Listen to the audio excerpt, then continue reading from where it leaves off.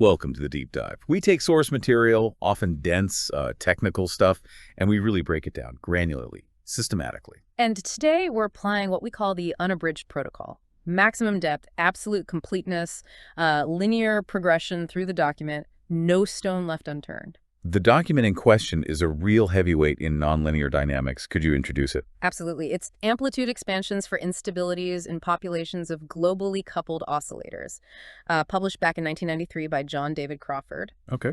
And this isn't just abstract math. This paper gets to the heart of how collective rhythm emerges in complex systems. Think brain waves, flashing fireflies, even power grids trying to stay synchronized. It's fundamental stuff. So our mission today, using this unabridged protocol, is to dissect every term, follow every logical step, understand the why behind Crawford's approach. And we start, as mandated, right at the very beginning, the title. Let's do it. The title and attribution first. Okay, the title. Amplitude expansions for instabilities in populations of globally coupled oscillators. Let's break that down. First part, populations of oscillators. Right. So population signals, we're dealing with a huge number, n, of components. So large we have to think statistically, like in physics. We can't track each one individually. And oscillators. Means they're inherently periodic. They cycle. They have a rhythm. That's their defining feature. Then the interaction type, globally coupled. What does that specify? This is crucial. It's the mean field assumption. Basically, it means everyone talks to everyone else equally. Okay. Each oscillator feels the average influence of the entire population, not just its neighbors. This simplification is what lets us move from, n equations to a single continuum description later. Makes sense. Next term. Instabilities. What kind of instabilities are we talking about? In this context, it's about a transition. The system starts in a state, usually a messy, disordered one, what Crawford calls the incoherent state. Think of it as everyone doing their own thing. Right. The instability is the point where that messy state breaks down, loses stability, and something new, something more ordered emerges. It's the birth of synchronization. And finally, amplitude expansions. This tells us the method used, doesn't it? Exactly. It signals the mathematical technique. Crawford's using tools like bifurcation theory and center-manifold reduction. Okay. These methods don't just tell you if synchronization happens, but how. The amplitude expansion gives you equations describing the size, the amplitude of that newly emerging synchronized state. It tells you if it grows smoothly or, pops into existence suddenly. Got it. And the attribution. John David Crawford, University of Pittsburgh, October 28, 1993. What's the significance of that timing? Well, 1993 puts it right on a really active period for this field. People like Strogatz, Marollo, they were formalizing the stability analysis of the basic Kuromoto model around then. Crawford's work here is applying those rigorous dynamical systems tools to these slightly more complex kinetic models. It's a pivotal paper. Okay, completeness check. That covers the title and attribution. Yeah. Has we missed any nuances in just identifying the paper? No, I think we've thoroughly unpacked its core identity from the title. We know the system, the phenomenon, the method. Let's proceed immediately to the abstract first paragraph. All right. Abstract sentence 1. We analyze the nonlinear dynamics near the incoherent state in a mean field model of coupled oscillators. You mentioned near the incoherent state before. Why is that locality so critical? Because the whole mathematical machinery here relies on bifurcation theory. And bifurcation theory is fundamentally a local analysis. Local meaning. Meaning it only works right around an equilibrium point. In this case, the equilibrium is the incoherent state where everything's uniformly distributed, no synchronization. You analyze what happens when you just barely tweak a parameter, like the coupling strength K, to push the system just past the point of instability. So the analysis is only valid in that immediate neighborhood. Precisely. That's why center-manifold reduction becomes so important later. It formally lets you focus only on the dynamics happening right near that instability point. Okay. Sentence 2 describes the model. The population is described by a Fokker-Planck equation for the distribution of phases. Let's pause here. Foundational digression time. The Fokker-Planck equation. Why this specific mathematical object? Right. So we started conceptually with n individual oscillators, maybe with some noise acting on each one. Trying to track all n is impossible for large n. Oh, bless. Exactly. The Fokker-Planck equation is the standard way to go from that microscopic picture to a macroscopic continuum description. Describes the evolution of the probability density function. Let's call it theta pate omega and to omega pete omega t. So it tells you the probability of finding an oscillator with a certain phase theta n atri, natural frequency, and abonega at time ho p. Precisely. And it's particularly good because it naturally incorporates both the deterministic drift from the coupling and the diffusion from the noise into one partial differential equation, a PDE. It's the strategic move to make the problem mathematically manageable. Got it. Sentence 3 brings in the method again. Mm-hmm.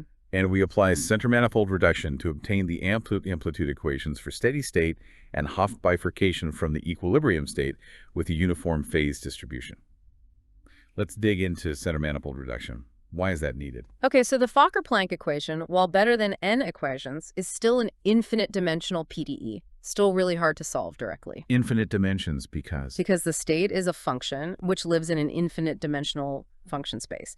Center manifold theory is this incredibly powerful technique from dynamical systems that essentially says, near a bifurcation point, the important dynamics, the ones that determine stability and the emerging solution, happen in a very low-dimensional subspace. The center manifold. Exactly. This subspace is spanned by the modes that are neutrally stable, the ones right at the edge, with zero or near zero real part of their eigenvalue. All the other infinite modes are strongly stable, they decay quickly, and you can kind of ignore them mathematically to understand the onset. So it boils down the infinite PDE to a few key ordinary differential equations. ODEs. That's the magic. It gives you the amplitude equations, which are typically just a few coupled ODEs describing how the amplitudes of those critical modes evolve. Much easier to analyze. And the abstract mentions two types of bifurcations these amplitude equations describe: steady-state bifurcation and Hopf's bifurcation. Define those for us. A steady-state bifurcation is when the instability leads to a new equilibrium state that's constant in time. So the system settles into a synchronized pattern that doesn't change. Think of it as reaching a fixed point. A Hopf bifurcation is when the instability leads to a new state that is periodic in time. The system doesn't settle down. Instead, it starts oscillating collectively. This can manifest as standing waves or traveling waves in the phase distribution. Think of it as giving birth to a limit cycle. Right. So paragraph 1 sets up the model, Fokker-Planck, and the core method, center manifold reduction leading to amplitude equations for these two bifurcation types. Completeness check. Any lingering questions about this central approach outlined in the first paragraph? I think we thoroughly unpacked it. The strategy is clear. Use the Fokker-Planck equation for the continuum limit, then use center manifold reduction to get tractable amplitude equations near the instability point. Let's proceed to the next paragraph, which gets into symmetry. Okay, paragraph 2 starts with a key condition. When the population is described by a native frequency distribution that is reflection symmetric about 0, the problem has circular symmetry. Let's unpack U omega. G omega, the resolves of omega equals G of minus omega. What does this symmetry mean physically, and why is it mathematically so important? Physically, G omega means the distribution of the oscillator's natural speeds is balanced. For every oscillator trying to go a certain amount faster than the average, there's another one trying to go that same amount slower. The distribution is symmetric around the mean frequency, which we can assume is 0 after shifting frame. Okay, a balanced population. Mathematically, this symmetry is huge. It imposes what's called O2 symmetry on the governing equations. O2 is the symmetry group of a circle. It includes both rotations, shifting all phases by the same amount, and reflections, flipping the circle, like theta to theta maps to minus theta. And why does that matter for the bifurcations? O2 symmetry places very strong constraints on the structure of the solutions and the eigenvalues. For instance, it often forces eigenvalues to come in degenerate pairs. As we'll see, this is precisely why some previous work went wrong. They didn't fully account for the degeneracies mandated by this symmetry. Interesting. The next sentence is a big one, a key result.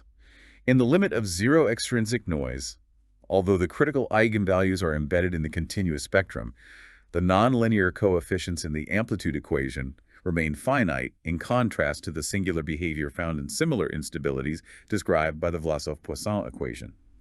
Lot to unpack there. Let's start with extrinsic noise, D, and the dollar-to-dollar limit. Right, D is the diffusion coefficient in the Fokker-Planck equation, representing the strength of the random noise acting on the oscillators. The dollar-to-dollar limit means we're considering the case with no noise, or vanishingly small noise. And critical eigenvalues embedded in the continuous spectrum. Okay, this is technical. In these kinds of kinetic equations, the linear operator often has a continuous spectrum, a whole band of eigenvalues associated with singular non-normalizable moods. When d dollars dollars, the critical eigenvalues that signal instability can actually lie within this continuous band. This caused a lot of mathematical headaches and related fields. Like the Vlasov-Poisson equation. Exactly. That equation describes collisionless plasmas, and it's mathematically very similar to the d-Kuramoto model.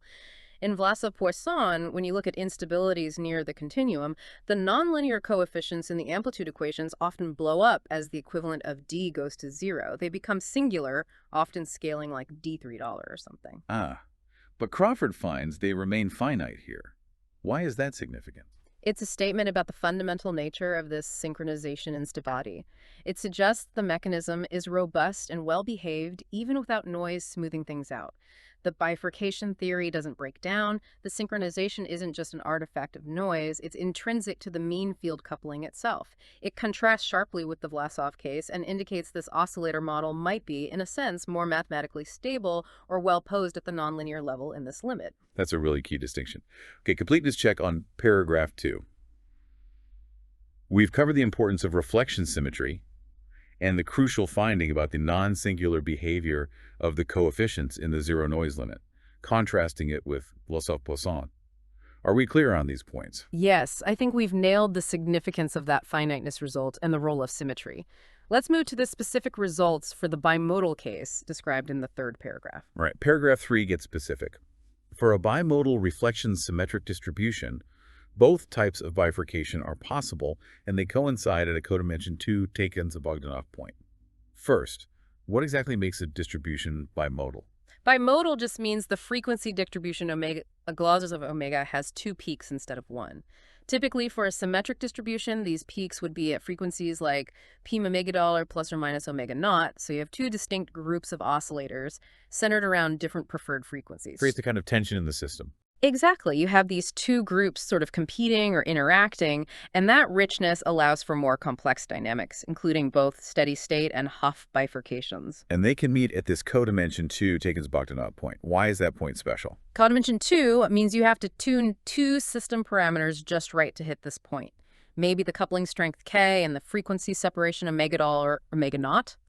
The Takens-Bogdanov point itself is where the steady state, real eigenvalue crossing 0, and Hopf, complex pair crossing imaginary axis, bifurcations merge. So it's a very specific, highly degenerate point in the parameter space where the nature of the instability fundamentally changes. Precisely. It's often a point of complex dynamics. Okay, the results for the steady state bifurcation in this bimodal case may be supercritical or subcritical and produces a time-independent synchronized state. Remind us of supercritical versus subcritical. Supercritical means the synchronized state emerges smoothly and is stable right from the start. Think of it as a gentle onset.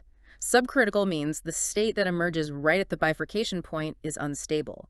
Often, this leads to a jump. The system might suddenly leap to a stable, synchronized state that exists further away, requiring a hysteresis loop to get back.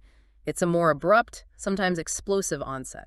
And the abstract says both are possible here, depending on parameters. Yes, the details of the bimodal distribution, like how far apart the peaks are, determine which type you get.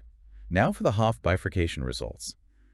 The Hopf bifurcation produces both supercritical stable standing waves and supercritical unstable traveling waves. Let's distinguish standing waves, SW, and traveling waves, TW again. Okay, imagine the oscillators arranged around a circle according to their phase. A standing wave is a pattern in the density of oscillators around that circle that pulses in time but doesn't rotate. The peaks and troughs stay in the same angular position. Like a wave sloshing back and forth in a fixed container. Good analogy. A traveling wave is a pattern that rotates around the circle. The whole density wave propagates at a constant angular speed. Okay. And the finding is stable SW, unstable TW. Yes, and this is the punchline. The abstract finishes by contrasting this with previous work, sentences 4 and 5. Previous work on the Hopf bifurcation in a bimodal population by Bonilla, New, and Spigler, and Okuda and Kuramoto predicted stable traveling waves and stable standing waves, respectively. A comparison to these previous calculations shows that the prediction of stable traveling waves results from a failure to include all unstable modes. So the core correction of Crawford's paper is right here. Why did the previous work get it wrong? The key phrase is failure to include all unstable modes. Remember that O2 symmetry. It forces the Hopf bifurcation to involve two degenerate pairs of eigenvalues, corresponding to modes that generate clockwise and counterclockwise traveling waves. Bonilla, New, and Spigler essentially only kept one of these pairs in their nonlinear analysis. They missed the reflection symmetry implication. Exactly. By missing the second mode, related by the reflection symmetry, kappa, their calculation of the nonlinear terms governing stability was incomplete, leading them to incorrectly predict stable traveling waves. Crawford's analysis, respecting the full O2 symmetry, correctly includes both modes and finds that the standing wave, a superposition of the two traveling waves, is actually the stable one, while the pure traveling waves are unstable. Okuda and Kuramoto's result seems to have been correct, perhaps fortuitously or through a different formulation. That's a significant correction. Okay, completeness check for the abstract. We've covered the bimodal case, the Takens-Bogdanov point, the supercritical-subcritical distinction, the SW versus TW difference, and the crucial correction regarding the stability of these waves due to properly accounting for O2 symmetry. Is the abstract fully unpacked? Absolutely. We have the full picture now. The model, the method, the main results, and the key correction to the literature. We're ready to move on, as the protocol demands, to the table of contents to see the paper's roadmap. Right, glancing at the contents, we see Introduction, then Section 2, Linear Theory, Section 3, Codimension 1 Bifurcation, Section 4, Discussion, followed by appendices and references. Seems standard. Yes, it follows a very logical deductive structure. You start with the general model setup in the introduction, Section 1. Then you do the linear theory, Section 2. That's where you find out when the incoherent state becomes unstable by looking for eigenvalues crossing the imaginary axis. Finding the critical K values, essentially. Exactly, finding Tcu and A-Tollers. Then, once you know where instability occurs, you move to the nonlinear analysis, Section 3, which is a codimension 1 bifurcation analysis using center-manifold reduction. That tells you what kind of state emerges, steady, Hopf, SWTW, and whether it's stable or unstable. Makes sense. Find the threshold, then analyze what happens just beyond it. And finally, the discussion, Section 4, wraps it all up and points to future work. It's a classic structure for a rigorous dynamical systems paper. Okay, completeness check on contents. The structure gives us the logical roadmap. Ready to dive into Section 1, the introduction, sentence by sentence. Ready. The unabridged protocol demands we start right at the beginning of Section 1. Section 1, paragraph 1, sentence 1. The dynamics of a collection of weakly coupled limit cycle oscillators can be analyzed by treating the oscillator phases, the Killen-Bedant, as an autonomous dynamical system. This just sets the stage, right? Recapping the basic idea. Yes, it reminds us of the core approximation. We're focusing only on the phase dynamics. The weakly coupled assumption is what justifies ignoring amplitude variations, simplifying the problem immensely. This phase reduction technique goes back to foundational work by people like Winfrey and, of course, Kuramoto. Sentences 2 and 3 provide that context. Then sentence 4 introduces the workhorse model, the Kuramoto equation, equation 1, which includes a noise term. Let's read it out carefully for the TTS. Okay. The Kuramoto model equation for A's dynamics. Plus ustis omega plus frac plus theta plus frac theta plus Theta I dot equals omega I plus the fraction k over n times the sum from j equals 1 tn of the sign of the difference, theta j minus theta I plus I of t. Let's break that down term by term. Theta I dot is the rate of change of the phase of oscillator I. Omega is its natural frequency, how fast it would go on its own. The intrinsic speed. Right. Then the big sum term is the coupling. Hydal is the coupling strength, how strongly they influence each other. It's divided by nullars, the total number of oscillators, which is the standard mean field scaling. It ensures the total influence doesn't diverge as n gets huge. And the interaction depends on theta sine of theta j minus theta I. Yes. Crucially, it depends only on the phase difference between oscillator j and oscillator I. This specific sign form is the simplest possibility that captures the tendency to synchronize. And finally, the IIIT is the noise term, representing random fluctuations acting on each oscillator. Sentence 5 clarifies that the natural frequencies, the omega and omega I, are themselves drawn from some probability distribution, g omega others or omega. This heterogeneity is vital. If all omega were identical, synchronization would be trivial. The distribution agigi introduces the challenge the coupling K has to overcome. And sentence 6 notes that adding the noise term ATAII was considered later by Sakaguchi. Right, extending Kuramoto's original noiseless model. Okay, completeness check on paragraph 1. We've defined the foundational N-oscillator Kuramoto model with noise, equation 1, and its key components, omega k, sine coupling, noise frequency distribution. Anything missed? Nope. I think we've thoroughly unpacked the starting point, the discrete model. Let's proceed to the next paragraph, which introduces the collective behavior via the order parameter. Paragraph 2 moves to the collective level. Sentence 1. For large dollar, this model describes a transition to collective synchronized behavior as dollar increases above a critical threshold omega. Why the emphasis on large dollar? Because that's the limit where the continuum description, like the Fokker-Planck equation, becomes valid. Statistical mechanics and mean field theory really kick in when n is effectively infinite. Okay, sentence 2 defines the key tool for measuring this collective behavior. The order parameter equation 2. This is central. The complex order parameter. RPIT times e to the power IPSI of t equals the fraction 1 over n times the sum from j equals 1 to n of g to the power I theta j of t. Let's break that down. ESEA to the power I theta j of t represents oscillator j as a point on the unit circle in the complex plane. Exactly. And the order parameter IE to the power IPSI is simply the average position of all those points. It's the centroid, or the center of mass, of the phase distribution. So T is the magnitude. What does that measure? RK measures the degree of synchrony. If the phase is scattered all over the circle, incoherent state, the centroid is near the origin. So lower prox of R scalar, if the phase is clustered together, synchronized state, the centroid moves out towards the edge of the circle, so $2 approaches 1. And PSI of T. That's the average phase. It tells you the angle of that centroid, representing the collective rhythm of the synchronized group. Sentence 3 describes the transition. A transition from an incoherent state with a proxazoller to a partially synchronized state with Krether for KC. We saw this scaling before. Yes, that square root dependence, do the sim squared r proportional to square root k minus kc, is the hallmark signature of a supercritical pitchfork bifurcation.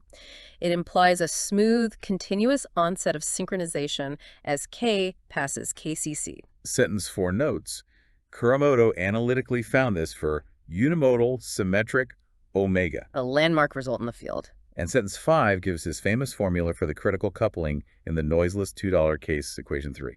The critical coupling for a d-tice. Kc equals the fraction 2 over pi times g of naught. Let's think about what this means. KCC is the minimum coupling strength needed to achieve any synchronization. T-tilers is the density of oscillators whose natural frequency is exactly the average frequency, 0, in a symmetric distribution. So Kc dollars is inversely proportional to G dollars. Exactly. Which is quite intuitive, isn't it? If you have a lot of oscillators already close to the average frequency, large G dollar hours, it's easier to pull them together. You need less coupling strength, smaller TCA. If G dollars is small, meaning few oscillators are near the average, you need a much stronger coupling K to force synchronization.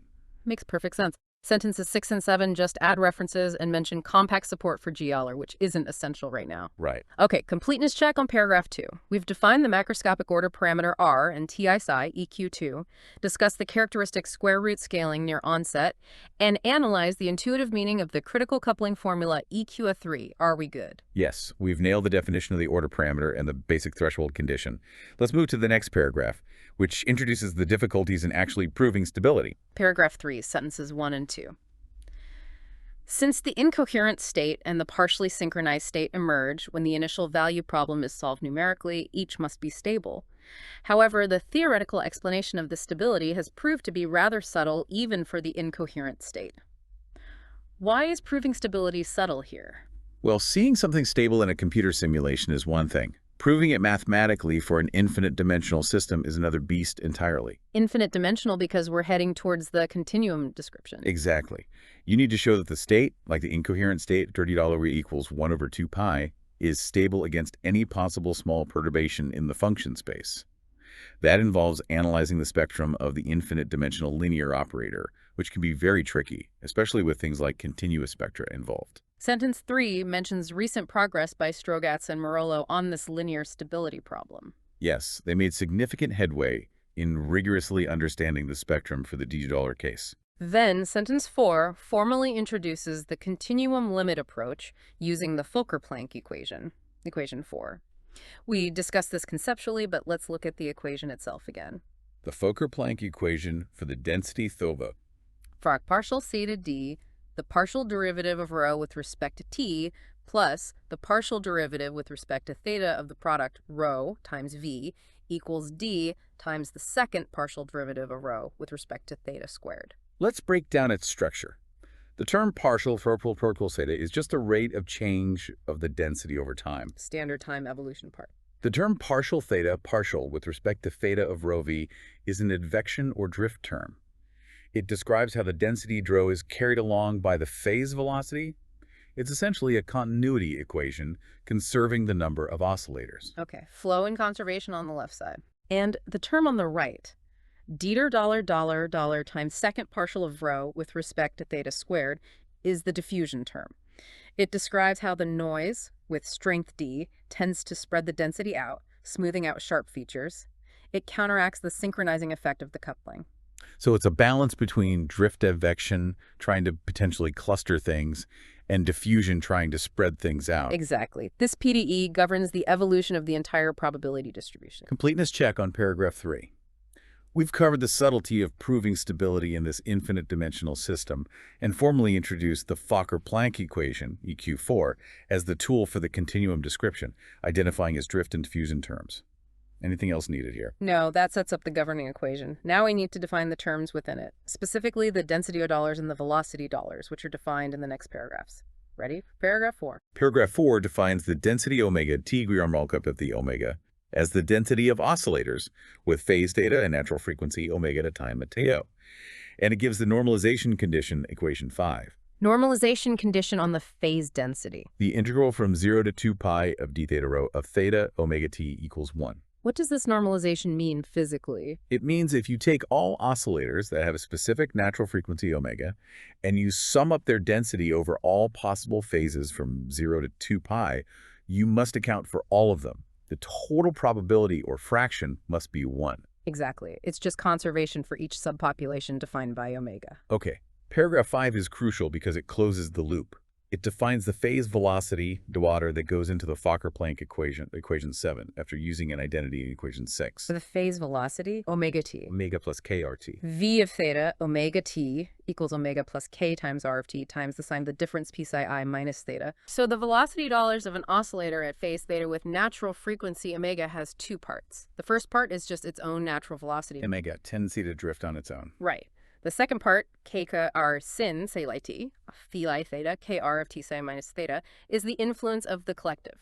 It depends on the overall coupling strength k, the current level of synchrony r, and the difference between the oscillator's phase and the mean phase. So the collective field pulls on the individual oscillator. Precisely. And then equation 8 shows how that collective field is calculated from the density field itself. Order parameter in continuum form. Order parameter in continuum form, Yeah. r of t times e to the power ESI of t equals the integral from 0 to 2 pi of d theta times the integral from minus infinity to infinity of d omega times rho of theta omega t times g of omega times e to the power I theta. Wow, okay, so let's trace the feedback loop. The density evolves according to the Fokker-Planck equation, EQ4. That evolution depends on the velocity 7. But the velocity 5 depends on the order parameter, and the order parameter is calculated by integrating the density, EQ8. You've got it. It's a self-consistent system. The state of the system determines the mean field, and the mean field dictates how the state evolves. This feedback loop is the essence of the collective dynamics. Okay, completeness check on paragraphs 4 and 5. We've defined the density share, its normalization, EQ5, the velocity dollars including the mean field term, EQ7, and the continuum definition of the order parameter calculated from EQT8, thus closing the self-consistent loop. Is that loop clear? Crystal clear. We now have the full mathematical description of the system's evolution in the continuum limit. The next step is to define the noise properties that lead to the diffusion term D. Let's proceed to paragraph 6. Paragraph 6 defines the statistical properties of the noise of T from the original N oscillator model. Equation 9 states its mean is 0. Phonetic. The expectation value of angi-t equals 0. Standard assumption, no average drift from the noise itself. And equation 10 gives its correlation. The expectation value of agt of S times ij of t equals 2d times delta ij times delta of S minus t. Let's break down that correlation. The delta ij means the noise acting on different oscillators, I and j, is uncorrelated. Each oscillator gets its own independent kicks. Right. The delta delta of S minus t means the noise at one time dial is uncorrelated with the noise at any other time dial. This is the definition of white noise. It has no memory. And the factor $2 That sets the intensity or strength of the noise. It's precisely this dollar that appears as the diffusion coefficient in the Fokker-Planck equation. Key for 4. There's a formal mathematical connection there, often involving the fluctuation-dissipation theorem, linking the microscopic noise correlations to the macroscopic diffusion. Okay, so the noise is defined statistically. Now, paragraph 7 sets up the linearization needed for stability analysis. It identifies the incoherent state $1 equals 1 over 2 pi as the equilibrium state, where A is a squad. The perfectly uniform distribution around the phase circle. And it defines the deviation from this state as eta of theta, omega t, such that $1 plus eta equals rho naught plus eta. So eta represents any small disturbance or pattern forming on top of the uniform background. Substituting this into the Fokker-Planck equation and keeping only terms up to first order in eta for linear stability, and then grouping higher order terms, leads to the fundamental evolution equation for the deviation, equation 11. The evolution equation for the deviation. Frac partial eta plus n. The partial derivative of eta with respect to t equals the linear operator L of eta plus the nonlinear operator n of eta. This is the cornerstone for the rest of the analysis. It separates the dynamics of the perturbation eta into a linear part, a nonlinear part, and a nonlinear part, dollars of eta. And the stability of the incoherent state is determined entirely by dollars. Exactly. If all the eigenvalues of the linear operator dollar have negative real parts, then any small perturbation eta will decay, and the incoherent state is stable. If any eigenvalue crosses into the positive real half-plane, the perturbation eta will grow exponentially, signaling an instability. And that tells you what happens after it starts growing. Precisely. The nonlinear terms dictate how that growth saturates, what kind of pattern forms, and whether that new pattern is stable itself. That's the domain of the center-manifold analysis later. Okay, completeness check on paragraphs 6 and 7.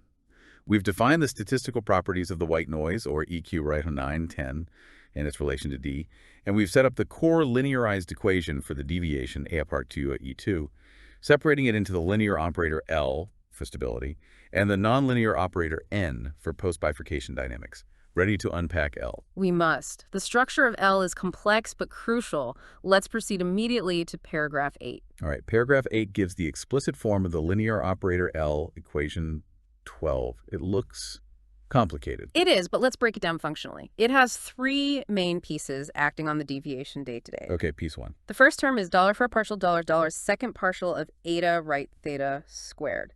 That's just the diffusion acting on the perturbation. Tends to smooth it out. Piece 2. The second term is omega for our partial theta minus omega times partial eta right theta. That's the advection or rotation term. Oscillators with different natural frequencies, omega drift at different speeds, which tends to shear and mix the perturbation data. Okay, diffusion and shearing mixing. What's the third big integral part? That's the crucial linear feedback term. Let's look at the structure inside the brackets. There's an integral term. Integral d eta e theta e theta, integral d theta prime, integral d eta prime eta t et to the I theta prime. What does that look like? Well, it looks almost like the order parameter R, but calculated using an eta instead of the problem. Exactly. It's essentially the first Fourier mode of the perturbation eta averaged over omega. It measures the center of mass of the perturbation itself. And then this is multiplied by E theta minus I theta, and its complex conjugate CC. Right. So the operator calculates the collective mode of the perturbation, its order parameter, and then feeds that influence back, proportional to K, affecting the evolution of eta at each phase T theta. This term couples all the oscillators together through the mean field of the perturbation. So L combines diffusion, individual rotation, and collective linear feedback. That's a perfect summary. Now let's write it out fully for the TTS. The linear operator L. Cogeo theta equiv omega fra partial eta plus less theta plus 60 omega theta plus cc eta plus ccc eta plus cc eta. L of eta is defined as d times the second partial derivative of eta with respect to theta squared minus omega times the partial derivative of eta with respect to theta plus the fraction k rho naught over 2 times the quantity e to the power minus I theta times the integral from 0 to 2 pi of d theta prime times the integral from minus infinity to infinity of d omega co prime times eta theta prime omega prime t times d to the power a theta prime plus complex conjugate. Okay. Now, paragraph 9 defines the nonlinear operator n, equation 13. What's its role again? N of eta contains all the terms that are quadratic, cubic, and higher order in the perturbation data. These arise when you substitute rho dollars plus eta back into the full Fokker-Planck equation and collect everything beyond the linear terms captured by dollar. And these higher order terms are negligible for linear stability, but crucial for what happens after instability. Exactly.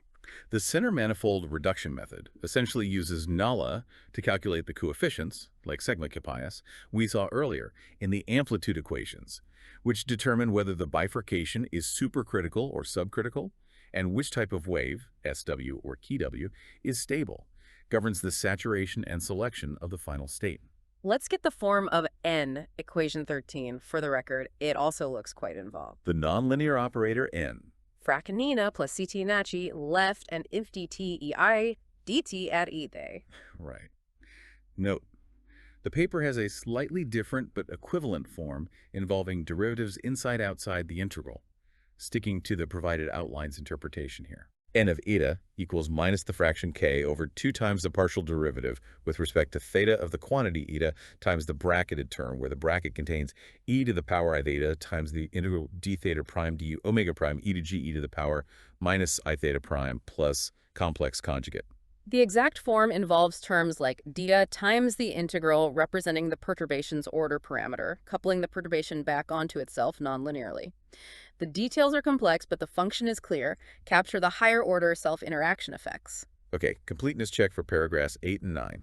We've broken down the linear operator L, EQ12, into its diffusion, rotation, and linear feedback components, and we've identified the role of the nonlinear operator N, EQ13, in determining the post-bifurcation dynamics and stability.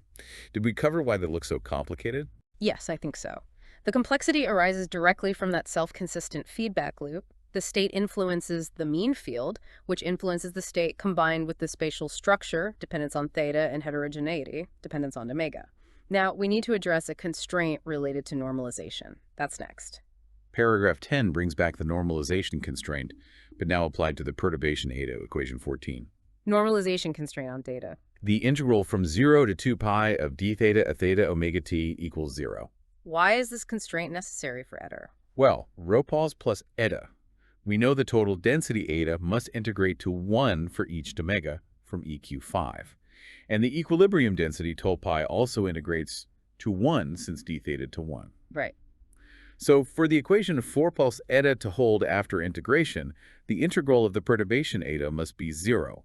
It represents a redistribution of density, not a creation or destruction of it. Perfect. It ensures conservation of oscillators is maintained even when we consider perturbations. Okay. Paragraph 11 then formally introduces the O2 symmetry operations. First, rotations.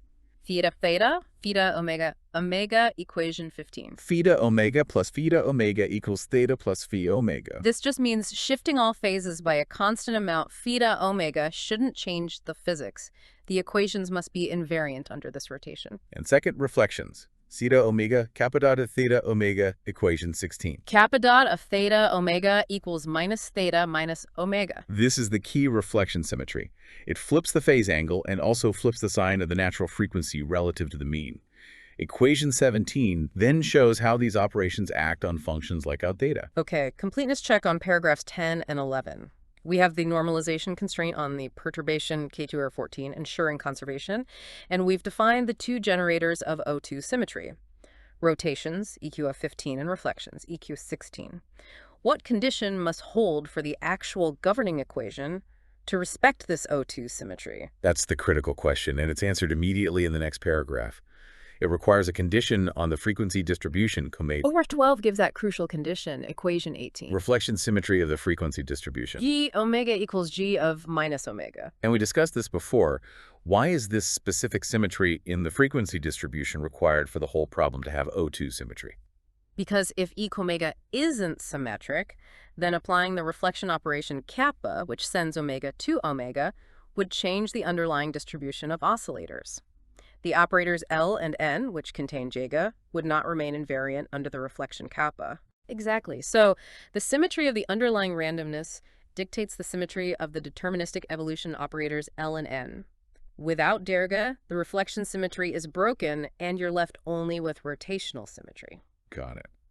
Paragraph 13 then discusses the necessity of potentially shifting to a rotating frame if the original Derga isn't centered at 0. Equations 19 and 20 show how to do this by defining a mean frequency omega bar and transforming the density. This is just a technical point ensuring the analysis done assuming omega is general. You can always shift to a frame rotating at the mean speed omega about to make the effective distribution symmetric, provided the original distribution was symmetric about some mean value. And the footnote 1 reinforces the point. If Derga lacks reflectional invariance altogether, even about some mean, the symmetry reduces to just CO2, which would fundamentally change the bifurcation structure. Yeah. You wouldn't necessarily get those degenerate pairs of eigenvalues. Precisely. That OR structure is contingent on the reflectional symmetry of Okay, completeness check for paragraphs 12 and 13.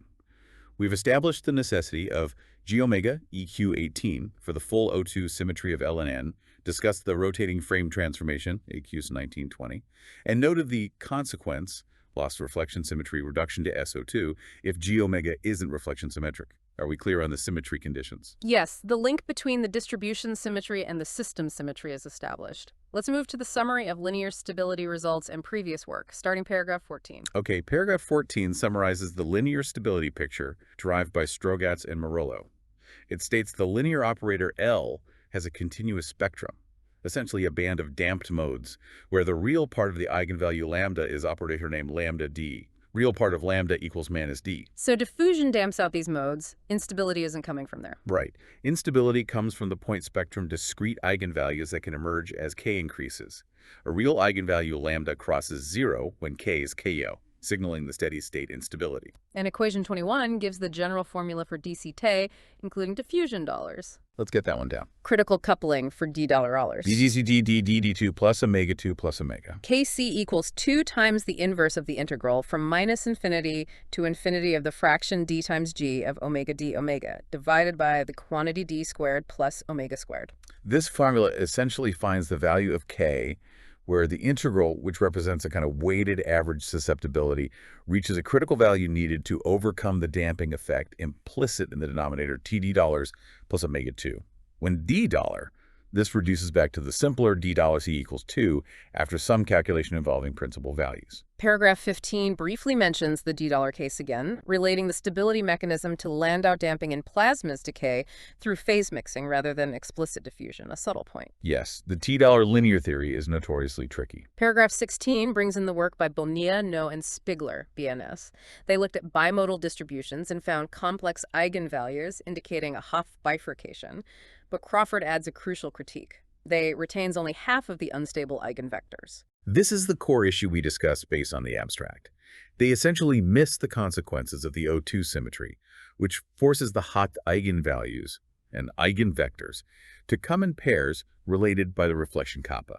Paragraph 17 discusses Okuda and Kuramoto's work on a related model, two coupled populations. They did find results consistent with both real, steady, and complex Hopf eigenvalues, and their analysis included both traveling and standing wave solutions. Right. The results seem to have been more complete. But Crawford notes they didn't explicitly use or discuss the O2 symmetry framework to justify why both SW and TW solutions should appear or how their stability is linked. Crawford's work provides that rigorous group theoretic foundation. Okay. And paragraph 18 concludes the introduction by stating the current paper's goal. Use center-manifold reduction systematically for both steady-state and Hopf bifurcations, paying close attention to the dollar-to-dollar limit and the contrast with Vlasov-Poisson. It also mentions the Takens-Bogdanov point as a target for future or maybe ongoing work. Setting the stage perfectly for the detailed calculations to follow. Right. Completeness check for paragraphs 14-18 and the entire introduction. We've reviewed the known linear stability results, KC-Sever formula EQ21, touched on Landau damping, highlighted the key critique of BNS's work, missing half the eigenvectors due to neglecting O2 symmetry, contextualized Okuda and Kuramoto's findings, and reiterated the paper's specific aims using center-manifold theory. Does that fully cover the introduction? Yes, that's a complete overview of the background, motivation, and plan laid out in Section 1. As mandated by the unabridged protocol, we must now proceed immediately to Section 2, linear theory, starting with the Fourier expansion. Okay, Section 2, linear theory. It starts by applying a Fourier expansion to the perturbation eta in the phase variable theta equation. And if eta the theta omega t equals the sum from L equals minus infinity to infinity of a tilde of omega t times e to the power il theta. Why Fourier? Because theta is a $2 periodic variable. Representing functions on a circle using Fourier series is the natural mathematical tool. This transforms the partial differential operator L acting on theta omega t into a set of operators, each acting only on the corresponding Fourier coefficient eta omega t, as shown in equation 23. Exactly. It decouples the problem in terms of the angular modes dollar. Equation 24 gives the specific form of these component operators dollar. The Fourier component of the linear operator. L of etal equals minus il times the quantity omega minus il d times etal plus pi rho naught k times the sum of the Dirac deltas, delta ul plus delta ul minus 1, times the integral from minus infinity to infinity of d omega prime g of omega prime etal of omega prime. Let's look closely at dollars. The first part, edel omega ild etal minus il time omega minus ild eta l, contains the rotation and diffusion effects for the dull mode. Notice the diffusion term becomes etal minus L squared d etal L. Higher modes decay faster due to diffusion. Makes sense.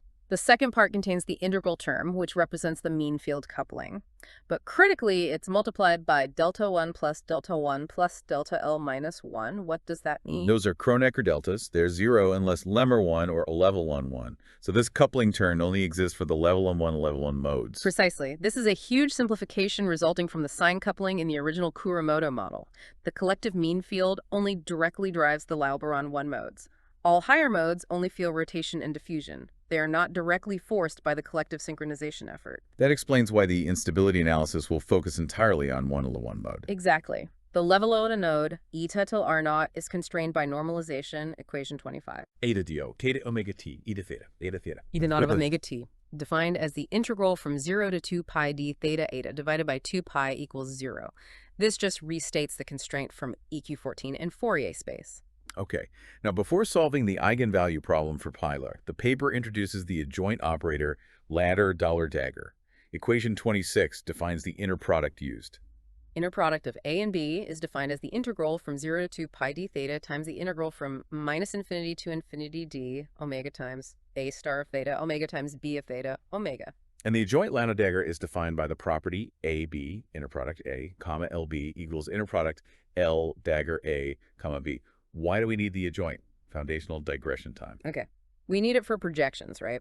When we do the center-manifold reduction, we need to project the full state eta onto the subspace spanned by the critical eigenvectors. Exactly. But the linear operator L is generally not self-adjoint or Hermitian in this inner product, especially because of the omega frac partial theta term. This means its eigenvectors psi I are not necessarily orthogonal to each other. So we can't just use the usual projection formula. Right, but the eigenvectors I tilde and the eigenvectors I tilde of the adjoint operator LaTe dagger form a biorthogonal set. This means Zayanek Jerry inner product, psi tilde jj, comma equals 0 if I not equal j. We can use the adjoint eigenvector psi to cleanly project onto the original eigenvector site. The adjoint is the essential tool for constructing these projections correctly. Makes sense. Equations 27 and 28 give the form of LUL dagger and its Fourier components, LaTe dagger, the LaTe dagger. We don't need to parse every term, but it's defined. Equation 29 introduces a shorthand angle bracket notation for just the omega integral.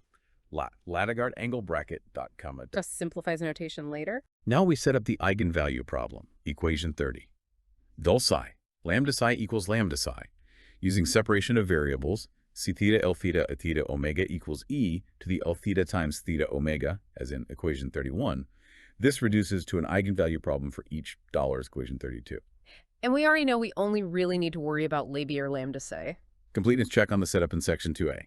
We've Fourier decomposed P as EQ22, found the component operators EQ24, noting the crucial Lolland case of Dale-Eckert-Kling, defined the inner product, EQ26, and the need for the adjoint lander, EQ2728, for projections, and reduce the eigenvalue problem to lambda, EQ22. Is the setup complete? Yes, the machinery is in place. Let's proceed to solve the eigenvalue equation, focusing on how it leads to the spectral function condition. Okay, substituting the expression for Dale-Delarsonte eigenvalue equation, labial lambda, And then making a convenient substitution, lambda equals minus ILZ, where the z might be complex, we arrive at equation 33. Eigenvalue equation after scaling. E omega z L2 d p psi k plus delta 1. Now note 2 more. This differs slightly from the outline's EQ33 form, but captures the essence after applying a dollars from EQ24 and lambda LDUS. Let's use the form directly from the paper's logic flow.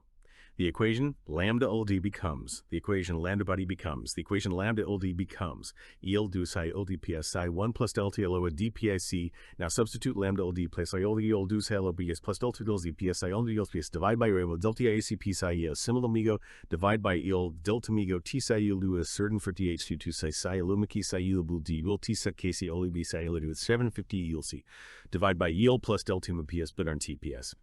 Divide by U plus T omega C omega and omega B 7C. Divided by L T PS.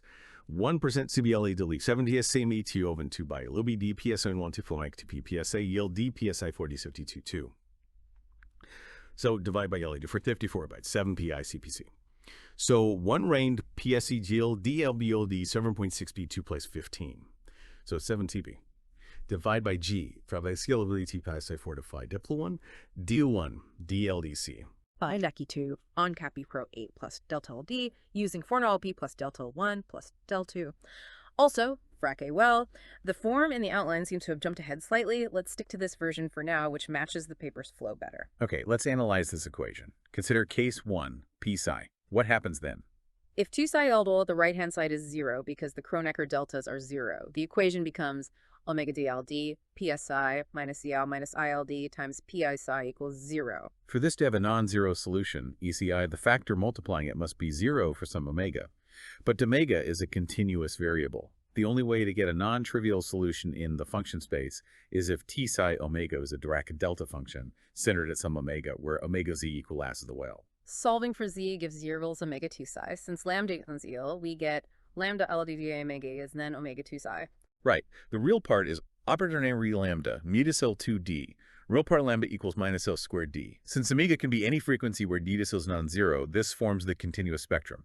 It's a set of purely damped modes for all $n's and also for 1, 1, and if k dollars.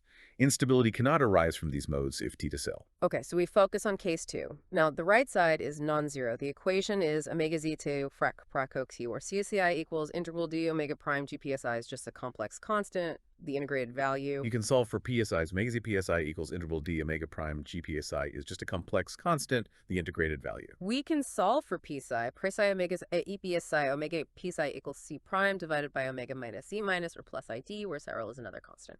This looks like a proper non-singular eigenfunction, unlike the delta functions for the last dollars. But c depends on the integral of c, so we substitute this form of BC back into the definition of c. Exactly. Let's normalize the eigenfunctions such that the integral dollar in omega. Substituting frac c into this gives $1 into omega. We don't need so itself, but substituting psi back into the full equation from before. Or rather, by demanding consistency in the definition of c. Let's restart that integration step cleanly. From omega z ILD, we get omega c to omega c with a number 1. Let's restart that integration step cleanly. From omega z to d with int omega. Let's restart that integration step cleanly.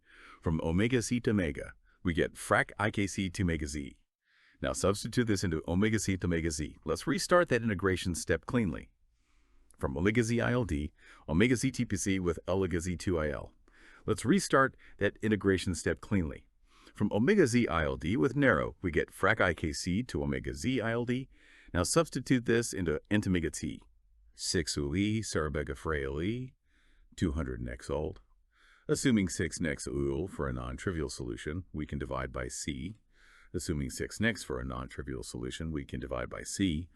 $1 frac IK2. $1 plus fracly int omega z ILD. And this defines the condition for z of AD that allows a non-trivial solution. This leads directly to the spectral function lambda of z, equation 37. Let's define it for the longer one. The spectral function whose roots determine eigenvalues. Lambda is the equiv 1 plus il VED. Note, minor sign difference from derivation path, likely due to definition choices for lambda or Allura. Let's use the paper's definition from the outline now. Lambda of z is defined as 1 plus il times the fraction k over 2 times the integral from minus infinity to infinity of d omega prime g of omega prime divided by the quantity omega prime minus z minus ild. So the crucial point is, the values of z, for which lambda of z equals 0, correspond to the eigenvalues lambda LaTe of the full linear operator L. Finding the roots of this spectral function is finding the eigenvalues that determine stability. All the stability information is encoded in the roots of lambda 1 and lambda 1. Completeness check on the eigenvalue condition. We've shown why only one or more L1 modes can lead to instability, point spectrum, derived the form of the eigenfunction, EQ 35, 36 in spirit, and arrived at the crucial spectral function lambda, EQ $37, whose roots determine the system's eigenvalues in lambda L. Is the derivation and significance of lambda clear? Yes, we've rigorously derived it. Now we need to examine the properties of this spectral function, specifically its symmetries.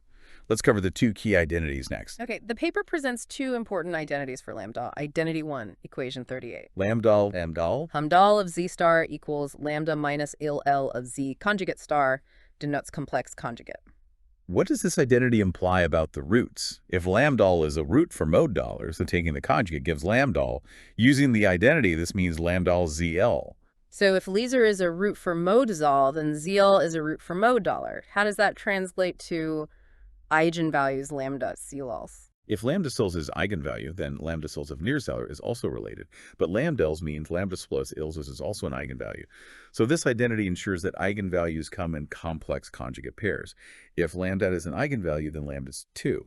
Standard result for real operators. Makes sense. Now, identity 2, equation 39, relies on the O2 symmetry condition G omega. Lambda, nanocesol. Requires lambda of z star equals lambda of minus z conjugate star. Let's see what this implies. Again, if lambda, then lambda z 0, which means lambda 0. So if z dollars is a root for mode dollars, then root dears is also a root for the same mode dollars. What does this mean for eigenvalues lambda? The corresponding eigenvalue is lambda, as plus il is plus ilsta. We already know lambda plus ils is an eigenvalue from the first identity. The second identity, arising from reflection symmetry, seems to imply a relationship between the eigenvalues. Let's consider a non-real root, sales dollars plus ibo with $6 in the 1. Then deals on Serweskins L's malus plus I plus ios is a root, then zils is also a root. So root cells come in pairs, zills on zellers is symmetric. Yes, and this is critical for the Hopf bifurcation. If zills is purely imaginary, and ziltrals and ellers, nils almost as ilors, the zeros, zilolder span degenerates. But if zilder has a non-zero real part, leading to a complex lambda, then zils are distinct roots. This implies that the corresponding eigenvalues lambda L and lambda must appear together. This is the origin of the degeneracy forced by O2 symmetry. Okay, that explains the paired eigenvalues. The text then discusses semi-simplicity. What's that about? It relates to whether the root z dollars of lambda is simple or multiple. If z dos is a simple root, meaning lambda 0, but lambda primal of z naught is not 0, then the corresponding eigenvalue lambda is semi-simple. This means the geometric multiplicity, number of linearly independent eigenvectors, equals the algebraic multiplicity order of the root. And if it's a multiple root, lambda... then the eigenvalue lambda might be non-semi-simple or defective. This means there are fewer eigenvectors than the algebraic multiplicity suggests, and we need to introduce generalized eigenvectors to span the space. This happens at the Takens-Bogdanov point. Got it. The paper then defines the projection operator lambda p lambda using a contour integral around the eigenvalue lambda on the complex plane, equation 40. Lambda a equals 1 over 2 pi times the contour integral around gamma naught of d lambda prime times the resolvent operator lambda prime identity minus L inverse acting on A. This is a standard tool from functional analysis. Lambda I L1 is the resolvent operator. The integral essentially isolates the part of the function A that lies in the generalized eigenspace a lambda corresponding to the eigenvalue lambda and any others inside the contour gamut. It's the formal way to perform the projection we need for the center manifold. Equations 41-43 simplify this projection using the properties of the Fourier modes, confirming that lambda only involves the point and on terms as expected. Because only those modes contribute to the point spectrum responsible for instability. Okay, completeness check on identities and projection. We've covered the two spectral function identities, EQs 38, 39, and their implications for conjugate pairs and O2 forced pairing of eigenvalues roots. We've discussed simple roots leading to semi-simple eigenvalues and multiple roots potentially leading to non-semi-simple eigenvalues and generalized eigenvectors. And we've introduced the formal projection operator Plamda EQ40 Etalers using the resolvent. Is the framework for analyzing roots and projections now established? Yes, we have all the linear theory tools assembled. We are now ready to apply them to the two main cases of instability: simple real eigenvalues, steady state, and simple complex eigenvalues. Let's start with section 2.1.1, the real eigenvalue case. Okay, section 2.1.1 deals with simple real eigenvalues. This corresponds to a steady-state bifurcation. The condition is that lambda is 0 for some dollars. A psi dollars is purely imaginary. 0 equals I dollars. This makes the eigenvalue lambda I dollar equals I dollar equals Y dollars, which is real. And simple means the derivative is non-zero. Lambda 1 is no equal dollars. Because lambda dollars is the bifurcation point, we're interested in the case z-zor. So z-zor is the conditions is lambda 1, 0, and lambda 1, 0 dollar. Right. Now, what about the eigenvectors? From EQ31, the eigenvector associated with on theta 0, ein LESI1 equals e to the I theta pi psi 1 of omega. But wait, the O2 symmetry identity EQ39 lambda implies that if lambda 1, 0, then lambda also holds. What about lambda 1 from EQ38? Lambda, lambda 1, 0, lambda, lambda 1. Since lambda must be real for a real eigenvalue, lambda, lambda 1, 0, 2. So if lambda 1 gives an eigenvalue lambda dollar, then lambda 1 also gives the eigenvalue lambda dollar. This means the eigenvalue lambda dollar at the steady-state bifurcation point must have at least two eigenvectors. One for swan and one for LaTe 1 and one for lambda Euler 1. And notice the relationship using the reflection operator kappa. If omega in Odyssey is related to omega, essentially the two eigenvectors are Scylla 1 and kappa pitas up to normalization. The O2 symmetry forces this two-dimensional eigenspace for the real eigenvalue lambda dollar. Okay, so the eigenvalue is degenerate. The paper then defines the corresponding adjoint eigenvectors, psi tilde 1 and psi tilde minus 1 equals kappa dot psi tilde 1, e's for dots for 2952. These are needed for the projection. The key is the biorthogonality relations, stated in equations 53 and 54. They essentially say that the adjoint eigenvector kappas is orthogonal to the original eigenvector psi1 and vice versa in the defined inner product. Psi ob psi psi 1, psi 1, this orthogonality is what makes the projection clean. Precisely. Equation 55 provides a detailed check that the defined psi actually satisfies the adjoint eigenvalue equation lambda psi with lambda psi. It's a consistency check. Finally, equation 56 gives the projection of a general perturbation talar onto this two-dimensional eigenspace for lambda thalers. Projection onto the real eigenspace. Lambda phi, using psi1 instead of psi pi for clarity here. The NC psi 1 instead of psi 1 for clarity here. P naught eta equals the inner product of psi tilde 1 and eta times psi 1 plus the inner product of psi tilde minus 1 and eta times psi minus 1. The conclusion is stated clearly. The real eigenvalue lambda dollars at the steady-state bifurcation threshold is semi-simple because the root c dollars was assumed simple and has multiplicity 2. The critical dynamics initially unfold in this two-dimensional space spanned by the n Oliverives and 111 modes, or equivalently C all 9 and C dot L aber 1. Okay, completeness check for section 2.1.1. We've analyzed the simple real eigenvalue case. We showed O2, symmetry forces it to have multiplicity 2, spanned by eigenvectors ESR1, related by kappa. We defined the joint eigenvectors and the crucial biorthogonality relations, EQs 53-54, leading to the projection formula EQ56. The eigenvalue is confirmed semi-simple with multiplicity 2. Is the steady-state linear picture complete? Yes, the structure of the eigenspace at the steady-state threshold is fully characterized. Let's move immediately to the complex eigenvalue case, section 2.1.2, the Hopf bifurcation. Section 2.1.2 deals with simple complex eigenvalues. This occurs when lambda 1 dollars for a Zahler that is not purely imaginary, let's sans plus I dollars with 6 negative 1 da. Yep. The eigenvalue is lambda minus nice is the IOEC. Since $6 lambda is complex, we are interested in the bifurcation point where we'll operator name or read lambda psi, which means 0. So we need lambda 1 by 0 for some real $6 null. And again, simple means lambda 1 by next. Now, what do the symmetry identities tell us? Identity 1, lambda 1 implies if lambda 1 died, lambda 1 is, so lambda 1 cis socando is real. So lambda also has a root of 3 L dot. Okay. Identity 2, lambda 1 implies if lambda 1 my c, then lambda 1 my z is also a root for Leo 1. And applying identity 1 to that, lambda 1 talar implies lambda 1. That's the lambda 1. So also a root for line 1. So we have roots as lambda 1 and lambda 1 for both lambda 1 pseudo $1. Let's translate these to eigenvalues. Lambda real. Lambda implies lambda 1, and z power implies lambda 2 plus agno 1. X dollars implies lambda 3 my 1 minus I1 equals plus x0 1 is equals I equals minus x0. Whoa. So we have a pair of purely imaginary eigenvalues, pi I, d stas, d dollars plus minus ix naught, and each one appears to be associated with both $1 and $1. This means the eigenvalue plus IR gator has geometric multiplicity 2, eigenvectors besides either z, and the mesos lines the eigenvalue eigendollars also has geometric multiplicity 2. The critical subspace is four-dimensional. Exactly. This is the crucial point missed by BNS. The O2 symmetry forces this four-dimensional critical eigenspace at the Hopf bifurcation, spanned by eigenvectors corresponding to lambda I omega dar, where omega dal is the Hopf frequency. Let's denote the eigenvector for lambda omega else to the nust. Then the other three are related by conjugation and reflection. Kappa climbed I omega L is teppa I omega, and kappa high omega and the lambda I omega Lo on. The paper explicitly points out that kappa ei theta psi equals e to the minus I theta phi of minus omega was the kind of mode omitted in previous work, leading to incorrect nonlinear results. Yes, you must include both TIC add and kappa and their conjugates on the center manifold.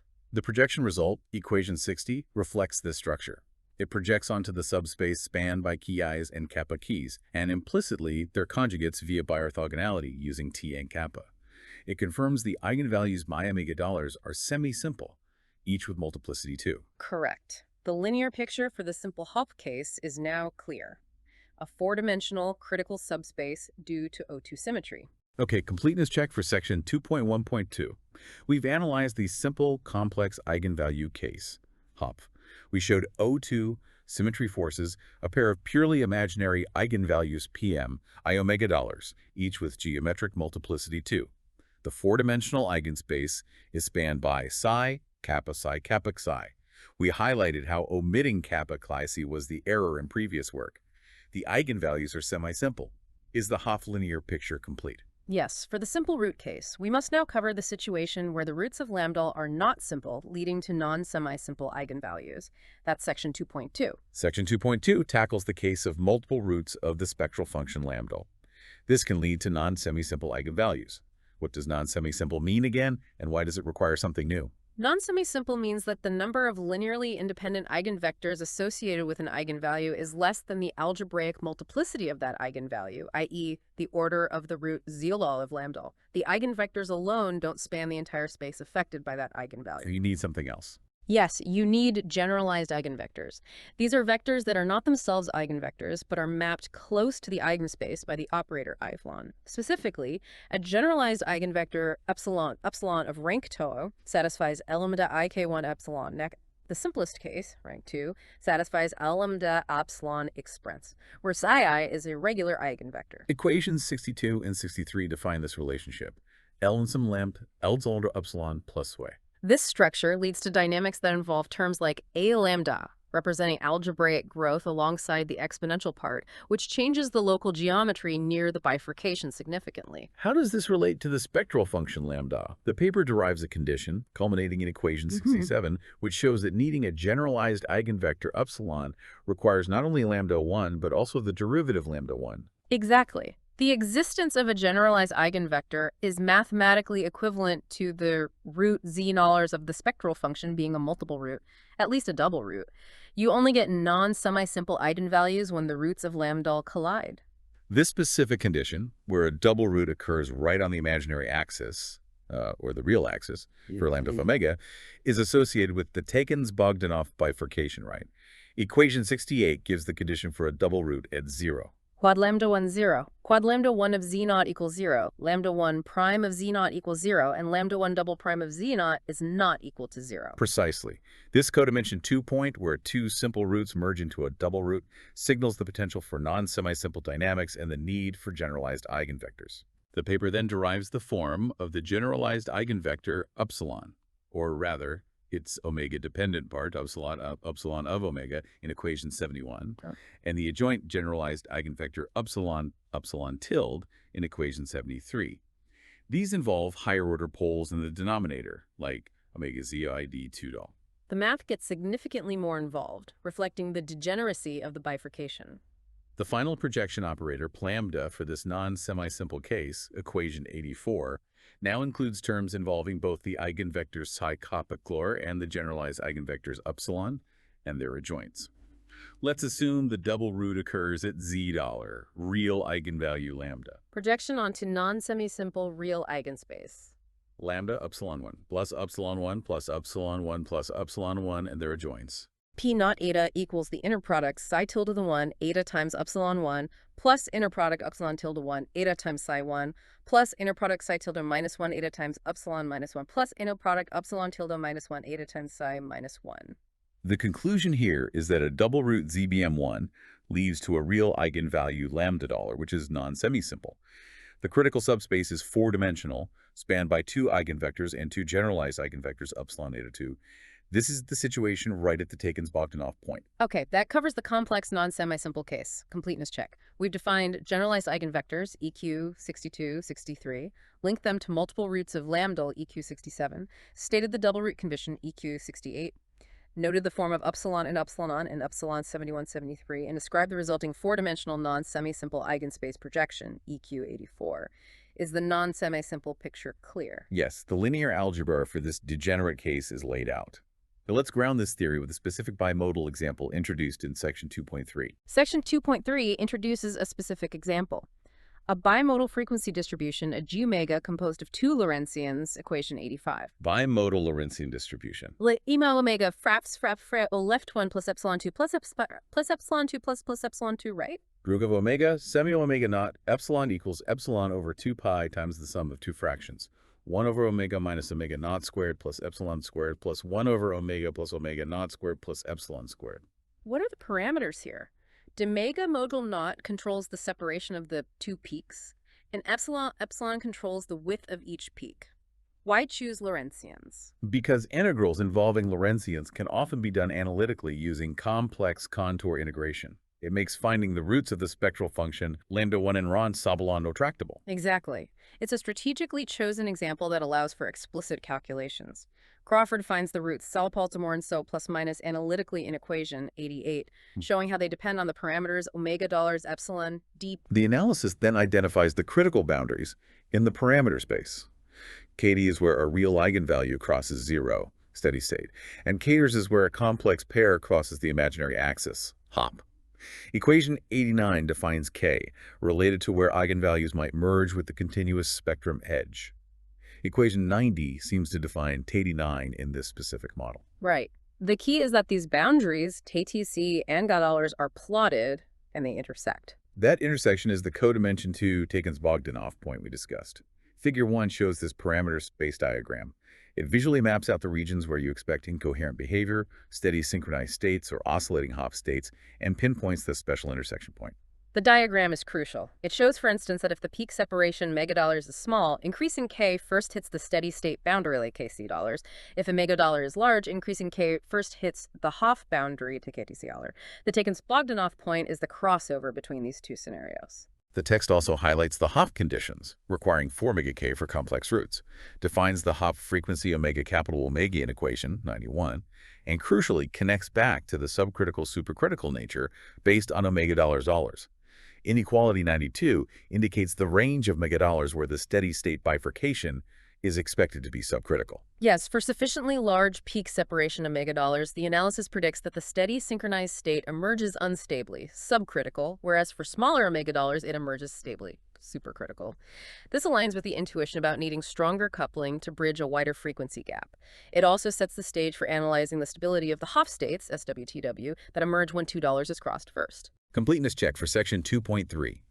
We have introduced the specific bimodal Lorentzian example, EQ85, noted its analytic tractability leading to explicit roots, EQ88, discussed the parameter space diagram showing the K-Chittiff boundaries and their intersection at the Takens-Bogdanov point, and linked the peak separation of megadollars to the predicted subsupercritical nature of the steady-state onset, inequality 92.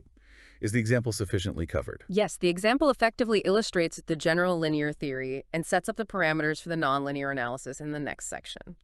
We're ready to move to Section 3, codimension 1 bifurcations. Okay, Section 3 dives into the nonlinear analysis using center-manifold reduction.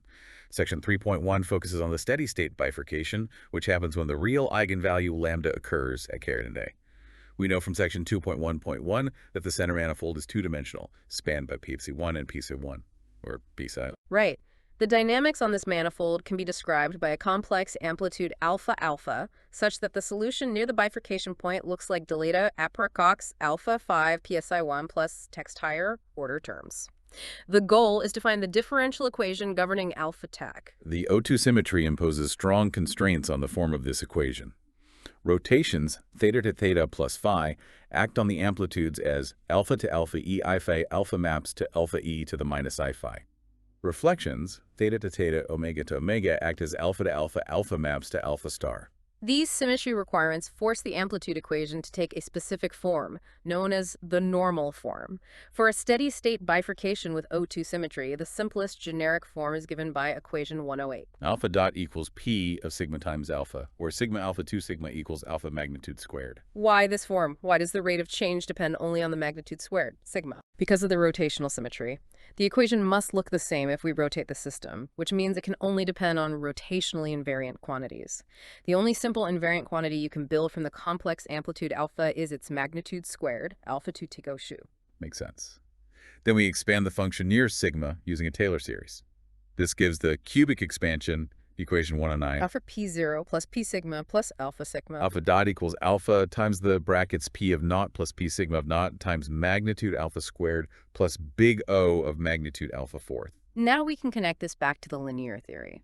The linear growth rate is p dollar. At the bifurcation point, AKKC, the linear growth rate is 0, so p dollars. Near the bifurcation, p dollar will be proportional to p tech. The crucial term for stability is the first nonlinear term, pt sigma of naught, the coefficient of the alpha 2 alpha term. How is this calculated? That's the hard part. It requires the full machinery of center manifold reduction. You have to calculate how the nonlinear terms dollar project onto the center manifold, taking into account the coupling to the stable modes, which are captured by the center manifold function dollar. It involves calculating quadratic terms 2h tenor dollars, related to 2 temp 10 and EQ131, and then substituting them back to find the cubic coefficient.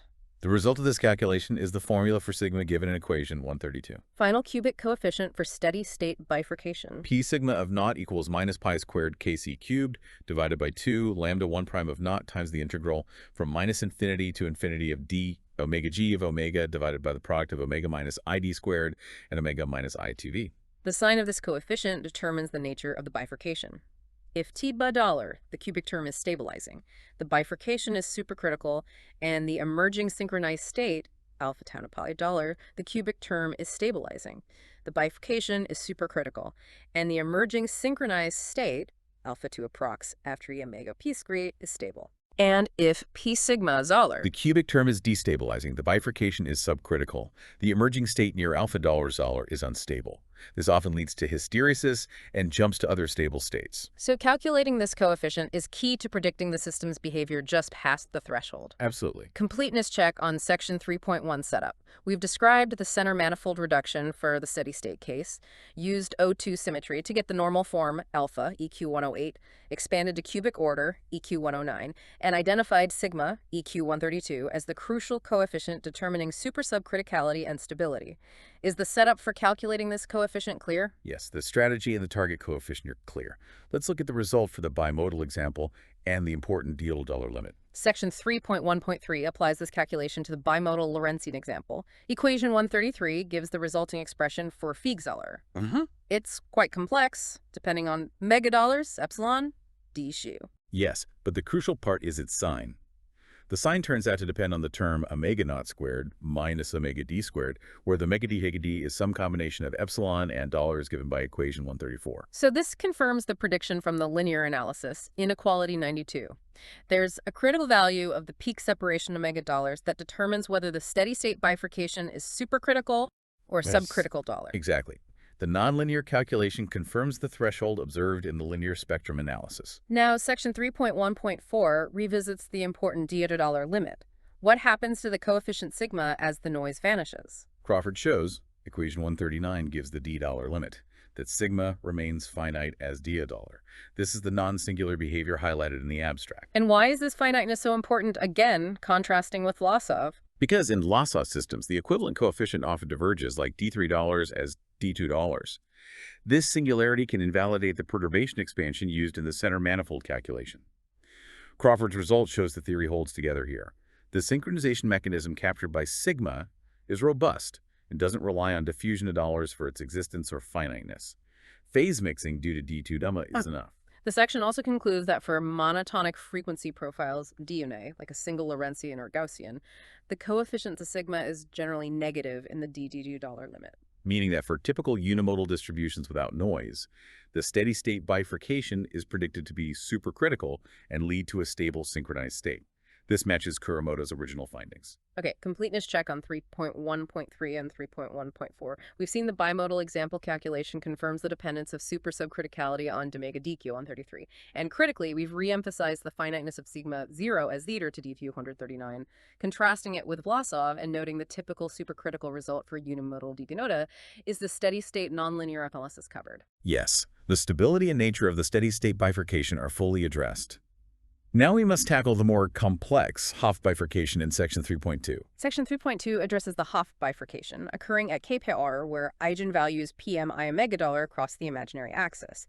From Section 2.1.2, we know the center manifold is four-dimensional, involving modes related to Bella and Kappa and their conjugates. Right, so we need two complex amplitudes to describe the dynamics on this manifold. Let's call them alpha theta T-off. The perturbation data near onset will look something like del approx alpha plus CP plus CC plus text higher order equation 140. Okay, two complex amplitudes mean four real dimensions. Now we need the normal form equation for alpha and Bella. Again, O2 symmetry constrains the form. How do rotations and reflections act on alpha and beta? Equations 152 and 153 tell us. Rotations act as. Rotations let it e follow date alpha beta equals e minus alpha comma e I phi beta. Reflection excess. Reflection beta alpha beta equals beta comma alpha.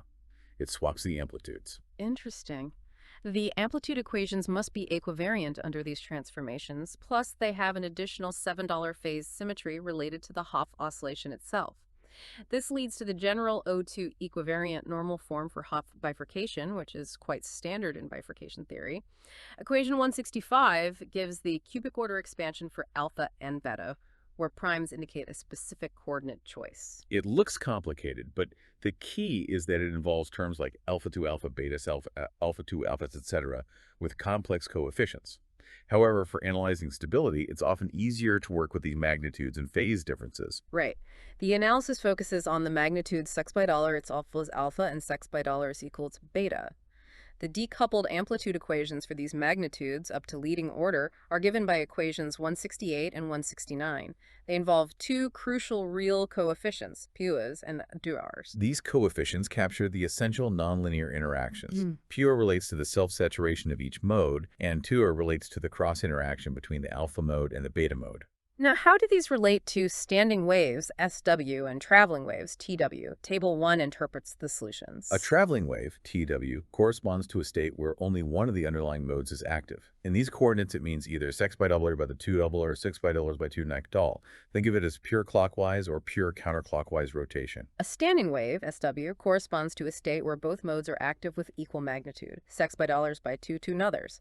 This represents an equal superposition of the clockwise and counterclockwise waves, resulting in a stationary pattern that oscillates in time. The stability of these two solution types, DW and SW, depends entirely on the signs and relative magnitudes of the coefficients, PS, derived from the center manifold calculation. Calculating PLETs involves projecting the nonlinear terms onto the four-dimensional center manifold spanned by PS and their conjugates. The final expressions, given in equations 177 and 178, depend on various terms, Zoller derived from the center manifold expansion. They are quite formidable integrals. Yes, the calculation is significantly more involved than the steady-state case because the center manifold is larger and the normal form is more complex. But the goal is the same. Extract these two key numbers, PS and stories, which show you everything about stability near the Hopf bifurcation. Okay, completeness check for the Hopf setup, 3.2. We've defined the two complex amplitudes, alpha, beta, needed for the 40 center manifold, EQ140, stated their O2 transformation properties, EQs 152, 153, introduced the normal form structure leading to equations from magnitudes 6 by $, by $2, by $2 and pole dollars, EQs 168, 169, interpreted TW dollars by $2 and SW, blue dollars by $2 and SW, EQs by $2 in solutions, and noted the definition of pool dollars are $0 via center manifold theory, EQs 177, 178. Is the Hopf analysis framework clear? Yes, the structure and the target coefficients determining SW-TW stability are laid out. Let's proceed to the results for the bimodal example. Section 3.2.3 applies this Hopf analysis to the bimodal Lorentzian example, evaluating the coefficients few dollars are right at the Hopf threshold, the Kobe dollars. The paper states the result of these complex calculations. Certain real parts of inner products involving the center manifold terms are found to be positive. These positive signs feed into the final calculation of $2. The crucial stability conclusion is given based on equation 191. It's found that $3 is always positive, and based on the signs of the constituent terms, both fru and the combination flu-Rs-Fluor are found to be negative. Okay, let's think about what that means for stability. The conditions for stability of the different solutions are standard for the O2 Hopf normal form, often shown in a diagram like Figure 2.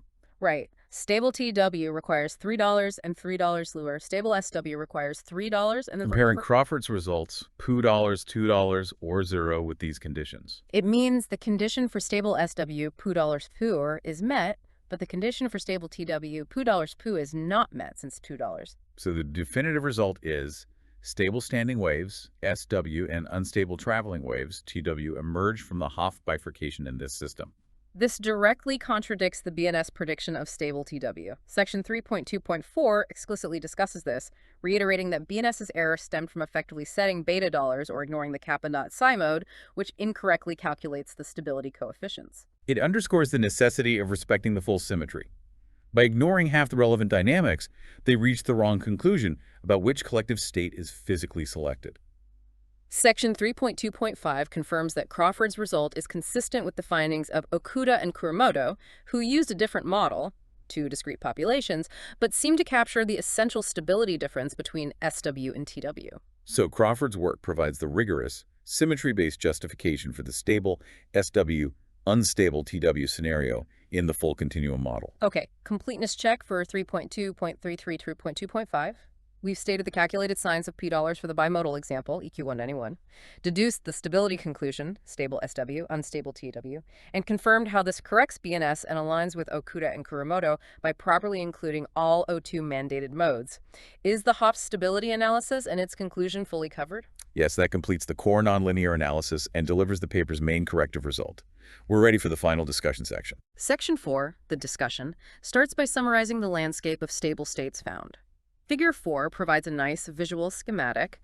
We have the stable incoherent state for low k. Then, depending on parameters, like omega dollars, increasing k can lead to either a stable, partially synchronized steady state, PS, via a supercritical steady state bifurcation. Or to stable standing waves, SW, via a supercritical Hopf bifurcation. And it also accounts for the possibility of subcritical bifurcations, leading to jumps and hysteresis between these states, especially near the Takens-Bogdanov point. Speaking of which, the discussion highlights future work.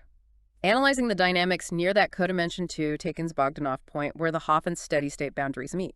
Crawford notes this is challenging because the steady-state bifurcation is typically subcritical right at that point. This combination of linear degeneracy, eigenvalues colliding, and nonlinear degeneracy, subcritical onset, means the analysis likely requires moving to an even more complex codimension 3 bifurcation framework to fully understand the dynamics near that special point. So acknowledging the limits of the current codimension 1 analysis and pointing towards deeper complexities. Exactly. Standard practice in a thorough research paper. Okay, completeness check on section 4.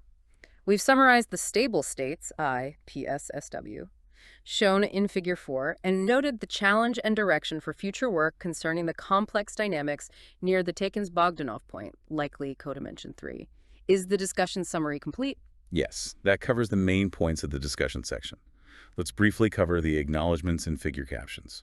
Section 5 just has acknowledgments. Notably, Crawford thanks Steve Strogatz for helpful conversations, Strogatz being another major figure in this field. Always good to see the collaborative nature of science. Section 6 provides the figure captions. We should quickly review what each figure visually represents as they summarize key findings. Figure 1. We discussed this one. It's the parameter space diagram, the per megadollars for the bimodal example, showing the TOHAP and a continuum edge collision boundaries and their intersection at the Takens-Bogdanov point, labeled Casey-Carter-Cuppness. Figure 2.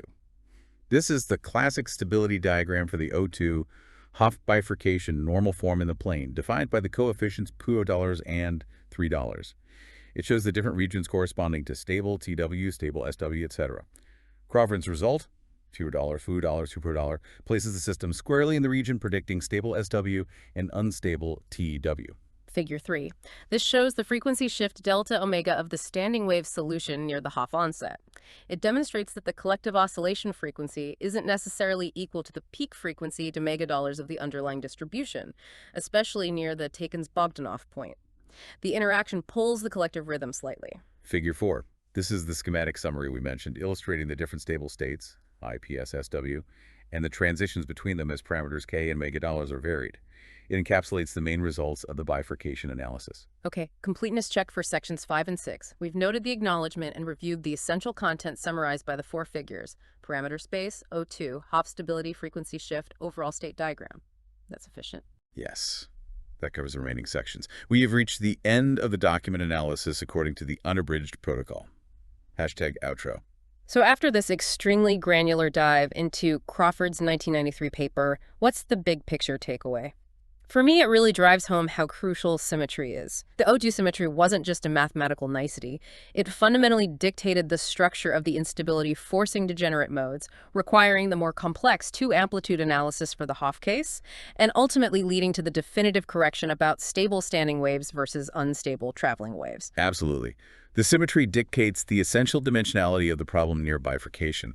And beyond that correction, the other really profound point, I think, is the robustness highlighted at the DLE to dollar limit. The finiteness of the nonlinear coefficients. Exactly. That contrast with loss of instabilities, where things often diverge, suggests something structurally different about synchronization in these oscillator systems. It implies that the collective order arising from the mean field interaction and the inherent frequency spread to omega is perhaps less dependent on microscopic noise or diffusion than previously thought for analogous kinetic systems. The phase mixing provided by the maggot itself seems sufficient to regularize the nonlinearity. Which might suggest that this kind of collective synchronization is an intrinsically robust phenomenon, primarily governed by the interplay of coupling and heterogeneity, rather than being merely an artifact smoothed out by noise. A system perhaps more resilient in its path to order. That's a great way to put it. It points to the fundamental nature of collective dynamics in these large populations. A fascinating deep dive. It certainly gives you a new appreciation for the mathematical rigor needed to truly understand these emergent phenomena. We hope this detailed exploration encourages you, our listener, to continue your own deep dives into the captivating world of coupled dynamics and bifurcation theory.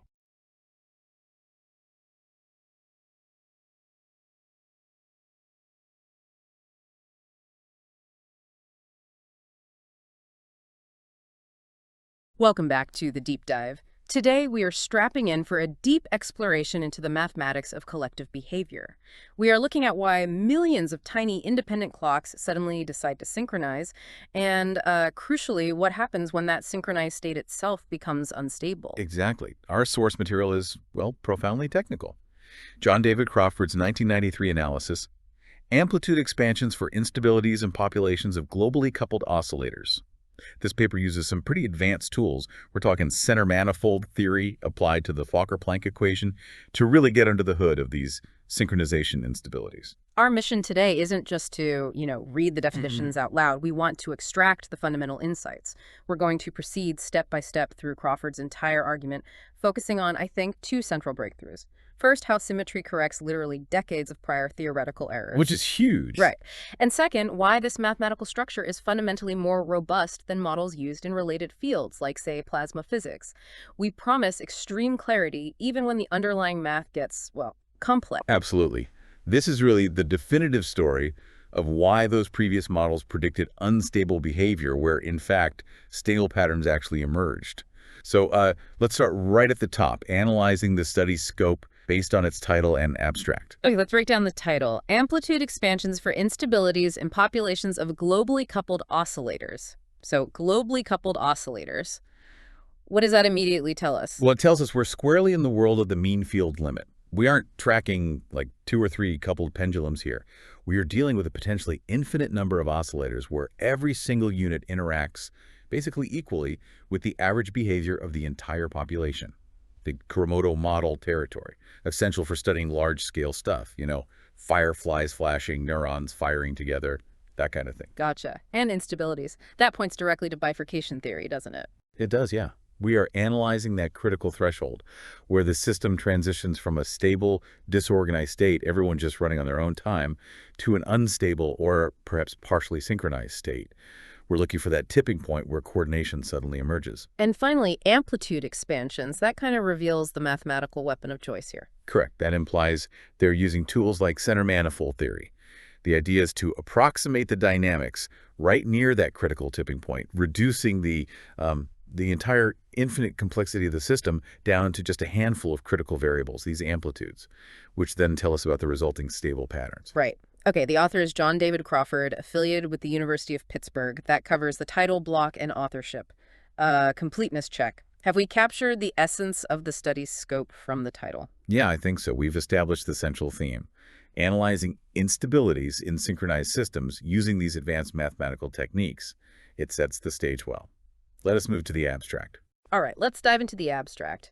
The first 2 sentences state they analyze nonlinear dynamics near the incoherent state in a mean field model using a Fokker-Planck equation, and the methodology is center-manifold reduction to obtain amplitude equations for both steady state and Hopf bifurcation. Whew. That is dense, definitely. Let's start with the Fokker-Planck equation. Why is this necessary? Why not just track every oscillator? Well, imagine trying to track the position and velocity of every single molecule in a gas, right? It's impossible. When n, the number of oscillators, gets really large, approaches infinity, we just can't track the phase theta high of every individual anymore. So the Fokker-Planck equation, which we'll see later in Formula 4, it's a partial differential equation. It tracks the evolution of theta, omega, and that's the probability distribution of phases, hethamallers, and native frequencies, omega.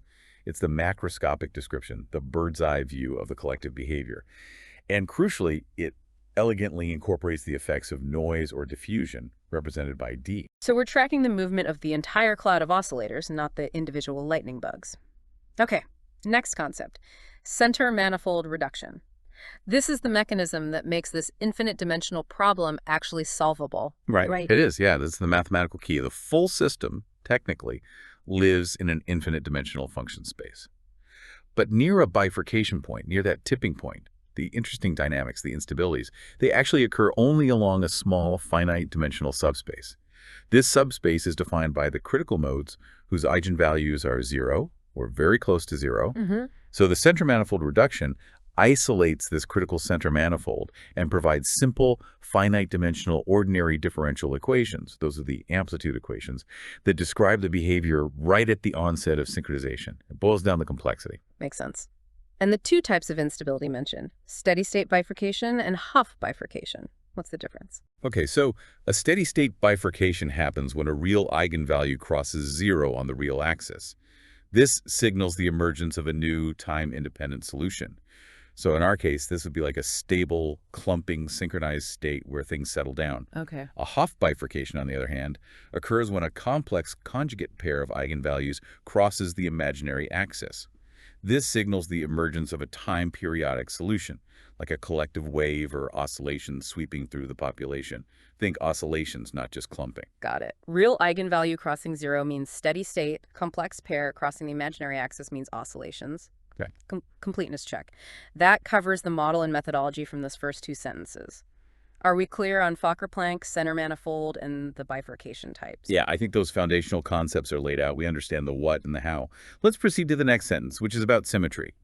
It says that when the native frequency distribution bred omega is reflection symmetric about 0, the problem has circular symmetry, specifically O2. O2 symmetry. What does that mean in this context? So O2 is the mathematical group that includes all rotations in a circle, plus reflections across a diameter. In the context of this system, it means the physics doesn't change if you rotate the collective phase of all oscillators, That's the 2 pi rotation part, the SO2 part. And it doesn't change under a reflection that mathematically swaps phase theta to theta and frequency omega to omega. Okay, so rotations and reflections. But, and this is critical, that reflection symmetry only holds if the underlying distribution of frequencies eta omega is itself symmetric, meaning d omega. If it's skewed, you lose the reflection symmetry and you only have SO2, just the rotation part. And why is this O2 symmetry so important? It's the entire reason this paper corrects prior work, because O2 symmetry mathematically guarantees that critical eigenvalues, the ones causing instability, must come in degenerate pairs. They have multiplicity too. If you only account for one mode, like some earlier studies did, you literally miss half the story, half the unstable directions. Ah, okay, so the symmetry forces a doubling of the important modes. That's a crucial point. Completeness check. Have we nailed down O2 symmetry and its importance? Yes, I think the implication of degeneracy due to O2 is clear now. Let's move to the $2 limit, the zero extrinsic noise limit. The abstract notes a really profound finding. Critical eigenvalues are embedded in the continuous spectrum, but the nonlinear coefficients in the amplitude equation remain finite.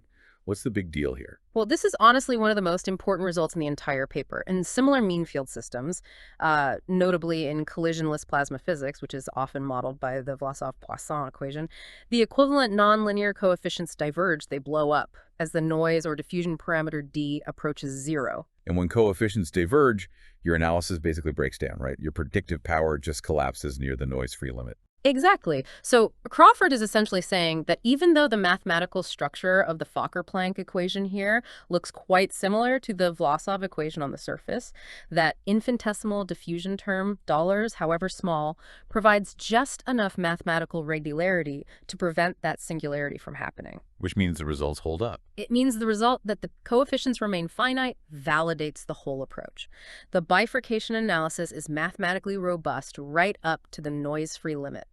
This is a crucial validation of the coupled oscillator model's tractability and stability, unlike its cousins in plasma dynamics. It's a fundamental difference in the mathematical structure. Okay, that distinction regarding robustness is really powerful. Completeness check. Have we sufficiently contrasted the finite coefficients here with the singular behavior in Vlasov-Poisson and explained its significance?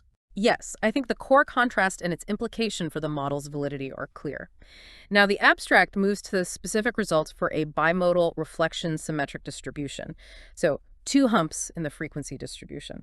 It notes that both steady state and Hopf bifurcations are possible, and they can actually coincide at something called a codimension 2 Takens-Bogdanov point. Right. Let's unpack that. Codimension 2 basically means you need to tune 2 different knobs, 2 control parameters. In this case, it's usually the coupling strength K and the frequency spacing omega dollars between the 2 peaks of the distribution to hit this very specific, highly degenerate point in the parameter space. And the Takens-Bogdanov bifurcation itself. That marks the precise point where a steady-state instability caused by a zero eigenvalue and a Hopf instability caused by a zero-frequency complex pair of eigenvalues merge. They coalesce. It's a critical junction where the system's behavior can switch dramatically between settling into a time-independent synchronized state and breaking into collective oscillations. It's a very special, very complex kind of bifurcation. Okay, that takes us to the concrete physical results mentioned next. Sentence 6. The steady-state bifurcation may be supercritical or subcritical and produces a time-independent synchronized state. Yeah, so whether it's supercritical, meaning a smooth, continuous transition to a stable, synchronized state as you increase coupling, or subcritical, meaning a hard, potentially discontinuous or even violent transition, possibly involving hysteresis, often to an initially unstable synchronized state, that's determined by the sign of cubic coefficient we'll calculate later. But the outcome, the end state, is a steady synchronized clump of oscillators. Got it. And sentence 7 addresses the Hopf results. The Hopf bifurcation produces both supercritical stable standing waves and supercritical unstable traveling waves. This is really the physical payoff. A standing wave, SW, means the density pattern oscillates in time, but the overall spatial pattern is fixed. You can picture it like 2 synchronized clumps of oscillators counterpropagating, passing through each other. A traveling wave, TW, means the entire synchronized pattern is rotating uniformly in phase, like a single propagating wave. And the key finding here is the stability. Exactly. The key finding is standing waves are stable, traveling waves are unstable. Which leads directly into the final crucial sentence of the abstract, the corrective statement establishing the paper's novelty. Previous work by Bonilla, New, Spigler, and also Okuda and Kuramoto had predicted stable traveling waves. The current calculation shows that the previous prediction resulted from a failure to include all unstable modes due to that O2 degeneracy we talked about. Precisely. They essentially missed the second eigenvector, the second unstable direction. That's guaranteed by the O2 symmetry. By neglecting that mode, their reduced mathematical system artificially stabilized the traveling wave solution in their calculations and completely missed the stable standing wave solution. This paper rigorously closes that theoretical gap. Okay, completeness check. That concludes the abstract, covering the model, method, key results regarding stability, the critical d to 0 limit, and the correcting comparison to previous work. Have we missed any nuances in this summary? No, I think the abstract has been thoroughly unpacked. We've covered all the main claims and the setup. We are definitely prepared to proceed to the detailed introduction, section 1. All right, let's proceed linearly through the introduction, beginning with the historical context and the model definition. Okay, section 1 starts with the background on the Kuramoto model. Paragraph 1, sentences 1 to 3, discusses analyzing the dynamics of weakly coupled limit cycle oscillators. Think of them as little clocks, phases the theta non. It treats their phases as an autonomous dynamical system. And it credits Winfrey and Kuramoto for really championing this approach, relating it to things like biological oscillators and reaction diffusion systems. Yeah, this is crucial historical context. Kuramoto didn't, invent synchronization, but he provided this generalized, beautifully simple mathematical structure, especially the sine function coupling, that made the model universally applicable and, importantly, analytically tractable. It became the model to study this stuff. Which brings us directly to Formula 1, the Kuramoto model itself. This equation defines the system. Okay, let's break it down. Expression type. The widely studied model for phase dynamics, LaTex. Omega plus fras theta for phonetic transcription dot theta equals omega sub I plus k over n times the sum from j equals 1 to n of sine of theta sub j minus theta sub I plus I sub I of t. So let's deconstruct that. Right-atize is the rate of change of phase for oscillator dollars. Blade-atize is its own natural internal frequency drawn from some distribution Coriolis. Right. Ti is the coupling strength, how strongly they all influence each other. The sum term represents the global coupling. Each oscillator is influenced by the phase difference with every other oscillator, average over the population n. And that sine function is key. The influence is strongest when oscillators are 90 degrees out of phase. And the last term? That's the noise term, the stochastic influence. It wasn't in Kuramoto's original formulation, but was added later, notably by Sakaguchi. This noise term is what makes the system stochastic and necessitates the Fokker-Planck description later. Without it, it's purely deterministic. Okay, completeness check. That covers the definition and reading of the Kuramoto model, Formula 1. Every term is defined. Yep, the dynamics of a single oscillator under mean field influence and noise are clear. Let's proceed to the emergent collective behavior described next. All right. Paragraph 2, sentences 1 through 3, explain that for large n, this model describes a transition to collective synchronized behavior as the coupling strength K increases above some critical value, KACT. And this transition is quantified by the order parameter, RTE. Exactly. This order parameter, defined in Formula 2, is the key macroscopic variable. Expression type, order parameter definition, LaTex, fram1n sum j1n locer t. Phonetic transcription, R of t times e to the I b psi of t equals 1 over n times the sum from j equals 1 to n of e to the I the sub j of t. So what do R and PSA actually mean here? R is the magnitude. It measures the coherence.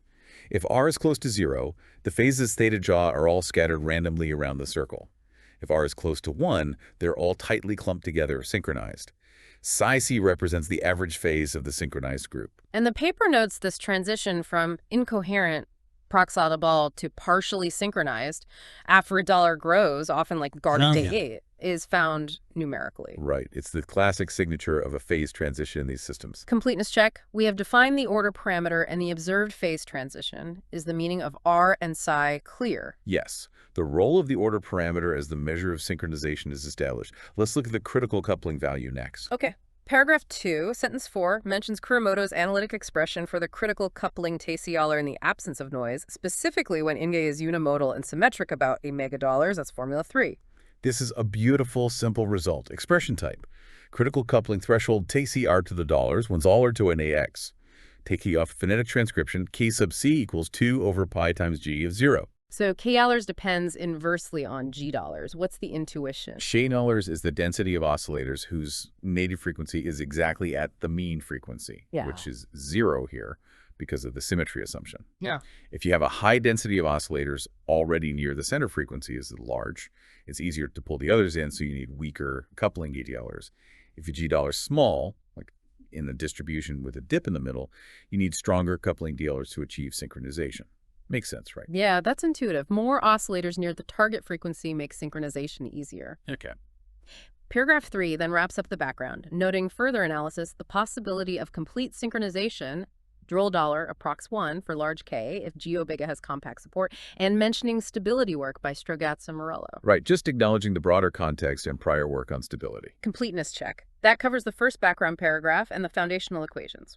1-3. Have we missed any foundational context here? No, I think we've established the historical and physical context, defined the model and the order parameter, and Kuramoto's key noise-free result. Let's examine the shift to the Fokker-Planck description. Okay, section 1b, the Fokker-Planck continuum description. Paragraph 4, sentences 1-3, detail the move to the continuum description following Sakaguchi by considering the large n limit of equation 1. This leads directly to the Fokker-Planck equation for the distribution omega t, which is formula 4. Here it is, the core equation for the continuum limit. Expression type. Fokker-Planck equation for the density partial theta plus partial theta phonetic transcription. The partial derivative of rho with respect to t plus the partial derivative of rho times v with respect to theta equals d times the second partial derivative of rho with respect to theta squared. Let's break down those terms. The left-hand side looks like a conservation equation. It is, essentially. Partial theta is the rate of change of density at a point. The second term, partial theta, is the divergence of the probability flux. It represents how the density changes because oscillators are moving in phase space with velocity dollars. This is often called the advection or drift term. And the right-hand side, partial theta ta. That's the diffusion term. It arises directly from the noise we had in the original Kuramoto model. Dollars is the diffusion coefficient related to noise strength. This term causes the probability distribution nu dollars to spread out to become smoother over time. It represents the random kicks the oscillators receive. So drift and diffusion acting on the probability density. Got it. Paragraph 5, sentences 1 and 2, define do theta more formally. It's the fraction of oscillators with native frequency of omega that have a phase between theta and theta plus d theta at time, and it must satisfy a normalization condition given by formula 5. Standard probability normalization. Expression type. Normalization condition on Hanna. Theta, rho theta omega t, phonetic transcription. The integral from 0 to 2 pi of d data times rho of theta omega and t equals 1. Meaning for any given frequency omega, if you sum up the density over all possible phases from 0 to 2 pi, it has to equal 1. Correct. All oscillators of frequency omega have to be somewhere in the phase circle. Okay. Paragraph 6, sentence 1, mentions using identity 6 to rewrite the coupling term. This identity is just a convenient way to express the sum in the original Kuramoto model using the macroscopic order parameter R and PSI. Expression type identity for the coupling term. LaTex, Fandi, Santa theta. Phonetic transcription. R of t times sine of ci minus theta sub I equals 1 over n times the sum from j equals 1 to n of sine of theta sub j minus theta sub I. And using this, paragraph 6, sentence 2, gives the phase velocity I dollars used in the Fokker-Planck equation. That's formula 7. This defines the v in the Fokker-Planck equation. Expression type, phase velocity of an oscillator. LaTex, theta, omega, t, omega plus k RT.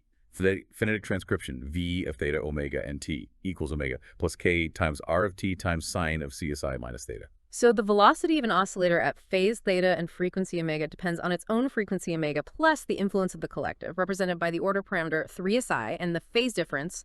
Exactly. It shows explicitly how the macroscopic state, RPSI, feeds back to influence the microscopic dynamics. Then paragraph 6, sentence 3, re-expresses the order parameter itself in this continuum form. That's formula 8. This is just the continuum version of formula 2. Expression type, order parameter, continuum, LaTex. LaTex. Phonetic transcription. R of t times e to the IPSI of t equals the integral from 0 to 2 pi of d theta times the integral from minus infinity to infinity of d omega times rho of theta omega t times g of omega times e to the I theta. So instead of summing over n oscillators, we integrate over all phases, or all frequencies omega, weighted by the density MOA and the frequency distribution omega jets. Precisely. Completeness check. We've defined the Fokker-Planck equation for normalization 5, phase velocity 7, and the continuum order parameter 8, linking them back to the original model.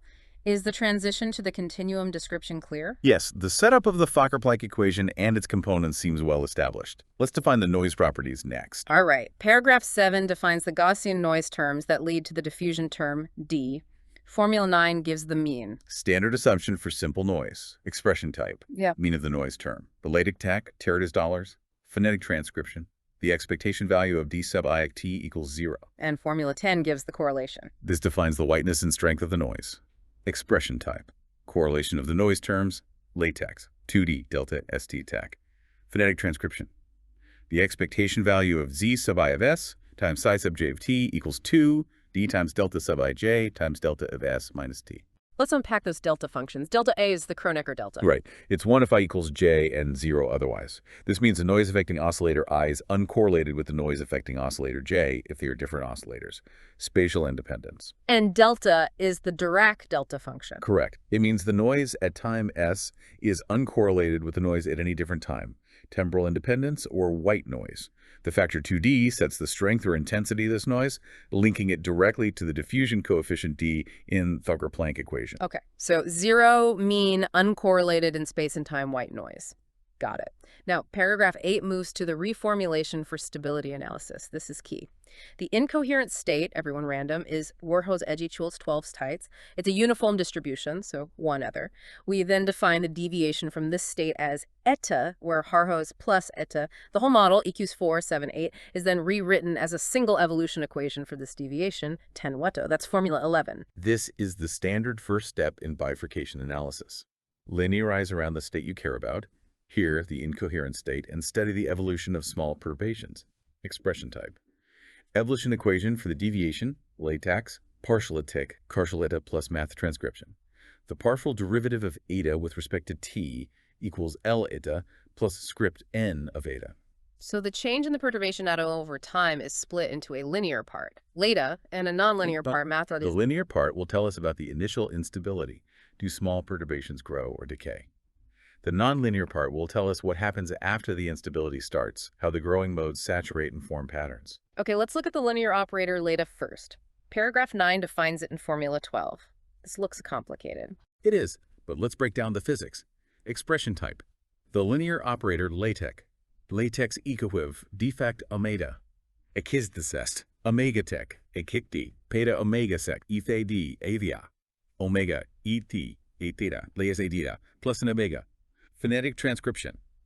Script to eta is defined as d times the second partial derivative of eta with respect to theta squared, minus omega times the partial derivative of eta with respect to theta, plus k rho naught over 2 times the complex quantity beginning with e to the minus I theta times the integral from 0 to 2 pi of d theta prime times the integral from minus infinity to infinity of d omega prime of eta of theta prime omega prime t times g of omega prime times e to the I theta prime plus complex conjugate.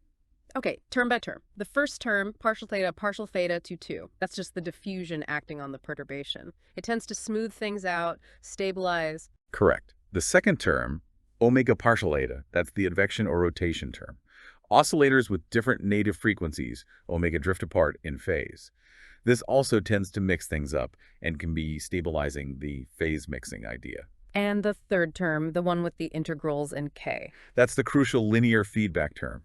It represents how a small perturbation k creates a small order parameter via the integral part, which is basically calculating the first Fourier component of derive, which then feeds back linearly, proportional to k, to influence the perturbation k itself via the E theta factor. This is the term that can drive instability if k is large enough. So diffusion, drift mixing, and linear feedback. That's LaTex. Now for the nonlinear part. Paragraph 10 defines it in Formula 13. Even more integrals. Yeah, this captures the higher order interactions. Expression type. The nonlinear terms, math go left, bravke left at 11. Partial right. A partial right. The partial right. The partial g, a theta right, partial and eta right. Phonetic transcription. Script n of eta equals k over 2 times the complex set of terms, starting with e to the I theta, times the quantity eta minus I, times the partial derivative of eta with respect to theta, times the integral from 0 to 2 pi of d theta prime, times the integral from minus infinity to infinity of d omega prime of eta of theta prime omega prime t times g of omega prime times e to the minus I theta prime plus the second major term e to the minus I theta times the quantity eta plus I times the partial derivative eta with respect to theta times the integral from 0 to 2 pi of d theta prime times the integral from minus infinity to infinity d omega prime of eta of theta prime omega prime t times g of omega prime times e to the I theta prime. What's the key feature of this term? The key thing to notice is that it's quadratic in Quadratal. You see Kittel-Dahl multiplying integrals of Cutter. These quadratic terms in the original evolution equation are essential because when we do the center-manifold reduction later, they are the terms that will generate the cubic nonlinearities in the final amplitude equations, like the alpha to alpha terms, which determine whether the bifurcation is supercritical or subcritical. Ah, okay. Quadratic terms in the PDE lead to cubic terms in the amplitude ODEs. Got it. Finally, Formula 14 gives the normalization condition on Putta. Just ensures the perturbation integrate to 0, preserving the total probability. Expression type. Normalization condition on Putta. LaTex. Titter omega. Torneveldler. Phonetic transcription. The integral from 0 to 2 pi of d theta times eta theta omega t equals 0. Completeness check. That concludes the definition of the linear operator L12 and the nonlinear operator N13 for the deviation every Euler, including the normalization constraint 14. Have we missed any details in setting up the core evolution equation? No, I think the governing equation for the perturbation data is now fully defined, split clearly into its linear and nonlinear parts. We understand the physical meaning of each term. We should proceed to the crucial symmetry properties discussed next. Right. Section 1(c) on symmetry and linear stability results. Paragraph 11 states that the evolution equation, 11, has O2 symmetry, generated by rotations and reflections, provided that the frequency distribution omega is reflection symmetric. Formulas 15 and 16 define these actions. Let's look at how these symmetries act. Formula 15, rotation theta, expression type, rotation action, LaTex, theta plus theta omega, phonetic transcription, theta, the quantity theta, omega, equals the quantity theta plus phi, omega. So rotation just shifts the phase by an angle theta. Makes sense. Formula 16, kappa dot to quantity theta, expression type, reflection action, LaTex. Phonetic transcription, kappa dot the quantity theta, omega, equals the quantity minus theta minus omega. Reflection flips both the phase and the frequency sign. And Formula 17 shows how these actions transform the function eta let itself. Expression type. Transformation of the eta gamma in omega, quad gamma in omega, theta omega, phonetic transcription. The transformed function gamma dot eta of theta and omega equals eta of gamma inverse dot the quantity theta omega for gamma in O2. So the transformed function at a point is the original function evaluated at the inversely transformed point. Standard symmetry definition. Right. And paragraph 12 reiterates the condition for this O2 symmetry. The frequency distribution must be reflection symmetric, which is formula 18, expression type, reflection symmetry of John LaTex, omega phonetic transcription G of omega equals G of minus omega. This is the key condition for the full O2 symmetry. What if it's not symmetric? Like if the average frequency isn't 0? Paragraph 12 addresses that. Real populations might not have 0 mean frequency. In that case, you use a rotating frame of reference defined by formulas 19 and 20 to effectively shift the center of the frequency distribution back to 0, preserving the symmetry analysis. Formula 19, rotating frame variables. Expression type, definition of rotating frame variables. LaTex, omega, phonetic transcription. The quantity theta omega equals the quantity theta sublab minus omega bar t, omega sublab minus omega bar. So you transform both phase with the time-dependent shift and frequency. And formula 20 shows how the density transforms. Expression type, relation between lab frame and rotating frame densities. LaTex lab of omega transcription, rho of theta omega t equals rho sublab of theta plus omega bar t, omega plus omega bar t. So it's just a standard way to center the problem without losing generality. Okay. Paragraph 13 mentions that if UA$ lacks reflectional invariance, EQ18 fails, the symmetry reduces to just SO2 rotations only. It also credits Strogatz and Merola for linear stability analysis results, conferring the operator has a continuous spectrum where the real part of the eigenvalue λ$ is a stable damping, but point spectrum eigenvalues might also exist and cause instability. Right. The point spectrum is where the interesting action happens. Paragraph 14 discusses how, as coupling K increases, a real eigenvalue lambda can emerge from this continuous spectrum and cross into the unstable region, lambda when λ exceeds a critical value, TCC. The condition λ$ determines this critical coupling TCC, formula 21, gives the general expression for KCD, including diffusion D. This is the generalized version of Kuramoto's result. Expression type. Critical coupling KC for general diffusion ∆D, lecta K's little omega 2 plus open and back to 1, phonetic transcription. K sub C equals 2 times the quantity. the inverse of the integral from minus infinity to infinity of d times g of omega d omega, divided by g squared plus omega squared. And the paper explicitly notes that this general formula correctly reduces back to Kuramoto's simple noise-free result, KC2 $, in the limit as 0 to $.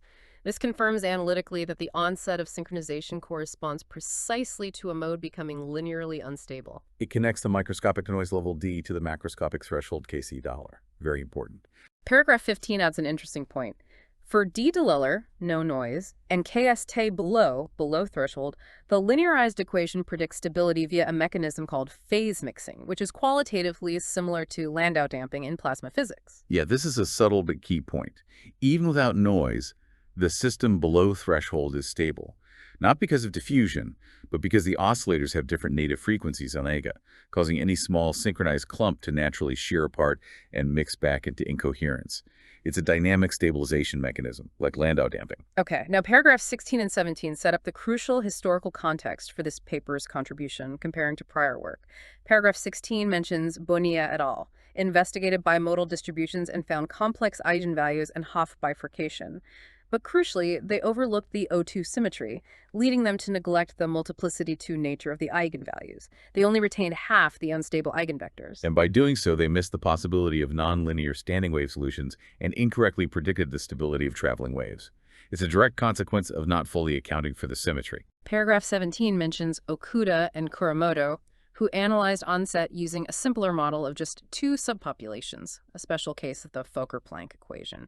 They did find instability from real or complex eigenvalues and derived amplitude equations, including both traveling and standing waves, but apparently without explicitly discussing the role of symmetry in determining their stability. Right, so Okuda and Kuramoto got closer to the right physical picture in their specific model, but this paper provides the general rigorous framework based on O2 symmetry that explains why standing waves are stable and traveling waves are not in the general case. Okay, that context is vital. Paragraph 18 then transitions to the paper's structure. Section 2, which we're about to dive into, discusses the spectrum in detail, including non-semi-simple real eigenvalues and the codimension 2, Taken's Bogdanov bifurcation point, though the full analysis of that point is deferred to future work. It also notes the similarity of the linear operator to the Vlasov-Poisson operator in plasma physics, setting up the deep dive into the linear algebra. And paragraph 19 summarizes the core contributions of section 3, which comes after. Amplitude equations are derived, and the critical finding is that the coefficients have finite limits as dLo to dollars, unlike the diverging coefficients in Vlasov instabilities. O2 symmetry is exploited throughout. The key results for the bimodal population are reiterated. Steady-state bifurcation can be super or subcritical, and Hopf bifurcation, yielding stable standing waves, unstable traveling waves. It lays out the main punches the paper will deliver. Completeness check. That completes the introduction, covering the model derivation, linear theory background, key symmetries, comparison to previous work, and the stated purpose and structure of the paper. Anything we overlooked? No, I think the stage is perfectly set. We understand the problem, the tools, the context, and the main claims. We must now proceed to the granular mathematical details of the linear theory in Section 2. All right, let's get into the weeds of Section 2. Okay, Section 2. A starts by using a Fourier expansion to analyze the linear operator. Yeah. Paragraph 20, sentence 1 introduces the Fourier expansion of the perturbation attack. Formula 22. This is the standard approach for problems with angular dependence, expression type, Fourier expansion of LaTe, LaTex, phonetic transcription, eta of theta and omega equals the sum from L equals minus infinity to infinity of eta sub L of omega times e to the IL theta. So we represent the phase dependence as a sum of modes, where the coefficients depend on the native frequency omega. Right. And the advantage, as stated in paragraph 20, sentence 2, is that the linear operator dollar acts separately on each Fourier subspace. This is shown in formula 23. Expression type. Operator action, LaTex and theta. Phonetic transcription. L eta equals the sum from L equals minus infinity to infinity of the quantity L sub L eta sub L times e to the IL theta. So the big operator L breaks down into a series of smaller operators, each acting only on the corresponding Fourier coefficient del. What does Lala look like? That's formula 24. This is where we see the structure emerge. Expression type. Action of the operator, lot of dollars on the coefficient del. Del 1 plus del mabel. Phonetic transcription. L sub L equals minus IL times the quantity omega minus ILE times eta sub L plus pi rho naught K times the quantity delta sub L comma 1 plus delta sub L comma minus 1 times the integral from minus infinity to infinity of d omega prime times g of omega prime times eta sub L of omega prime. Okay, let's analyze this dollars. The first term, LaTe et al., involves the frequency omega and the diffusion dollars. This looks like the drift and diffusion parts acting on mode dollars. Correct. That part describes the intrinsic dynamics of mode dollars. The second term, the one with the integral and the factor k, is the coupling term. But look closely at the factor delta plus delta 1s. Those are Kronecker deltas. Meaning they are only non-zero if $1 or ln dollars line. Exactly. This is the crucial mathematical confirmation of what we suspected. The collective coupling K only directly affects the LaTe plus 1 and LaLa mode modes. All other modes will only experience the drift and diffusion from the first term. They are decoupled from the synchronizing influence K. So if an instability is going to happen due to the coupling K, it must originate in the ln knob space. That simplifies things immensely. It really does. And Formula 25 just notes that the normalization condition 14 implies the $1 mode must be identically zero. Expression type. Implication of normalization for $1 equiv day. Equiv dollars. Phonetic transcription eta sub L equals 0 is identically 0. Makes sense. The average perturbation must be 0. Okay. Paragraph 21 then introduces the adjoint operator low dagger and defines the relevant inner product. We need these for the projections later. Formula 26 defines the inner product. This is the standard function space inner product used here. Expression type. Definition of the inner product v theta. LaTex, data, Venemic, phonetic transcription. The inner product of A and B is defined as the integral from 0 to 2 pi of d theta times the integral from minus infinity to infinity of d omega times A of theta and omega conjugate times B of theta and omega. Standard definition, integrate the product of conjugate of A times B over all variables. And formulas 27-28 define the adjoint operator Linder dagger and its action Linder dagger in Fourier space. Let's write out the action of the adjoint Lager. Formula 27. Adjoint operator in Fourier space. Expression type. Adjoint operator L dagger A in Fourier space. LaTex, La dagger A. Phonetic transcription.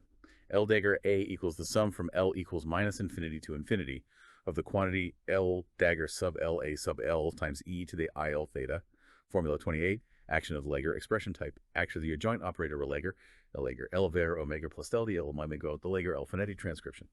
L dagger sub L A sub L of omega equals IL times the quantity omega plus ILD times A sub L of omega plus G of omega K over 2 times the quantity delta sub L comma 1 plus delta sub L comma minus 1 times the integral from minus infinity to infinity of d omega prime times A sub L of omega prime. Notice the structure is similar to dollars, but with some sign changes, like plus ELO instead of ALO, and the frequency distribution appearing outside the integral in the coupling term. Again, the coupling only affects the all-time log. All right, and Formula 29 introduces a concise bracket notation for just the integration over omega. Expression type. Concise to omega integration.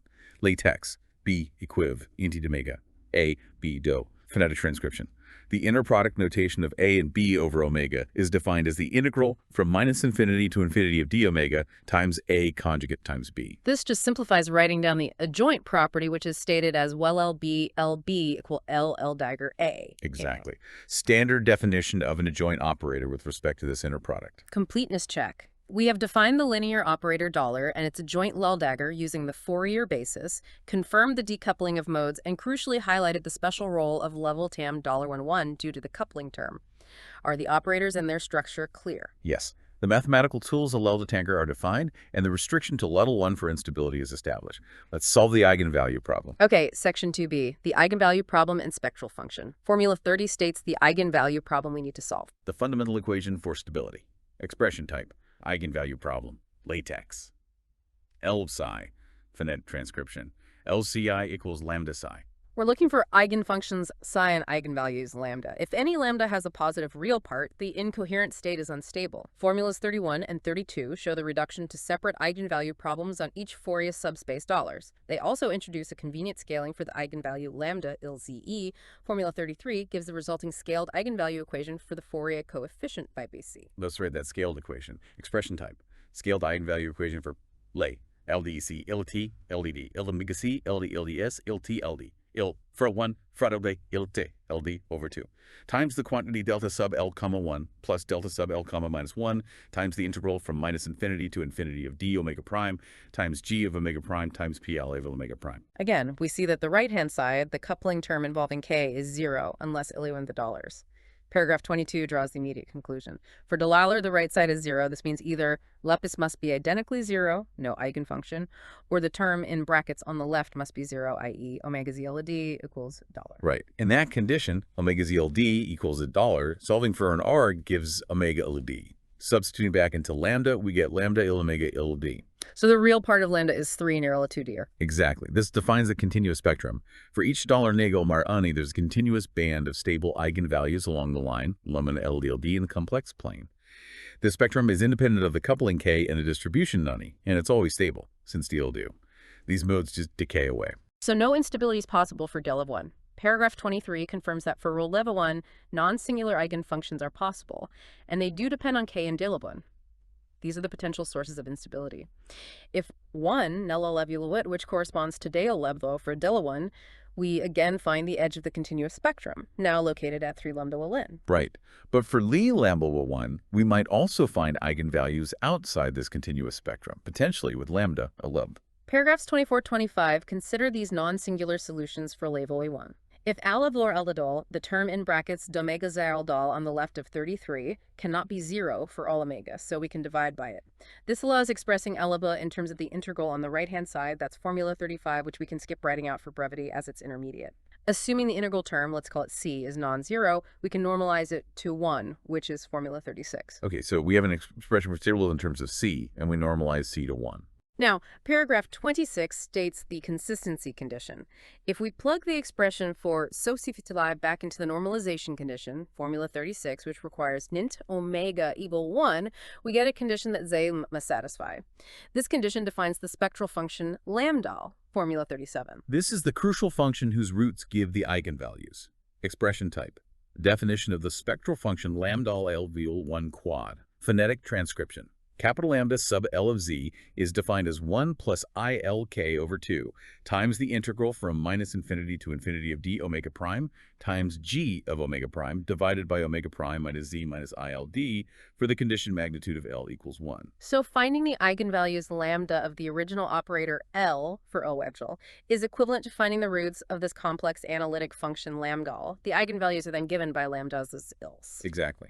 This transforms the infinite dimensional eigenvalue problem into finding roots of a complex function much easier. Now, paragraphs 27 and 28 discuss two important identities satisfied by this spectral function lambda. Paragraph 27 gives identity 1, formula 38. Expression type. Identity relating lambda and lambda. Lambda Z. Phonetic transcription. Capital lambda sub L of Z conjugate equals capital lambda sub minus L of Z conjugate. What does this mean physically? It means if $Z is a root for lambda, then its complex conjugate $C must be a root for lambda, i.e. lambda Z. Since lambda L del, this ensures that if lambda I1 Z with Mendellery is an eigenvalue, then lambda plus IZL is related to the eigenvalue from the NADA, which turns out to be lambda I1 0 equals IZZ. This confirms that eigenvalues come in complex conjugate pairs, as expected for a real operator. Okay, that ensures physical reality. Paragraph 28 gives identity 2, which holds only if alias has reflection symmetry, O2 symmetry. Formula 39. This is the O2 symmetry showing up again. Expression type. Identity for reflection symmetric, LaTex, lambda, phonetic transcription. Capital lambda sub L of Z conjugate equals capital lambda sub L of minus Z conjugate. How does this lead to degeneracy? Okay, suppose Z dolls is root, so lambda is dolls. Taking the conjugate gives lambda. Using the identity, this means lambda equals is a root. Then the $2 is also a root of the same function lambda. So for the lambda 1, if $Z is a root, then lambda is also a root of the same function, lambda. So for lambda 1 is lambda 1 is EIZ equals IZ. If Z is purely imaginary, then ZL is I, then Z is purely elemental. Then Z is purely IZL YZL, then Z equals YZ. The roots are the same, Z equals not Z. This corresponds to a real eigenvalue. Lambda II is YZ. We'll see this leads to a multiplicity to real eigenvalue. What if ZL is complex, ZL plus IR with $6? And then $$ equals ein offense ein vertafel plus I waters and IS. This is a different root from the others. So lambda has two distinct roots, Dillons and Leander. The corresponding eigenvalues are lambda 1 hours lambda plus IL and lambda 2 rules lambda I was lambda 0 is lambda equals Y 0 plus I joya. Ah, so lambda 1 and lambda 2 are complex conjugates of each other. Lambda 2 equals lambda llama. But wait, didn't identity 1 already guarantee complex conjugate pairs? What does this second identity add? Good question. Identity 1 relates roots of lambda to roots of lambda. It ensures that the overall spectrum is symmetric under complex conjugation. Identity 2 from O2 relates roots of lambda to other roots of the same lambda. It tells us that for a given dollar, like LaTe 1, if there's a complex root Zeelandal, there must be another distinct root Sandalars for the same dollar. This pairing within the same dollars is what leads to the multiplicity 2 structure for complex eigenvalues lambda when asymmetry is present. We get two independent eigenvectors associated with the same complex eigenvalue lambda. Okay, that's subtle but critical. O2 forces degeneracy within each COM-A100 subspace for complex eigenvalues. Completeness check. We have defined the spectral function lambda, explained how its roots determine the eigenvalues, and analyzed the two key quantities, 38 and 39 relating roots, especially the role of O2 symmetry in ensuring eigenvalue pairing or degeneracy. Is this clear? Yes, the mechanism for finding eigenvalues via lambda and the consequences of the symmetries are established. We now need to consider how to use these eigenvalues and the corresponding eigenvectors to project the dynamics, which leads us to semi-simple and non-semi-simple cases. Right. Section 2C, simple roots and semi-simple eigenvalues. Paragraph 29 gives an overview of the projection operator lambda, which projects onto the generalized eigenspace, a lambda associated with an eigenvalue lambda. It's formally defined by a contour integral involving the resolvent operator, lambda L1. Formulas give the details. The exact formula for lambda isn't super important for intuition, but the concept is. It's a mathematical tool to isolate the part of any state keta that lies purely within the critical subspace spanned by the eigenvectors and potentially generalized eigenvectors associated with the eigenvalue lambda. And Formula 43 simplifies this projection, noting that since eigenvalues only occur for while a dollar, the projection only involves the adding line components. Right. Paragraph 30 then defines some key terms. Simple eigenvalues, dimension of the eigenspace lambda 1. Semi-simple eigenvalues, dimension is greater than 1, and the eigenvectors span the whole eigenspace.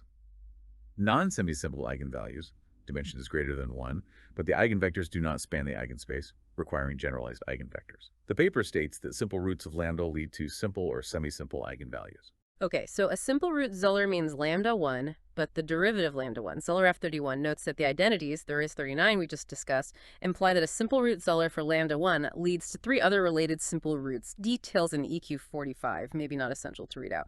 Let's examine the two main cases arising from simple roots, real eigenvalues and complex eigenvalues. Let's start with section 2C1, real eigenvalues. Brie Zeller is purely imaginary. See, Zettel's eigenvalues. As we saw from Identity 2, if Zeller is imaginary, then Zeller is Linus's Zeller. Paragraph 32 states that in this case, the roots for one table Zeller and one table, which is Zeller Zel, lead to a single real eigenvalue lambda 9 as lowing osses Zel or AO Zel, but crucially, there are two linearly independent eigenvectors associated with this single real eigenvalue lambda. Why two?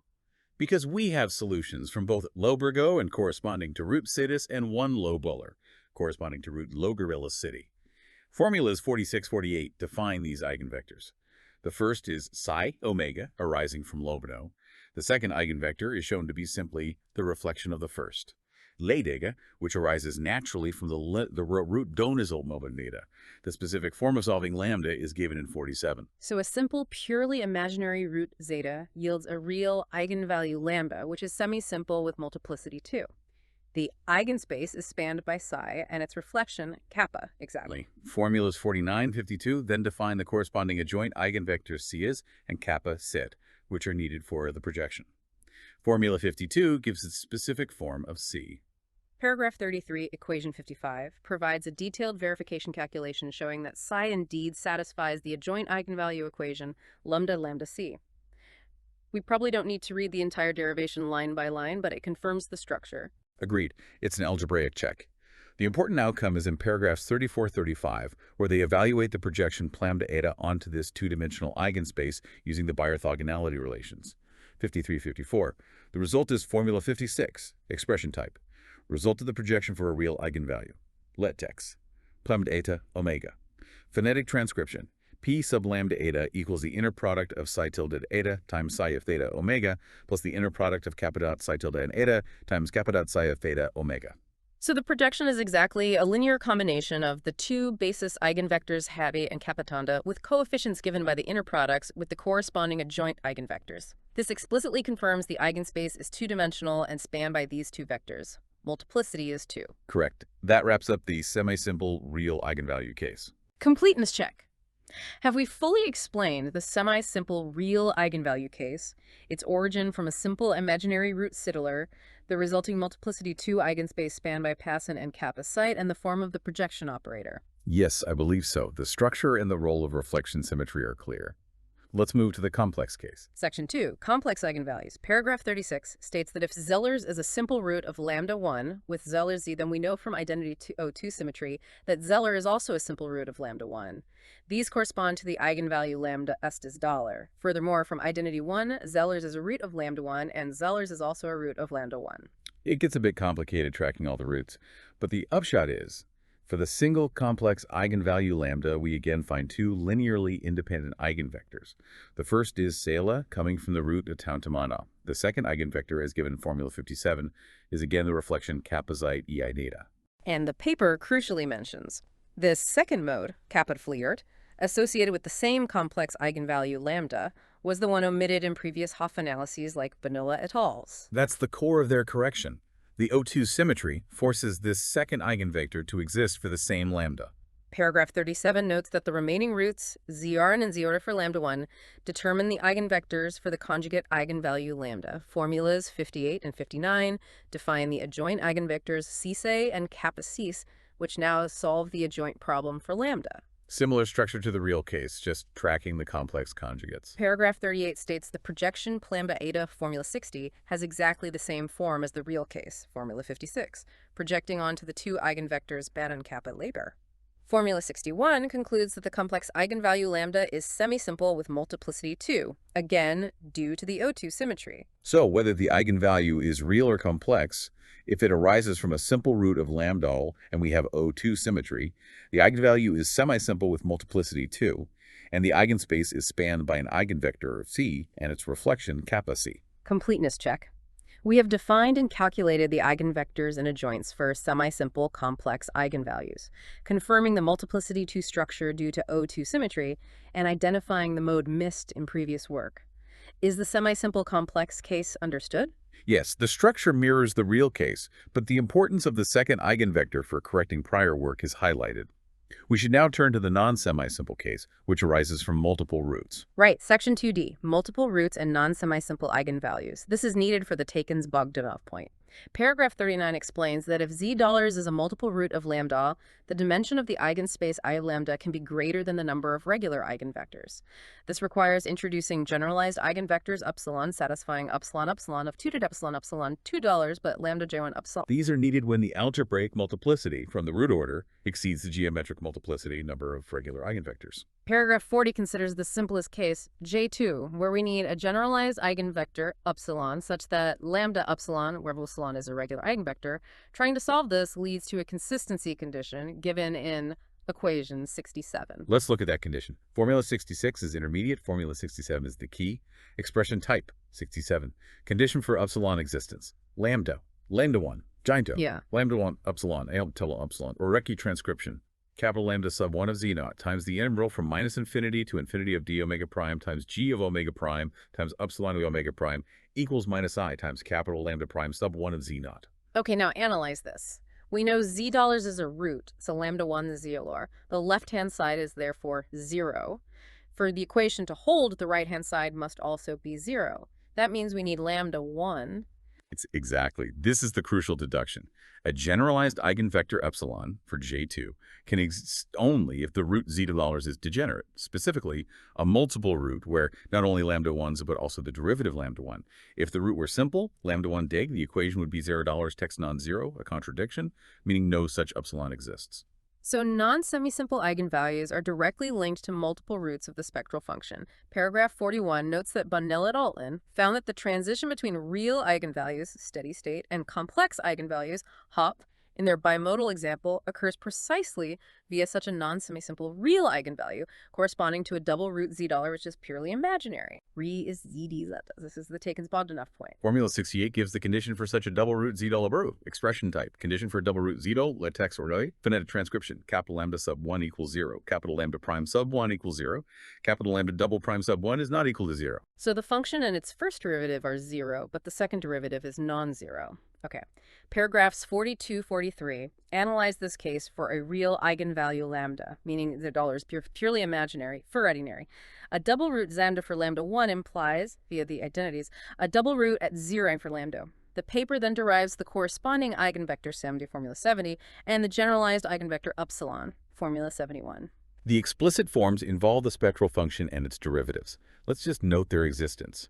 Formula 70 gives a mega for the eigenvector, similar to before but evaluated at the double root. Yeah. Formula 71 gives upsilon mega for the generalized eigenvector, involving a term like $1 omega z dou id. Okay. Paragraphs 44-45 then define the corresponding adjoint eigenvector, epsilon, generalized adjoint eigenvector upsilon, formula 72-73, along with their reflections.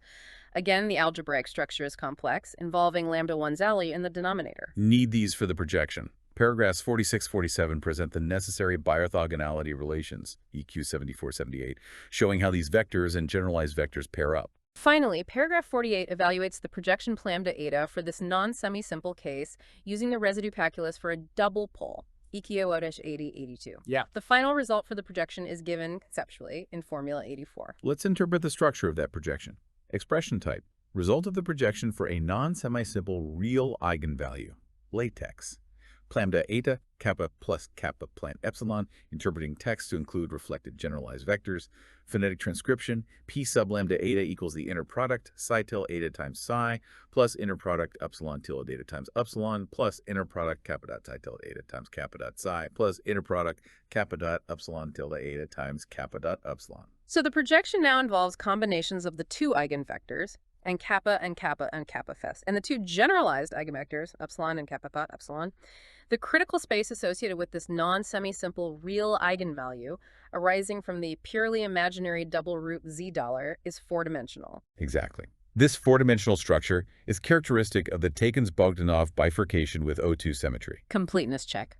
The derivation of the linear operator, spectral function, and projection for semi-simple, real complex, and non-semi-simple, real double root eigenvalues is complete. We've covered the structure of the critical subspace in each case. Is the mathematical basis for the linear stability established? Yes, I think the different eigenvalue scenarios, simple multiple roots, real complex, semi-simple and unsemi-simple, and their connection to the spectral function lambda, Zivert, and O-symmetry are laid out. The tools for analyzing stability are now defined. Let's see how this applies to the example population. Okay, section 2E.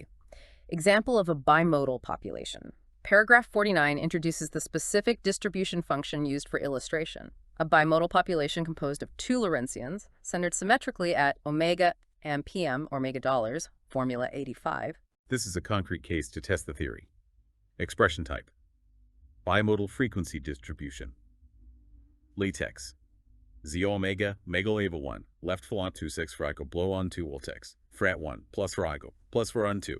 Phonetic transcription, G of omega, omega naught, epsilon equals epsilon over 2 pi, times the quantity 1 over parenthesis omega minus omega naught parenthesis squared plus epsilon squared plus 1 over parenthesis omega plus omega naught parenthesis squared plus epsilon squared.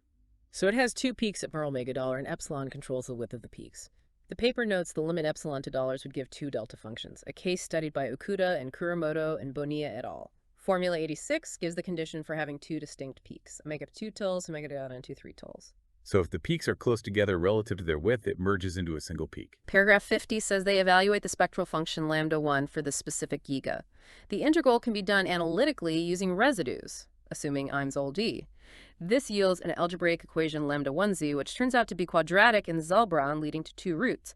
Formulas 87 and 88 give the explicit expression for lambda 1z and the resulting roots Zalbron. They depend on the megadollars, k epsilon, and thou. Having analytic roots makes the analysis much easier. Paragraph 51 considers the case for megatans. In this regime, the roots Zalbron are found to be purely imaginary. This means the corresponding eigenvalues lambda bon are real.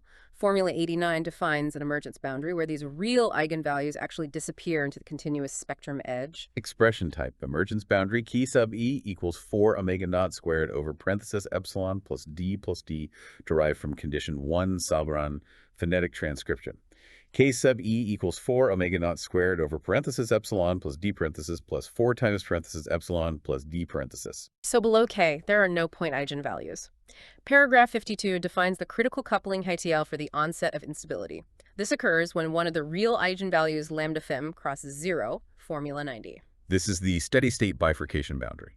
Expression type: critical coupling Einstein-Kasia. LaTex ITS Cordy type else 4 epsilon plus d plus frac omega 2 derived from condition. Phonetic transcription: K sub c equals 4 times parenthesis epsilon plus d plus omega naught squared over epsilon plus d parenthesis. The paper also notes that the non-semi-simple zero eigenvalue, the Taken's Bogdanov point, occurs where the condition kavi mega dollar related to the double root condition lambda 1 nodo intersects this kk simple boundary. This happens specifically when k4 mega nodo epsilon plus d. This point marks where the steady-state bifurcation turns into a Hopf bifurcation. Mapping out the parameter space. Paragraph 53 considers the other regime, 4 mega dollar. Here, the roots Segapella are complex conjugates. This leads to complex eigenvalues lambda in Schwarz by formula 91. Expression type: complex eigenvalue lambda.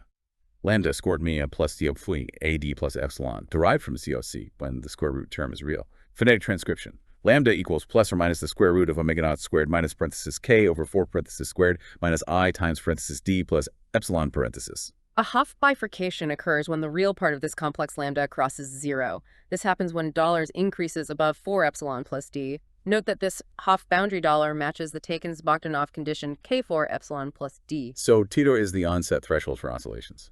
Paragraph 54 refers to Figure 1, which summarizes this parameter space diagram in the k-omega plane, showing the regions defined by the boundaries, Hopf eigenvalue emergence, K steady-state instability, Hugel-Hopf instability, and the non-semi-simple Taken's Bogdanov point where KO2 meet. A useful visual map of the linear stability results. Now, paragraph 55 brings in a connection to a conjecture by Kuramoto and a key finding about subcriticality.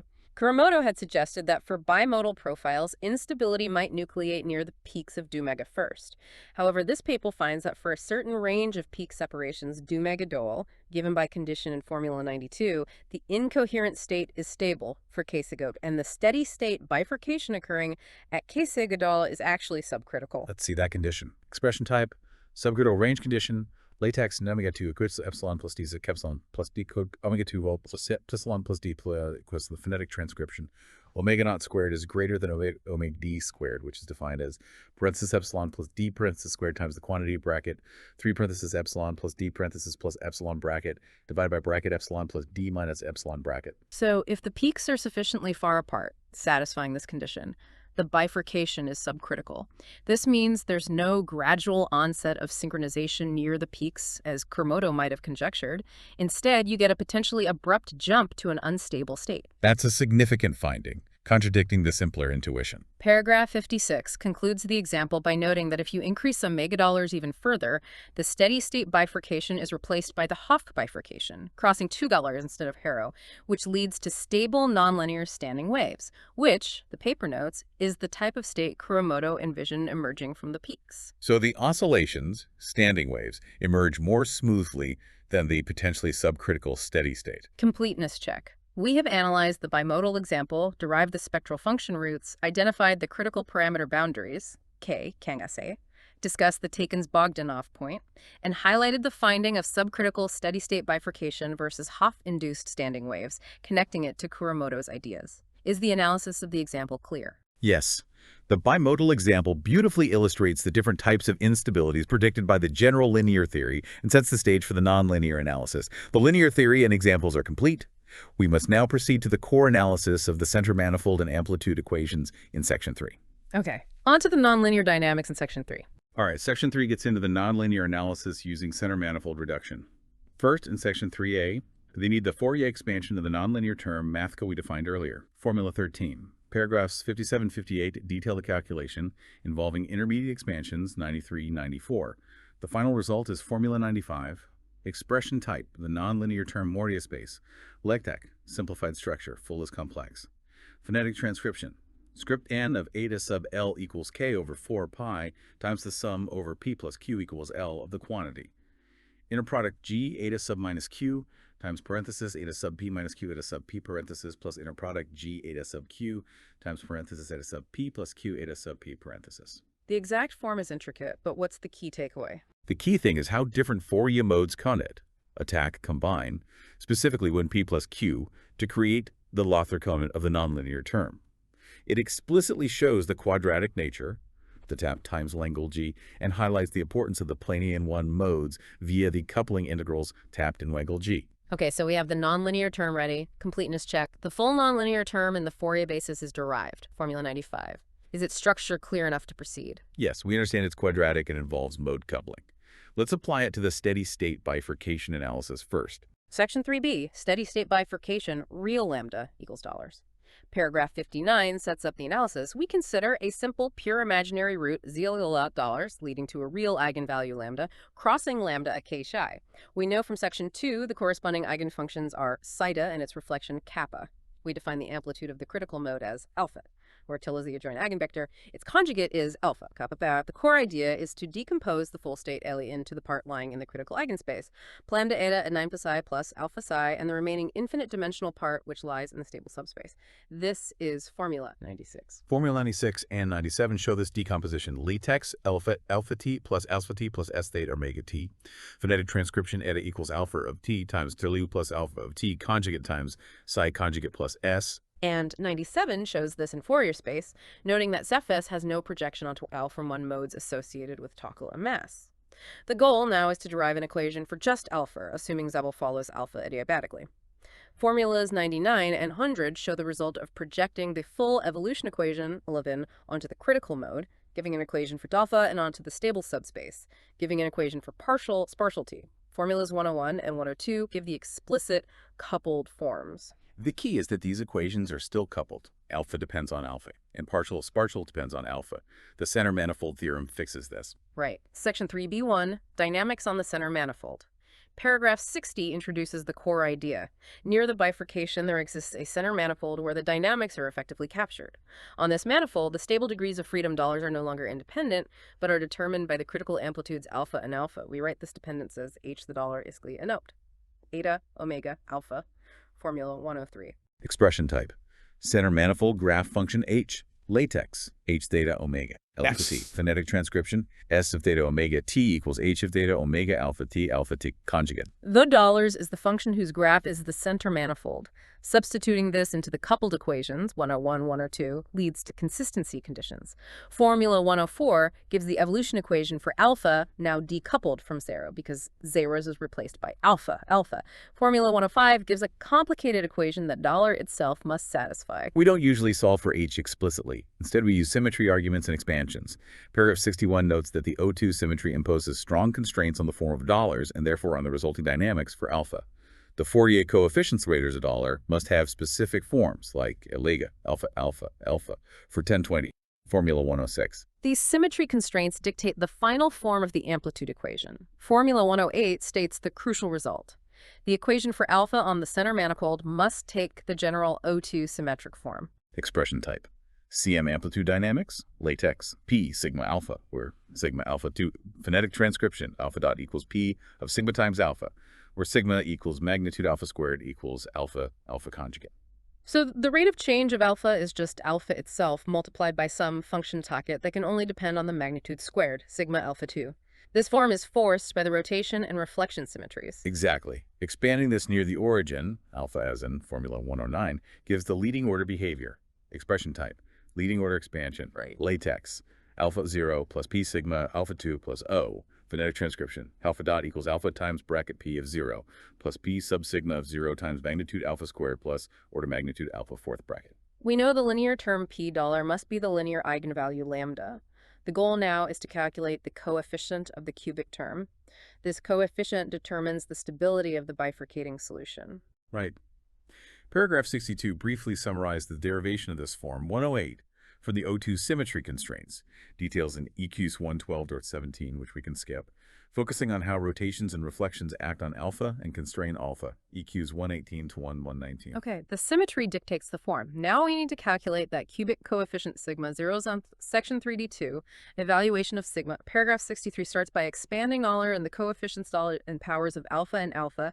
Euler starts at quadratic order, so 1, reflecting that the manifold is tangent to the critical subspace.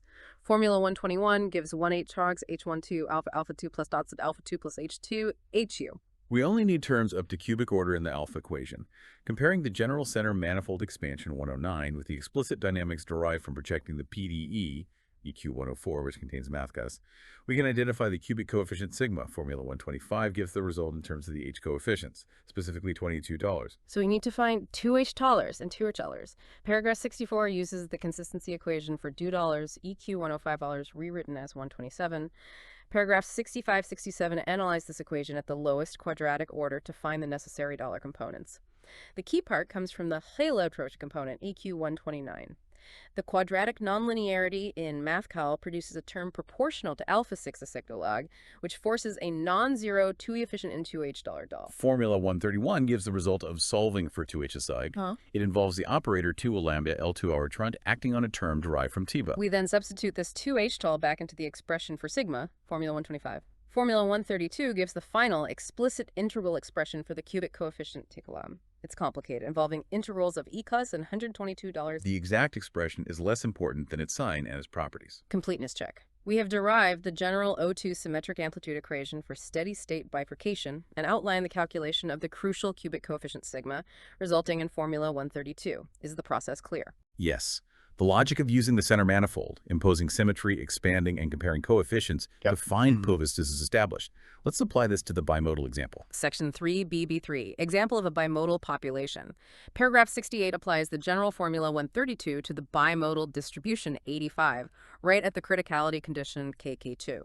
After significant algebra, the result for sigma is given in Formula 133. Let's focus on the result. Expression type, calculated sigma for bimodal example, LaTex.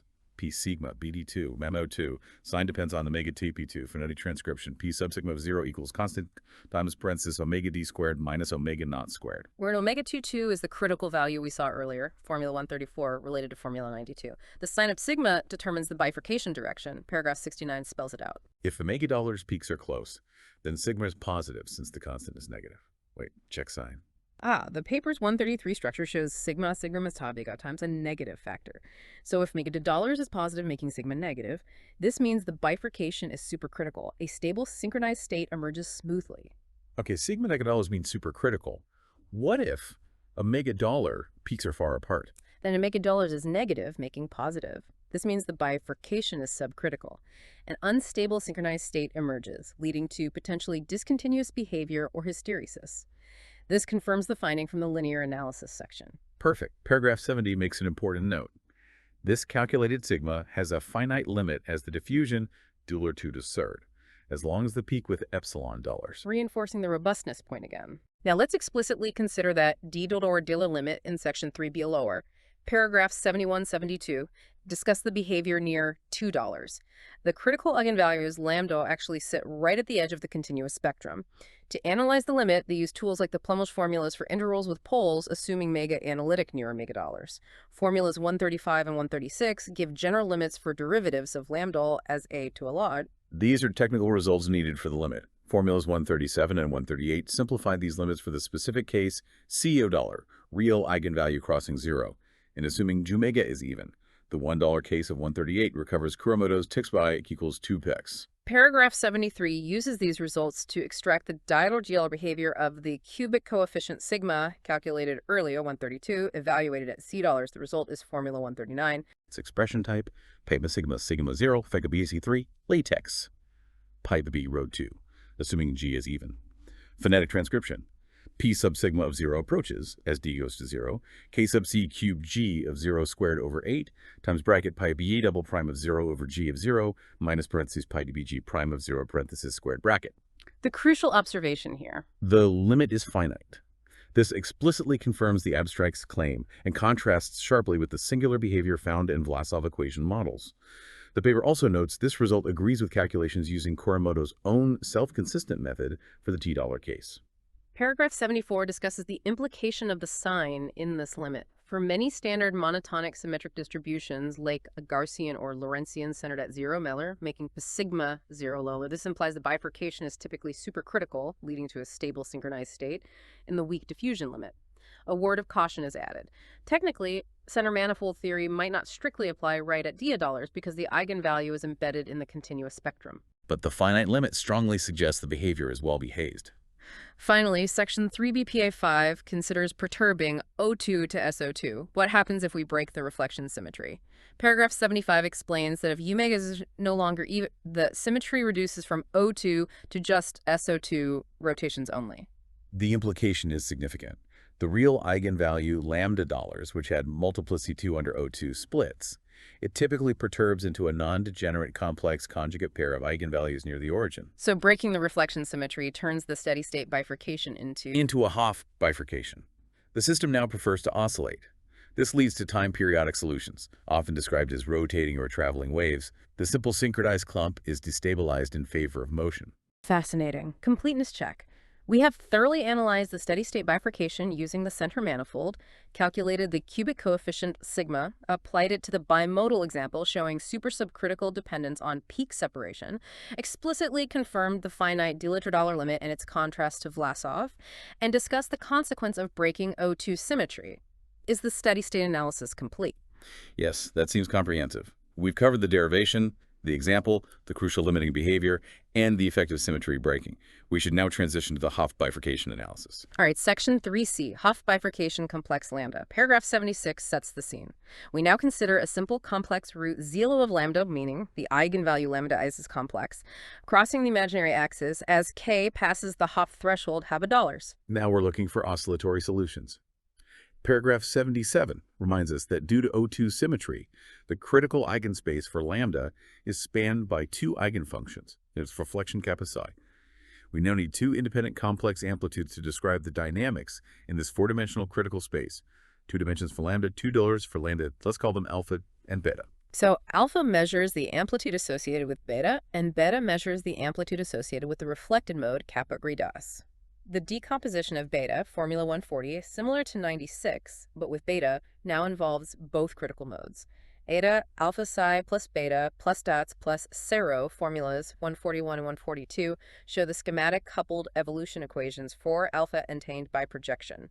Formulas 146, 148 give the explicit, very coupled forms involving nonlinear terms depending on alpha, beta, and Zillers, again, highly coupled. We need the center manifold reduction. Section 3.C1. Dynamics on the center manifold Hopf. Paragraph 78 defines the center manifold graph function zio, h, theta, omega, alpha, alpha, beta, beta. Substituting this into the projected equations yields an autonomous four-dimensional system for the complex amplitudes alpha, beta, formula 150, 151. Now, the crucial step is imposing O2 symmetry on this 4D system. Paragraph 79 works out how the symmetries act on the amplitudes alpha, beta, formula 152 for rotation, formula 153 for reflection. Let's see those actions. Formula 152, rotation action, LaTex, Cleop, alpha, phonetic transcription, phi dot parenthesis alpha, beta parentheses equals parentheses e to the minus I phi times alpha, e to the I phi times beta parentheses. Interesting. Rotation acts differently on alpha and beta. Alpha rotates backwards, beta rotates forwards by angle phi. This reflects that Kira associated with alpha involves Z-dia, involves Z-dia associated with beta. Now for reflection, formula 153. O2, reflection action, LaTex, kappa, beta, alpha, beta, phonetic transcription, kappa dot parenthesis alpha, beta parenthesis equals parenthesis beta, alpha parentheses.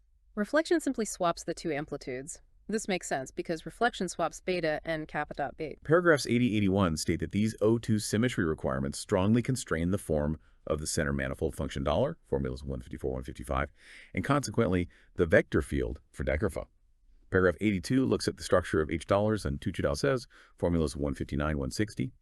The leading order terms, 161, 162, show H dollar starts at cubic order, while Tuchedal 2 starts at quadratic order involving terms like alpha 2, beta 2, alpha beta. Symmetry relations 163, 164 connect the coefficients. Okay, so O2 structures the problem.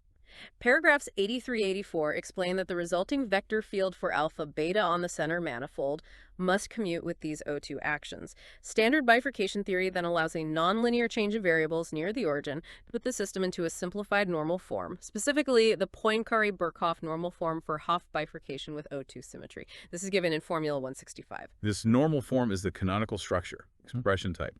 Poincaré-Birkhoff normal form for the Hopf bifurcation with O2 symmetry. LaTex BU delta alpha plus delta beta plus alpha prime down for beta proviso AS, the phonetic transcription, alpha prime dot equals P, alpha prime plus Q, beta prime conjugate. Beta prime dot equals R, beta prime plus S, alpha prime conjugate. Where alpha beta are the new normal form coordinates. close to alpha beta. Crucially, the coefficient functions P, Q, R, S, D depend only on two specific O2 invariants, $1 alpha 2 plus beta 2 total intensity, and delta alpha beta 2 2 related to phase difference. This normal form also possesses an additional 7-1 phase shift symmetry. This phase shift symmetry is key. Paragraph 85 introduces real amplitudes and phases, alpha by 1 e I sigma 1, beta by 2 e sigma 2. Due to the 7-1 symmetry of the normal form, the equations for the amplitude 6 by 2 decouple from the equations for the phases sigma dollars. We'd only need to analyze the amplitude equations given in 166 and 167. Expanding these near the origin gives the leading order amplitude equations, 168, 169. The linear terms involve pi dollars, whose real part must be the real part of the linear eigenvalue lambda. The stability and type of solution depend on the cubic coefficients, specifically related to p dollars, derivative of p rect u, and $3, which is related to q and s via symmetry. Paragraph 86 analyzes the solutions of these truncated cubic amplitude equations. Details in Table 1. Assuming non-degeneracy, there are typically three types of solutions. 1. The trivial solution, sexted by 2 incoherent state. 2. Traveling waves, TW. These correspond to solutions where one amplitude is non-zero and the other zero, i.e. TXTW or $2 XTW.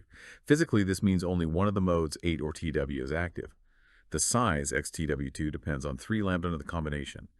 Standing waves, SW.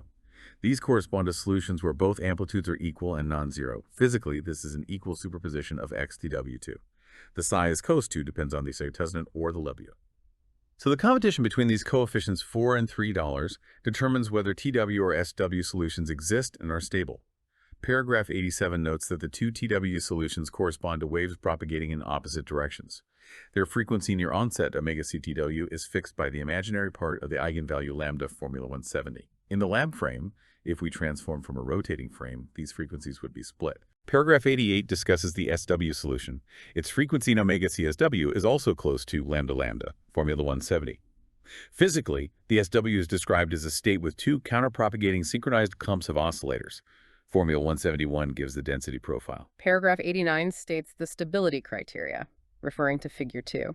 The stability of TW versus SW depends entirely on the signs of the cubic coefficients Proust and the combination Proust-W Proust.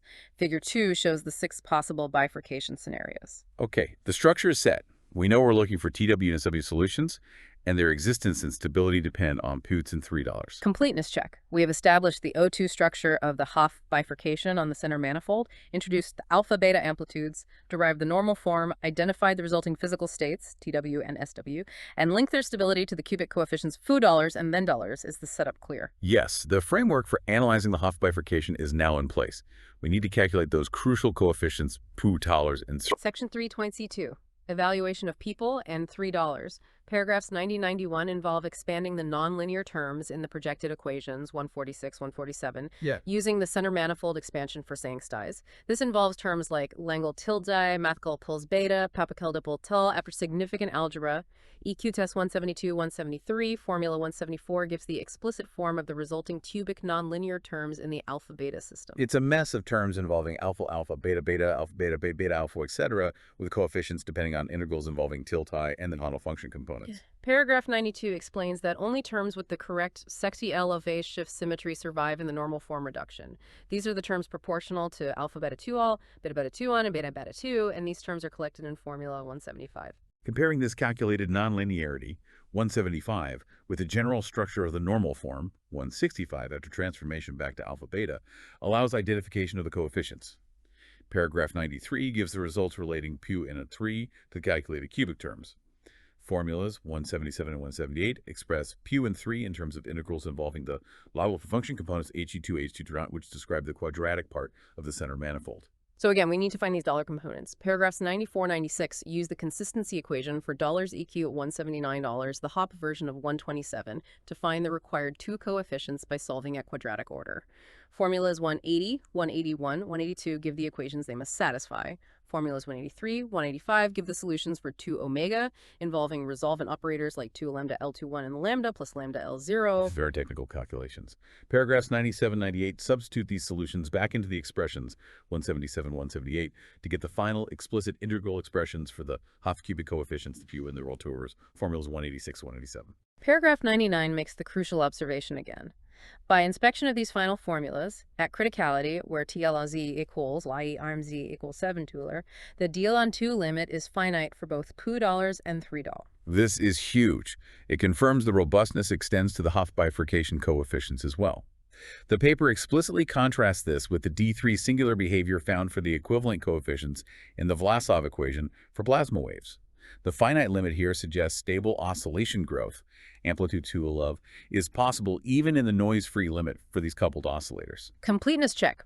We have outlined the calculation of the full cubic coefficients too for the Hopf bifurcation, confirmed their finite nature in the dollar and dollar limit, contrasted this with Vlasov, and reiterated the stability criteria based on these coefficients. Is the calculation process understood? Yes, the very involved process leading to the coefficients and the significance of the finite limit are clear. Let's apply this to the bimodal example to see the physical outcome. Section 3T33, example of a bimodal population. Hopf. Paragraph 100 applies these results to the bimodal distribution 85 right at the Hopf threshold. Increasing K above Tupper triggers the Hopf bifurcation. The paper performs the analytic calculation of the terms needed for profilers using the known eigenfunctions for the bimodal case. Formulas 188, 189 give results for lambda 1, and the key integrals full angle tilde h21 wrangle and full angle tilde p2. Paragraphs 101, 102 analyze the signs to determine stability. The calculations show that through Langle tilde h21 and 3 Langle are both positive. Plugging these into the formulas, 177 and 178 simplified by symmetries, reveals that both Pupil angle and the combination p-bar are always negative for this bimodal distribution. What does that mean for the bifurcation directions? Referring back to the stability criteria, Table 1, Fig 2. Pudel means the SW branch is supercritical. Pubor means the TW branch is also supercritical. So both standing waves and traveling waves emerge smoothly, supercritically, as K increases past colors. Their stability relative to each other depends on the sign of $3. Formula 191 gives the calculation of $3, and Formula 192 analyzes its sign via a function p epsilon d omega $2. The conclusion is that for the bimodal Lorentzian distribution, $3 is always positive. Okay, so we have $3 and $3. Consulting the stability diagram, figure 2, case A, this corresponds to the case where standing waves, SW, are supercritical and stable. Traveling waves, TW, are supercritical and unstable. This is the main physical result of the paper for the Hopf case. It directly contradicts the earlier predictions of stable traveling waves. The O2 symmetry analysis robustly predicts stable standing waves. Paragraphs 103, 104 add an interesting physical detail, comparing the frequency of the emerging standing wave to omega CSW, which is a megaton set, with the frequency at the peaks of the native distribution of omega 6 peakups in 23. Formula 193 shows the ratio. The conclusion is that as the peaks move far apart, omega dollar epsilon dGd, the ratio approaches unity. The standing wave oscillates near the native peak frequency.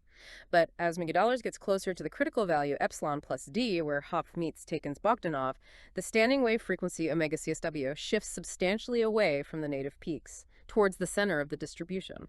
So the collective oscillation frequency isn't simply dictated by the individual peak frequencies near that critical transition point. Interesting collective effect. Now for the direct comparison to previous studies in section 3C4, paragraph 105 revisits Bonilla, Nu, and Spigler. As discussed before, they omitted the second eigenvector kappa psi. Mathematically, this is equivalent to setting the amplitude beta dollars in the alpha beta system. This reduces the 4D normal form system to just a 2D system for alpha alone, given in Formula 194. Expression type, Bonilla et al. Reduced equation, LaTex Pu plus Qu, 0, alpha 2 amphel.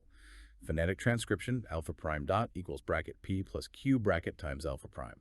Their stability analysis then depended only on the sign of free Q dollars plus Q dollar, which corresponds to Q dollars in Crawford's notation. Since this was negative, they concluded the single TW solution they found was stable. But Crawford's analysis shows this TW solution is actually unstable with respect to perturbations in the beta direction, the standing wave direction. The eigenvalue governing that instability is Ray dollar Leibniz dollar instap Ravensdahl lambda plus Pu dual plus Aaron 0 by $2. Since direction can be unstable even if the TW branch itself exists, they simply miss the dimension where the instability occurred. A very clear explanation of the discrepancy. Paragraphs 106, 107 compare with Okuda and Kuramoto's two-population model, EQs 195, 196. By setting epsilon dollar dollars delta function peaks and assuming equal couplings, Crawford shows their model, EQs 201, 202, is formally equivalent to his Fokker-Planck description in that limit. Okuda and Kuramoto's analysis did correctly predict stable standing waves and unstable traveling waves for their specific model. So Crawford's work provides the general framework and confirms their earlier findings for that special case, attributing the stability correctly to the O2 symmetry. Paragraph 108 briefly discusses perturbing O2 tubulars to SO2 for the Hopf case. Breaking reflection symmetry splits the multiplicity 2 complex eigenvalue lambda into two distinct complex conjugate pairs. This leads to two distinct Hopf bifurcations occurring at slightly different k values. The standing wave solution found here typically perturbs into more complex modulated waves via secondary bifurcations in the broken symmetry case. Just noting the consequences of breaking the core symmetry. Completeness check. We have completed the Hopf bifurcation analysis, including the CM derivation, calculation of $, and $3, application to the bimodal example yielding stable SW and unstable TW, confirmed the finite dollar to dollar limit, and explicitly contrasted with and explained the discrepancies in previous studies, Bonilla et al., while confirming consistency with others, Okuda and Kuramoto. Is the Hopf analysis complete? Yes, that covers all the key aspects of the Hopf analysis and its comparison to prior work. We've reached the end of the main calculations. Okay, let's wrap up with Part V. Section A is the discussion. Paragraph 109, sentence 1, refers to Figure 4, which summarizes the stable nonlinear states found. The incoherent state, LaTe, the partially synchronized steady state, PS, emerging from the steady state bifurcation, it's supercritical, and the standing waves, SW, emerging from the Hopf bifurcation. Sentences 2-4 highlight the main area for future work. Understand the transition between the partially synchronized state, PS, and the standing wave state, SW. This transition occurs near the codimension 2 Takens-Bogdanov point, where the steady state and Hopf bifurcations merge. Analyzing this point is highly non-trivial. Why is it so complex? Because, as we found, the steady state bifurcation can be subcritical.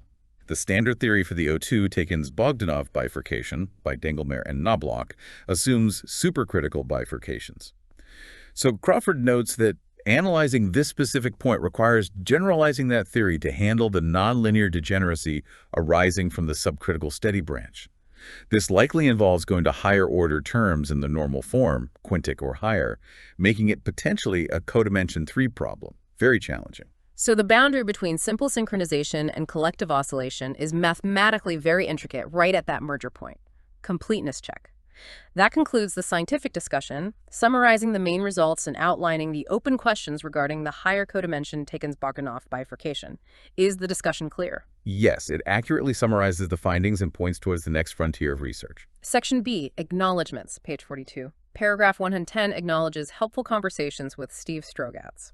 A prominent figure in this field makes sense. Section C, Figure Captions, pages 42-43. We've touched on these, but let's quickly verify. Paragraph 111 summarizes Figure 1, the parameter space diagram, K versus to megadoft, showing the critical boundaries K-core, Ks, K-core, K, the codimension 2 point, and the non-semisimple line K4 omega dar. Standard bifurcation diagram summary. Paragraph 112 summarizes Figure 2, the 6 possible bifurcation diagrams for the O2 Hopf bifurcation, classified by the signs of $3 and Pularn. It emphasizes stability, solid versus dashed lines, corresponding to the eigenvalue analysis in Table 1. We found the bimodal example corresponds to case A, stable SW, unstable TW. Visualizing the stability outcomes. Paragraph 113 summarizes Figure 3, the comparison plot showing how the standing wave frequency omega CSW shifts relative to the native peak frequency omega tex peak as parameters change, highlighting the shift towards the interior near onset. Illustrating that collective frequency effect. And paragraph 114 summarizes Figure 4, the overall stability landscape sketch in the Iwi omega plane, showing the regions where incoherent, high partially synchronized, PS, and standing wave SW states are expected to be stable, noting the schematic nature of the PSSW boundary near the Takens-Bogdanov point. A global picture of the stable states. Completeness check. All content from the source material, including acknowledgements and figure captions, has now been addressed in linear order following the protocol. Is that correct? Yes, we have reached the end of the paper's content. We can transition to the conclusion. Hashtag tag outro.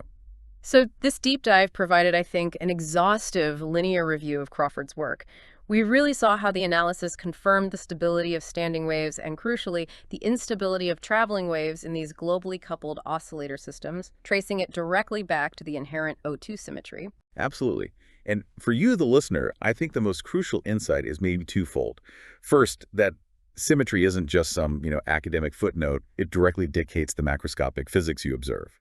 Failing to account for it properly, like in some earlier studies, led to fundamentally incorrect predictions about stability. Right. It's not just elegant, it's predictive. Exactly. And second, that finding about the deal a dollar limit, the fact that coefficients remain finite, that's really significant. It means this coupled oscillator model, described by the Fokker-Planck equation, is fundamentally robust and mathematically sound for analyzing synchronization, even when noise is infinitesimally small. It behaves much better mathematically than the closely related Vlasov equation in plasma physics. That robustness is key. Now, the analysis ultimately pointed towards that really complex, higher codimension bifurcation happening at the Takens-Bogdanov point. And we found that the initial instability, the steady state one, is often subcritical, meaning an unstable, synchronized state pops up first. So, a provocative thought to leave you with. If the system parameters are such that you hit that subcritical instability, the system is initially pushed towards an unstable state. What happens dynamically then? Where does the system actually jump to? Does it fall back to incoherence or violently jump to the stable standing wave state, or perhaps something else entirely? It suggests the path to collective order, especially when you have competing groups like in the bimodal case, might not be a smooth ramp up. It could involve these unstable intermediates, abrupt transitions, maybe even chaotic dynamics near that Takens-Bogdanov point. Fully understanding that jump requires going beyond even the codimension 2 analysis presented here. The synchronization might be much more complex, perhaps even more dramatic than the basic linear stability picture suggests. Fascinating stuff indeed. That's all the time we have for this deep dive. Thank you for joining us.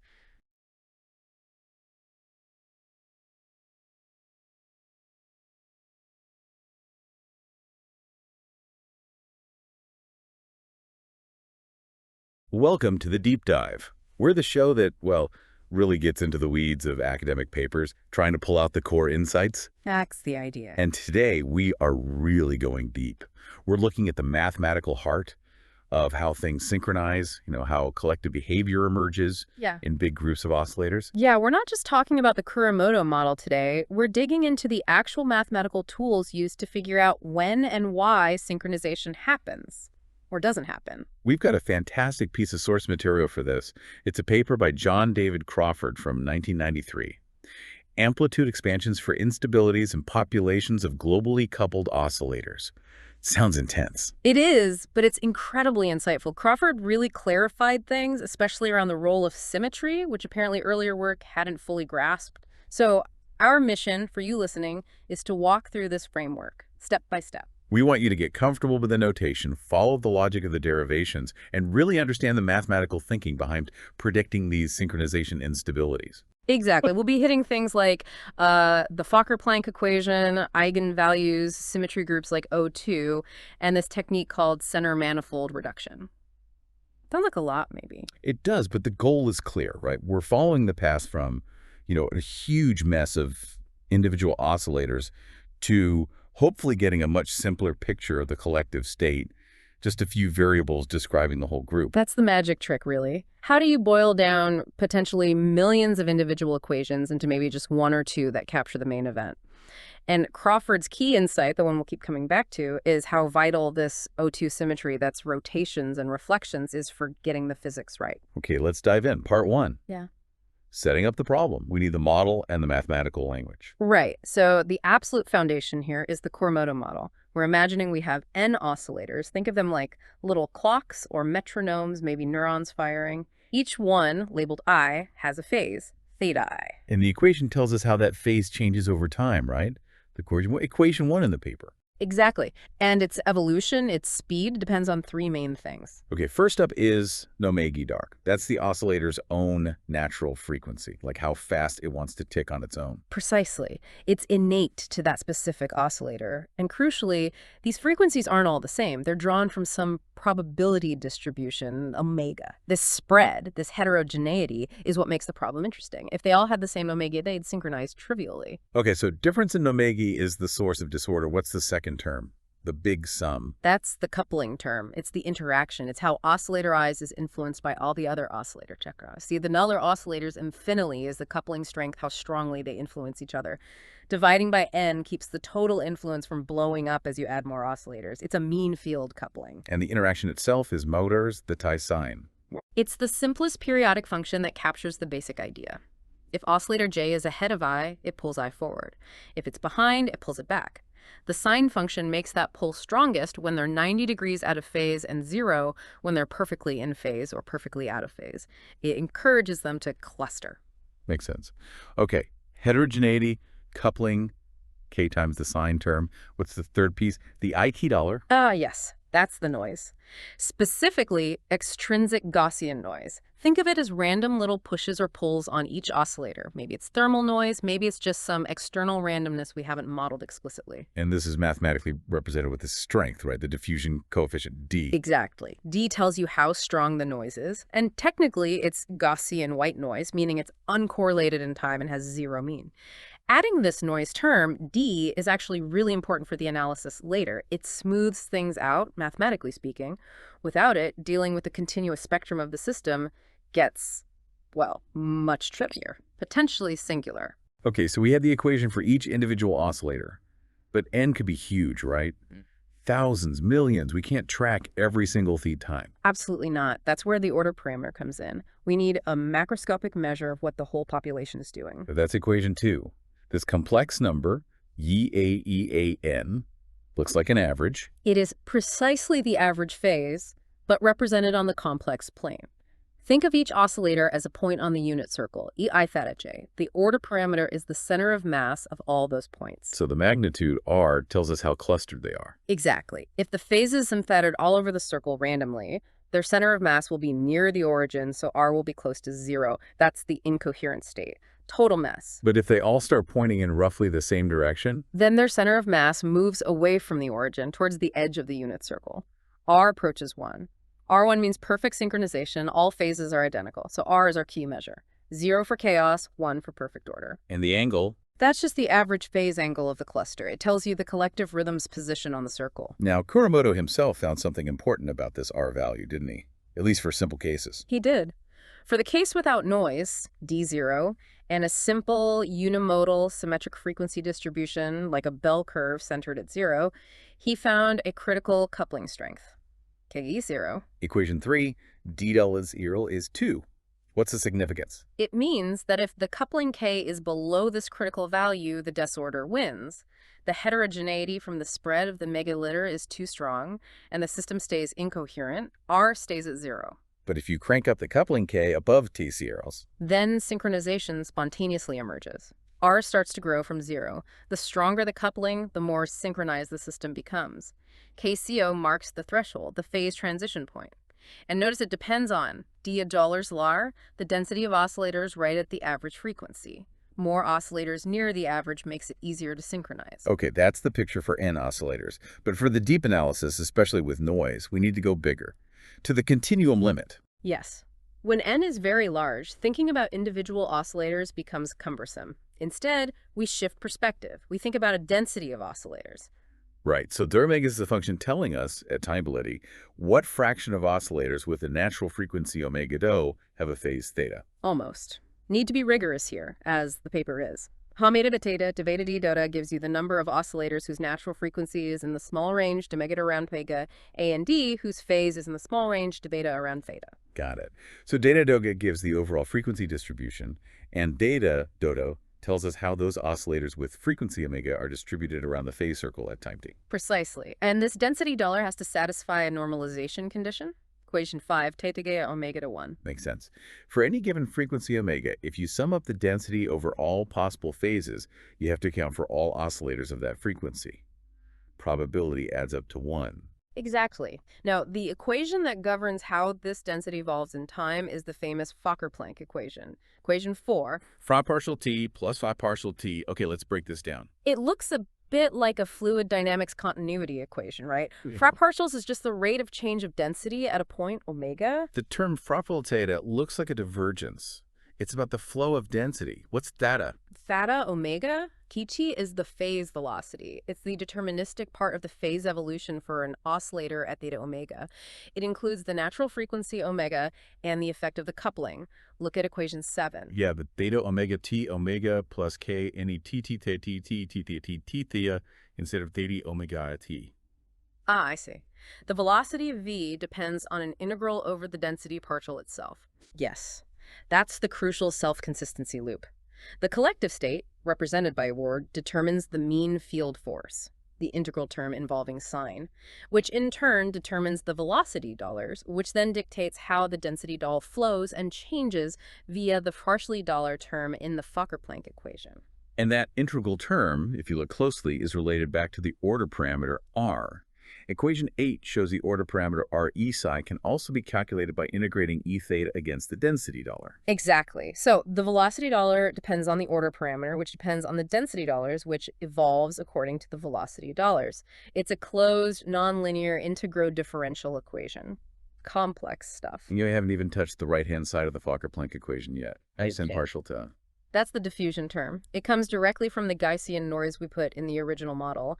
It represents the tendency of the noise to spread the density out, to make it smoother over a fade. It acts like heat diffusion, always working against sharp peaks in the density. So this single equation, the Fokker-Planck, captures the interplay between the natural frequencies, the collective coupling, and the random noise, all governing the evolution of the probability densities are. That's the power of it. But it's still incredibly hard to solve directly. So the standard approach, and what Crawford does, is to study its stability. Specifically, the stability of the simplest possible solution, the incoherent state. The incoherent state is when R yields 0, right? Yeah. All phases are uniformly distributed. Yes. In the density language, this corresponds to 1 har equals 120 point. The density is completely flat, independent of theta. It doesn't depend on omega either, just uniformly spread for any given frequency group. So we assume the system is sitting in this boring, uniform state. Then we poke it slightly and see what happens. Precisely. We introduce a small perturbation, the peta, so the total density is 1 har plus eta. We plug this into the Fokker-Planck equation. And because eta is small, we can ignore terms that are quadratic or higher in linearization. Exactly. We keep only terms linear in Giga. After some algebra, shown leading up to equation 11, we arrive at the evolution equation for the perturbation beta. Okay, let's look closely at these operators. L and N as the linear operator. What does it contain? Equation 12 gives its definition. Eta captures how a small perturbation eta would evolve if we completely ignored the nonlinear effects.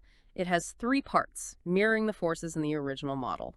First part, partial theta 2. That's clearly the diffusion from the noise acting on the perturbation. It tends to damp theta. Correct. Second part, omega partial et theta, partial et theta. This is the advection term due to the natural frequencies. Oscillators with different omega drift apart, which also tends to shear and spread out the perturbation part. And the third part, this looks like the coupling again. Break peta and in theta. Quite a mouthful. It is, but notice what it's doing. It's taking the perturbation theta, integrating it against an eigened theta over all other frequencies and phases, and then feeding that average back into the evolution of theta via a theta derivative. This is the linearized effect of the mean field coupling. So L captures diffusion, drift due to omega, and the linearized collective interaction. What about equation 13? Eta contains all the terms we ignored earlier, the ones that are quadratic or higher, though often just quadratic is kept in theta. It represents the nonlinear feedback of the perturbation onto itself via the coupling term. So when theta is tiny, it's even tinier. And partial telet deliquors a tela. That's linear stability analysis. Right. We look for eigenvalues lambda of the linear operator L. If all eigenvalues have negative real parts, any small perturbation theta decays, and the incoherent state right dollar is stable. But if L has an eigenvalue lambda with a positive real part, then the corresponding perturbation eigenmode will grow exponentially. The incoherent state is unstable. It wants to spontaneously develop structure. and that's when the nonlinear term becomes crucial, right, and has to eventually kick in to stop that exponential growth and saturate the perturbation at some finite amplitude. Exactly. Determines the amplitude and form of the new state that emerges after the instability. So first step, analyze L to find the instability threshold when taxonomic crosses 0. Second step, analyze the interplay of L and N near that threshold to understand the emerging synchronized state. Okay, this sets up the analytic approach. But before we dive into solving for eigenvalues of L, Crawford emphasizes something crucial. Symmetry, specifically O2 symmetry. Yes, this is a central theme of the paper. Symmetries in the equations impose very strong constraints on the possible solutions and their stability. If you don't respect the symmetry, you can get the wrong answer. What are the symmetries here? He defines the O2 group using rotations and reflections, equations 15 and 16. Right. First is rotation. Let's call the rotation operator theta omega. It acts on a state omega to produce theta plus theta. It just shifts all phases by a constant theta. And the Kuramoto model, and thus the Fokker-Planck equation, should be invariant under this, right? Because the coupling only depends on phase differences. Shifting all phases equally does nothing. Correct. That's SO2 symmetry, the symmetry of rotations on a circle. But there's another one, reflection, kappa. Equation 16 defines it as theta omega. It flips the sign of both the phase and the natural frequency. Now, for the system to be invariant under this reflection kappa, we need an additional condition. The distribution of natural frequencies must itself be symmetric around 0, equation 18. So the population of oscillators needs to be balanced with just as many running slightly faster, omega dollars, as running slightly slower. If u omega is symmetric, then flipping the sign of omega doesn't change the overall distribution. Exactly. If 80 omega is symmetric, then the full Fokker-Planck equation is invariant under both rotations Weiler and reflections kappa. These two operations together generate the group O2. What if my frequency distribution isn't centered at 0? Say 80 megalab is symmetric but centered around some average frequency bob. Does it break mega EOP symmetry? Not necessarily. Crawford points this out, equation 19. You can just shift to a rotating reference frame to find a new phase, the eta lab bar omega, and a new frequency omega while omega.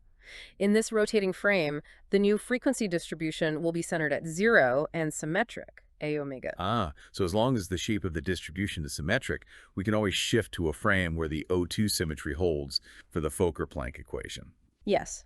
And this O2 symmetry is not just mathematical elegance. It has profound consequences for the spectrum of L and the nature of the bifurcations. As we'll see, it forces certain eigenvalues to be degenerate, meaning they have multiple independent eigenvectors. Ignoring this degeneracy, which happens if you only consider SO2, leads to incorrect predictions about the nonlinear states. Got it. O2 symmetry is key, assuming a symmetric delega or shifting to a frame where it is. Now we're equipped to actually analyze the linear operator L. Okay, so the goal now is to find the eigenvalues lambda and eigenfunctions padded of the linear operator L, defined back in equation 12. We're solving L tau to say. This tells us which modes to tau might grow and destabilize the incoherent state. And the standard tool for tackling operators involving theta derivatives on a periodic domain is the Fourier expansion, equation 22. We write the eigenfunction CL, which is really easier acidity problem, as a sum over Fourier modes. So we're decomposing the phase dependence into these EL theta modes, where L is the mode number and integer. L theta is the amplitude of the Elf mode for oscillators with frequency omega. Exactly. And when you plug this expansion into the equation L psi thart psi, something wonderful happens. Because of the way L acts on derivatives and integrals involving sines and cosines, the equation decouples for each mode number L. Meaning we get a separate equation for each L. Yes, the original infinite-dimensional partial differential equation, in theta and omega, breaks down into an infinite set of independent ordinary differential equations, or integro differential equations, really, for the little theta components. Equation 23 shows this schematically. Il theta, L theta. We need to solve lambda lambda for each L. Let's look at the explicit form of Velos from equation 24. It seems simpler. L omega L LaTe, PSC, plus frac L2. Wait, this only holds for Laller's PNNE1. Ah, good catch. That specific form in EQ24 is only for $1. Let's back up slightly. The general operator acts on omega. The diffusion term partial to T becomes ILUD. The frequency term omega partial theta becomes ILU omega. The coupling term is a bit more complex. It involves integrals over ILNEMI and MPSER because the sign function in the coupling mixes modes dollars with TOPSEP. Okay, so the coupling term in the original L links different Fourier modes. How does it simplify? The crucial simplification comes from the linearization around the incoherent state 3 omega, Tech equation 12 again. The integral involves theta theta. When you project this onto Ilinea, the coupling term only involves the level 1 to all of modes. Check equation 12 again. The integral involves a zeta theta. When you project this onto Ilinea, it only picks out terms where the data of theta part has diddle 4 and 1 1. Oh, I see. So for Delamay, Aldo, Nalawaller is much simpler. It doesn't have that integral coupling term. Exactly. For Delaney 2, the operator is just del u omega L du dpz. It's just multiplication by a function of omega. Okay, and we also have the constraint from normalization EQ14, which implies eta d theta in Fourier terms. That means the Landauer component must be 0. PSI omega equinanda loader, equation 25. So we only need to worry about layer of neck. So let's reconsider the eigenvalue problem, lambda lamb. What happens for lambda 11.2? For lambda 2, the equation is just lambda lambda omega. This means lambda plus il omega plus L2d. For a non-trivial solution lambda, we must have lambda plus il omega L a da. But omega is a continuous variable from the distribution egg. So lambda is a single value. It's a whole range of values determined by omega. Precisely. This is the continuous spectrum. For each valence to emitter, there's a continuous set of eigenvalues lying on the vertical line in the complex plane, where text for lambda LNS to $, since $2 ambl $4 this entire spectrum lies in the stable left half plane. These modes always decay. They cannot cause an instability. Okay, so instability, if it happens, must come from the long one modes. Let's look at $1 in the long one. Equation 24 gives $1 psi plus fractal to mitigate, and the long one would be similar with plexes omega. Yes. Notice the crucial difference, the integral term. This term couples all frequencies omega together via the mean field, de Lembagé.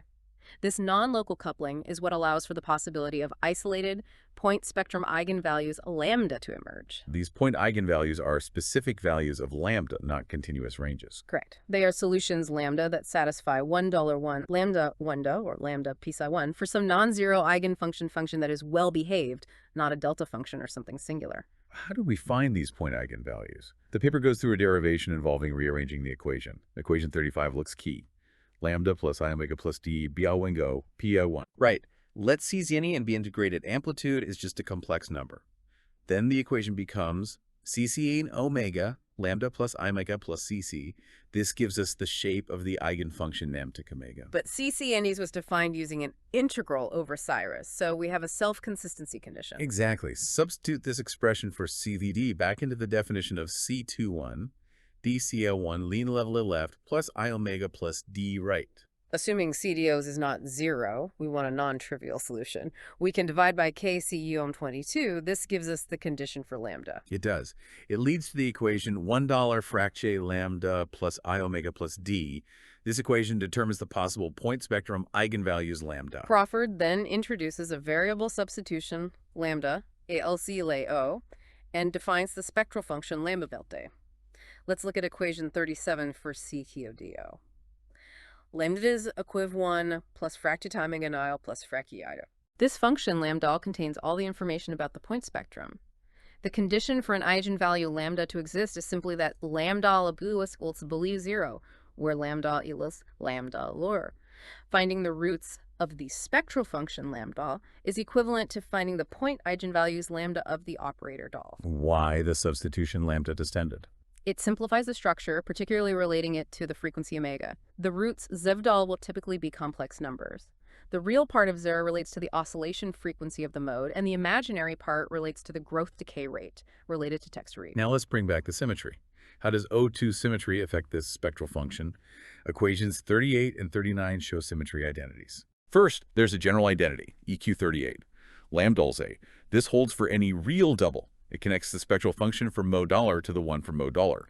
Since reality of Dela requires modes dollar and dollar to be related, this ensures that if Samdal is a root for 1, giving eigenvalue lambda layer is line z, then Ziller is a root for Olera 1 del, giving eigenvalue lambda I Zil is an eigenvalue, so is its complex conjugate lambda.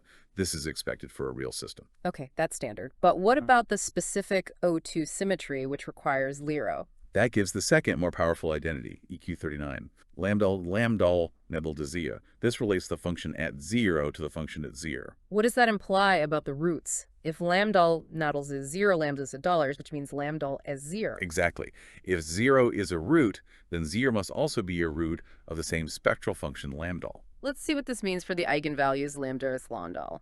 If 0 is a root, it gives lambda. The other root, 0, gives an eigenvalue lambda L0. How does lambda relate to lambda? Let's check lambda plus ilzia. So the second root Zahler corresponds exactly to the complex conjugate eigenvalue lambda. Wait, didn't the first identity already guarantee that if lambda is an eigenvalue, so is lambda? What does the O2 identity add? It tells us that both roots, Ziller and lambdalers, belong to the same spectral function lambda, for lambda, I'll say. This means that the eigenvalue lambda arises from two distinct roots of lambda line. This is the origin of the multiplicity 2 degeneracy caused by O2 symmetry. Ah, okay. So a single eigenvalue lambda unless it's real or zero, is associated with two roots of lambda, namely Zil and Ziller, and also with two roots of lambda 1, namely Zil and Ziller. This sounds like it confirms the degeneracy. Precisely. The O2 symmetry ensures that the eigenvalues associated with the instability, which occur for Liouville, are generally degenerate. This degeneracy is crucial for the bifurcation analysis that comes later. Let's consider the types of eigenvalues lambda we can get from the Roos-Zillers of lambda. Case 1. Real eigenvalues lambda. For lambda always to be real, zeta must be purely imaginary. Let it also be 0. Then the O2 symmetry condition in lambda 1 implies lambda 1, 0 implies lambda 1, 0, 0, 0. Doesn't give a new root in this case. So where does the degeneracy come from for real lambda? It comes from the reflection symmetry acting on the eigenvector. If T psi omega is the eigenfunction for lambda, EQ46x, then the reflected function kappa agna must also be related to an eigenfunction. Crawford shows, EQ48, that kappa AECO, and this zeros turns out to be an eigenfunction for the same real eigenvalue lambda, but associated with the lambda 1 mode. So the degeneracy for a real eigenvalue lambda is between the lambda 1 mode Peti and the lambda 1 mode Pesi. The eigenspace is spanned by its multiplicity 2 and semi-simple, meaning enough independent eigenvectors. Correct. This leads to a steady state bifurcation when lambda crosses 0. The system transitions from the incoherent state to a new time-independent synchronized state. Case 2. Complex eigenvalues lambda. This happens when $z is complex, $z is plus I with $6 asia, then lambda I equals $x at the 0 is complex. The O2 symmetry lambda 1 implies lambda 1 0 equals gives us the second root 0 less x plus I also. This second root corresponds to the eigenvalue lambda I0, NIZ0 plus I0 plus I0 plus I0 plus ICO lambda. So lambda 1s having roots 0 and 0 lambda means that elephant has eigenvalues lambda and lambda. Yes, but again, where's the degeneracy? The O2 symmetry means that the reflection of the eigenfunction associated with lambda must also be related. Crawford shows, EQ57, that kappa Clio is an eigenfunction also associated with the eigenvalue lambda. So for a complex eigenvalue lambda, the degeneracy is between Blotzy and a kappa core, which involves both $1 and $1 components, but transforms simply under reflection. The eigenspace for lambda is spanned by a kappa. It's also multiplicity 2 and semi-simple. Exactly. This leads to a Hopf bifurcation when texture crosses 0, i.e. when $day crosses 0. This signals the emergence of time-periodic oscillations in the collective behavior. And this is where the historical mistake happened. Bonilla et al. Missed the kappa-Gade mode. That's what Crawford argues. They essentially only considered the C mode and its conjugate semella for lambda, effectively assuming only SO2 symmetry, not the full O2. By missing the second degenerate mode, kappa-Gade decellar for the eigenvalue lambda, their subsequent nonlinear analysis of the Hopf bifurcation was incomplete and led to incorrect stability predictions for the resulting wave patterns. Okay, so O2 guarantees multiplicity 2 for the critical eigenvalues, real or complex, at the bifurcation points. Now, to do the nonlinear analysis under manifold reduction, we need not just the eigenvector Cicella, but also the adjoint eigenvector Scalar. Why? The adjoint eigenvectors are needed for projection. We have the original eigenvalue problem, lambda psi. The adjoint problem is lambda psi, where lambda is the adjoint operator. The eigenvalues lambda are conjugates of the original ones. And these adjoint eigenvectors psi defined in EQ 51 to 52 have a special relationship with the original eigenvector's size. Yes, they satisfy biorthogonality relations. EQS 53-54. Essentially, the inner product Langle lambda CMU rangle is 0 unless lambda a mu. This orthogonality allows us to construct a projection operator, plambda, EQ56 spies. What does plambda do? It projects the full state etas onto the eigenspace corresponding to the specific eigenvalue lambda. So, if lambda is the critical eigenvalue becoming unstable, plambda eta isolates the amplitude of that unstable mode. This projection is the mathematical tool that allows us to separate the dynamics of the unstable critical modes from the dynamics of the infinite number of stable modes. It's essential for the reduction to a finite dimensional system. Makes sense. We need C's to cleanly extract the amplitude alpha of the growing mode C's. Precisely. Now, there's one more wrinkle in the spectrum. Non-semi-simple eigenvalues.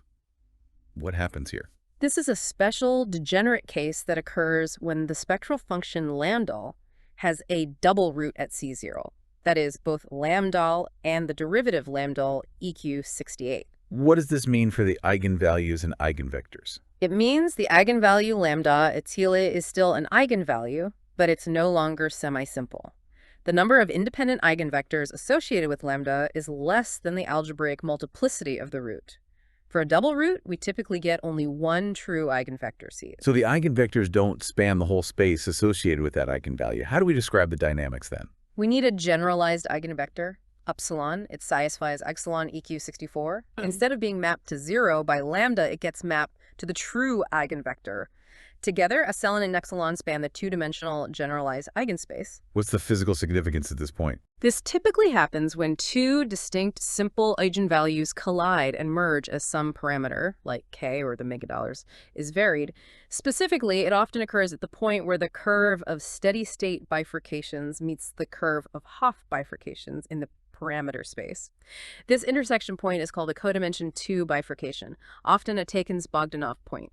So it's a special point where the transition to synchronization could lead to either a steady state or an oscillation, depending on precisely how you cross the threshold. Exactly. The dynamics near such a point are particularly complex and rich. It marks the boundary between different types of instability. Let's make this concrete with the example Crawford uses throughout, the bimodal population. Equation 85 gives the frequency distribution Omega-skulls as two Lorentzian peaks centered at omega. This choice is convenient because the integral in the spectral function lambda 1 can be solved exactly using residues. You don't need to approximate the integral numerically. Solving lambda 1 30 gives the roots zeros explicitly, OQ88. They depend on the coupling K, the peak separation to megadollars, the peak width epsilon, and the noise D. And by analyzing these root zeros, we can determine the critical curves in the parameter plane spanned by K and omegadollars. First, KVCA, the threshold for steady-state bifurcation. This happens when an eigenvalue lambda becomes 0. From lambda Bruce is, E, this means 0 must be 0. Setting $C in the condition lambda 1, or really the equation derived from it, gives the curve KDEQ 90 day. Second, the threshold for Hopf bifurcation. This happens when text roots 87 year. This means D the 1. This condition applied to the roots Z-primes gives the curve TTQQ 91. Third, there's TTQ $89. What's that? It's where the eigenvalues lambda coalesce with the continuous spectrum boundary. Right. Remember the continuous spectrum for when Galois lies on the line text-ream day. Kähler marks the point where the discrete eigenvalues, which might have emerged from the continuum, merge back into it. Below K, there are no discrete eigenvalues. So for instability, we need K to be large enough to be above K and also cross either takes-2 or toddlers. Generally, yes. The actual instability threshold will be the lower boundary formed by Caro and Taylor's. When the megadollars is small, peaks are close, Taylor is lower. So we get a steady-state bifurcation first. When to megadollars is large, peaks far apart, Taylor's is lower, and we get a Hopf bifurcation first. And the Takens-Bogdanov point, where KLO and Taylor meet. That occurs at a specific combination of parameters, Kähler before epsilon plus D and omegadollars Kähler 1 plus D. At this precise point, the eigenvalue is lambda dollars, but it's a non-semi-simple eigenvalue corresponding to a double root Z to Taylor 1 lambda dollars. This confirms it's the codimension 2 point where the two types of bifurcation merge. Okay, this linear analysis gives us a clear map, like figure 1 in the paper, showing which type of instability happens first, depending on the system parameters K and the megadollars. Now we need to analyze what happens after the instability using nonlinear theory. Right, let's tackle the first case from the linear analysis, the steady-state bifurcation. This happens when K crosses 621, assuming KT says, and a real eigenvalue lambda crosses 0 from negative to positive. We know from the linear theory that this real eigenvalue lambda approxis on LO is semi-simple and has multiplicity 2. Thanks to the O2 symmetry. The eigenspace is spanned by the Al-Dollar1 mode of the Allega, and the Al-Dollar1 mode embeds the Alnega. We need to figure out how the amplitude of the growing perturbation evolves nonlinearly. The tool for this is center-manifold reduction. How does that work conceptually? The idea is that even though the full system lives in an infinite dimensional space, all possible functions, the theta omega, near the bifurcation point, the dynamics are dominated by the unstable or critical modes, the ones whose eigenvalues lambda are close to 0. All the other modes have eigenvalues with strictly negative real parts, so they decay quickly. So we can sort of ignore the fast-decaying modes. Not quite ignore, but we assume they are enslaved by the critical modes. Their dynamics are determined by the slow evolution of the critical modes. Mathematically, we decompose the full state AQ $96. We write ET equals A at T plus sec. Sec is the part living in the critical eigenspace. Since the eigenspace is spanned by alpha t, we write A tech its melon.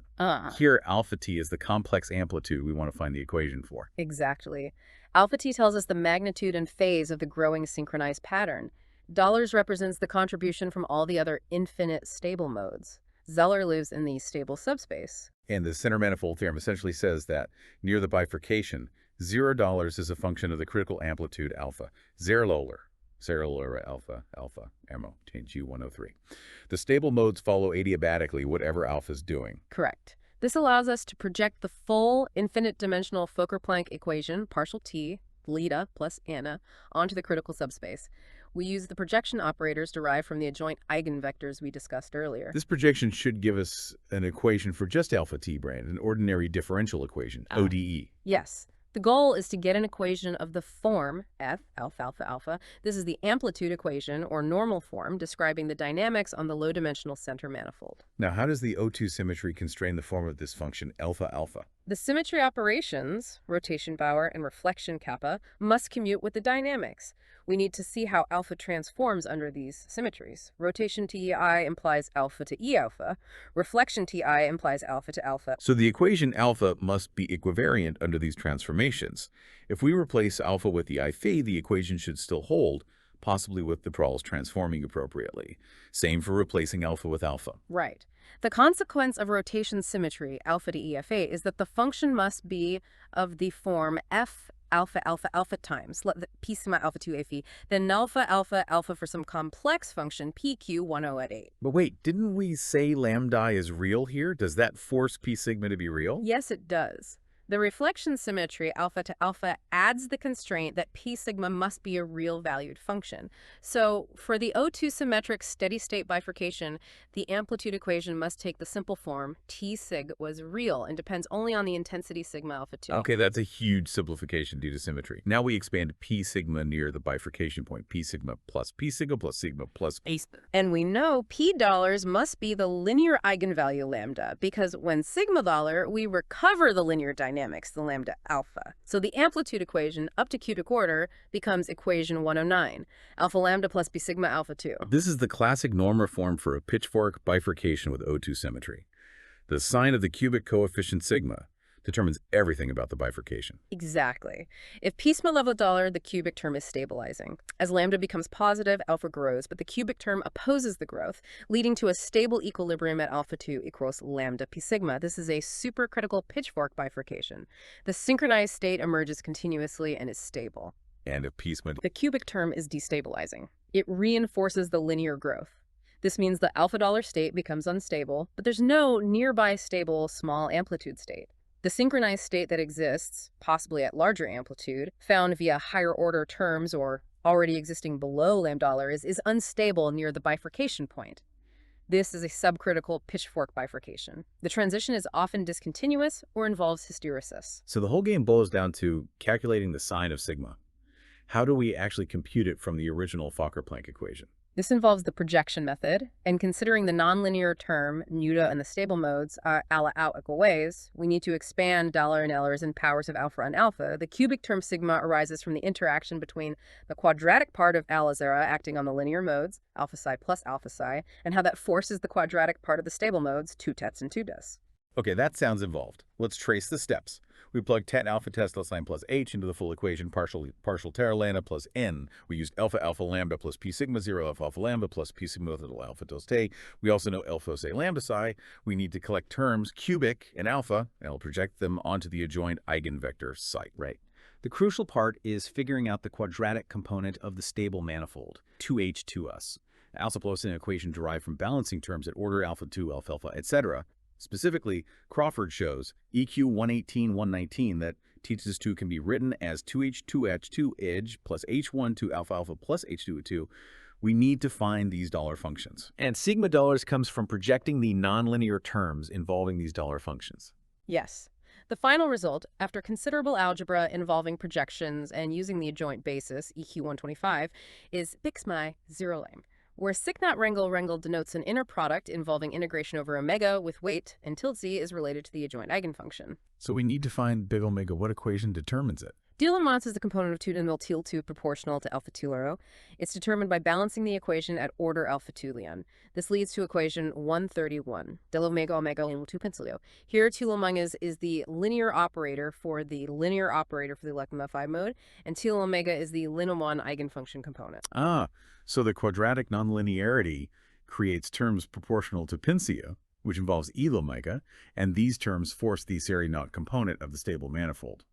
We solve EQ131 for tilde 2. Correct. Since lambda approximon, and we know tilde 2 corresponds to stable modes, eigenvalues have real part 40 dol, the operator 2 lambda is invertible, so we can formally solve for 2 lambda, til lambda 1 til psi. And plugging this back into the expression for sigma gives the final result. Equation 132 gives the explicit integral formula for sigma.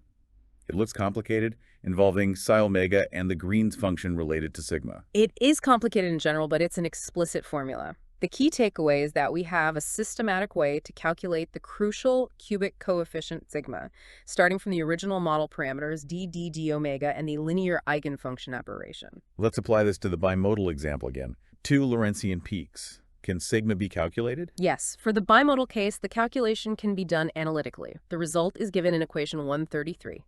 It turns out that the sign of sigma depends simply on the sign of omega 2, where the mega 2 epsilon plus d22 involves the Lorentzian with epsilon and the noise dollars. So 2 outcomes based on the peak separation to megadollar. Outcome 1. If omega dollars of peaks are close together relative to their width noise, then sigma is negative. This means the bifurcation at Passaler is supercritical. A stable synchronized state, the partially synchronized state, PS, emerges smoothly as K increases past Ke states. The amplitude grows like square Kk. This is the well-behaved synchronization transition. Outcome 2. If the omega dollars peaks are far apart, then sigma dollars is positive. The bifurcation at K is subcritical. So the synchronized state emerges unstably from the incoherent state. This often implies that a stable synchronized state might exist but at a finite amplitude, possibly even for a K-ago dollar, leading to hysteresis effects. The transition might involve sudden jumps into or out of synchronization. Precisely. So the shape of the frequency distribution, specifically how spread out its peaks are, determines the fundamental nature, supercritical or subcritical, of the steady-state synchronization transition. Now, let's revisit that crucial point about the limit of zero noise, 0 to dollars. What happens to sigma? One might worry that as z to the dollar, the operator toperator in the denominator circular 1 used to find per Toller becomes problematic, maybe singular, because the operator continuous spectrum text for dd moves onto the imaginary axis. This happens in Vlasov-Poisson systems and plasma physics. The analogous coefficients often diverge. But Crawford shows this doesn't happen here. Correct. He demonstrates, leading to equation 139, that the coefficient texma remains finite and well-defined even as d to dollars. The structure of the Kuramoto model nonlinearity prevents this divergence. What's the implication of sigma being finite at $2? It means that the bifurcation structure, supercritical or subcritical, persists even without noise.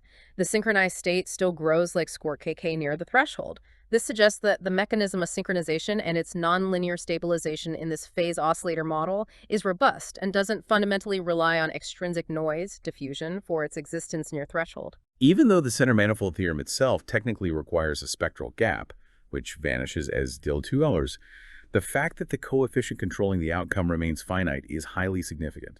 It is. It points to a fundamental difference between the collective dynamics of phase oscillators and systems governed by Vlasov-like equations, where energy and momentum conservation play a stronger role and can lead to singularities related to Landau damping when noise collisions vanish.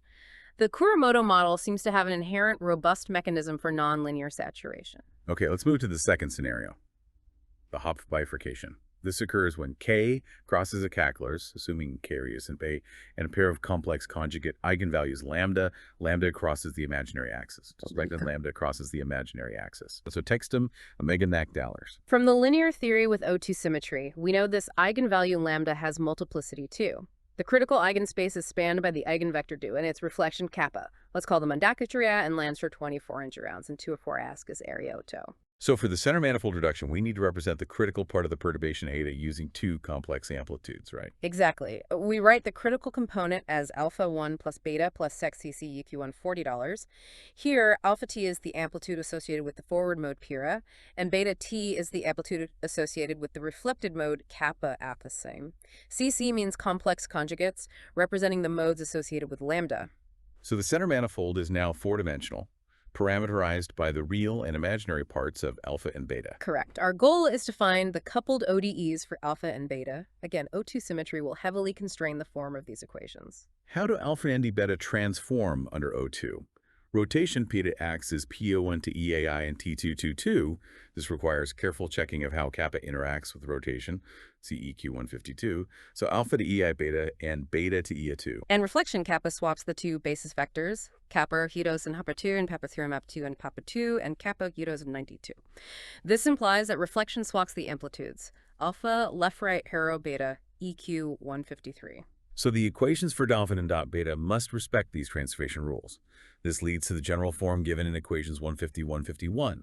F alpha betas and alpha, where F and G have specific symmetry properties related to rotation and reflection. Now, finding the coefficients in F and G directly is complicated. A standard technique in bifurcation theory, especially with symmetry, is to use normal form theory. The idea is to make nonlinear coordinate changes to simplify the equations as much as possible while preserving the essential dynamics. Crawford states that for this O2 equivariant Hopf bifurcation, the system possesses an additional non-trivial Sadastan-Galler symmetry after transformation to normal form coordinates. What does this mean? It means the transformed equations depend only on specific combinations of the amplitudes that are invariant under certain phase shifts. The dynamic simplifies significantly.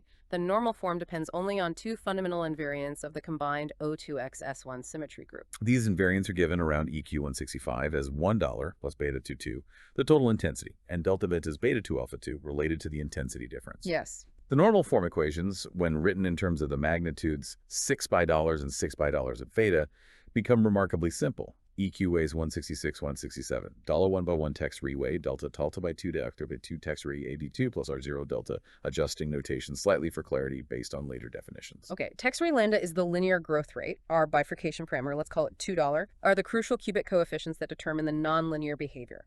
$1 by 12 plus by 22, 2, and delta by 22 by 12, 2. These look like competition equations between the two modes, 6 pi dollar and 622. They are exactly population dynamics equations, like Lotka-Volterra competition models. They describe how the amplitudes of the forward mode, alpha, represented by $6 and dollars, and the reflected mode, beta, represented by $6, compete and coexist. What are the possible equilibrium solutions to these equations when Wonshun retills lambda? Besides the trivial solution, sextimizo $2, which is now unstable, there are two main types of non-trivial solutions representing synchronized waves. Type 1, traveling wave TW solutions. These occur when only one amplitude is non-zero, either XTW or $2 XTW. Physically, this means either alpha next ziller or alpha equals 0, beta next dollar. Only one of the modes, E-seed or an apice, is excited. What's the condition for this solution? If 6 be $2, then 6 be dollars now.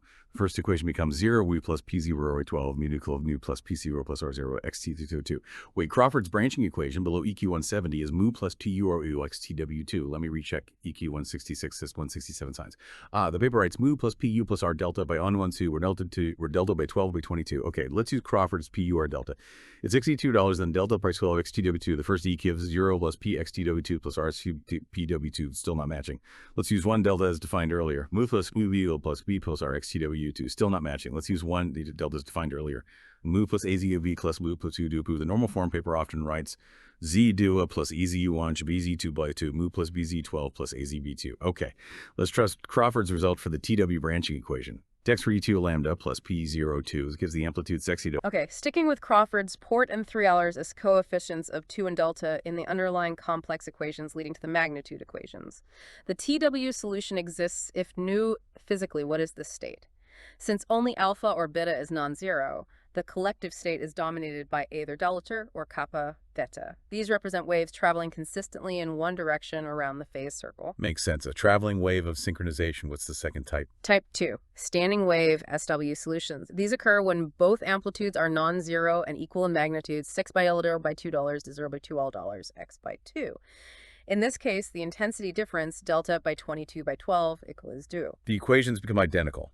$0 plus P02 S is W2 plus XW0 value made plus 2 P02 blah. This is the branching equation for the SW solution. It exists if man negates to P2 $. Physically, 6 by dollars by 2 means alpha base D non. The forward mode, base C, and the reflected mode TET are equally excited. What does this look like? If you add T theta and kappa, roughly speaking, you get something like Shelpa. It doesn't propagate around the circle, it just oscillates in place. Exactly. For the bimodal distribution, this corresponds to the two peaks of oscillators, around plus megadol and in megadollars, oscillating out of phase with each other. One clump surges forward while the other surges backward in phase, then they reverse. The overall average phase θ remains fixed. It's a macroscopic oscillation, a standing wave pattern. See EQ 171 for the form of the hit. Oh, so we have two potential outcomes, traveling waves or standing waves. Which one actually appears and is stable? That depends entirely on the signs of the cubic coefficients $500.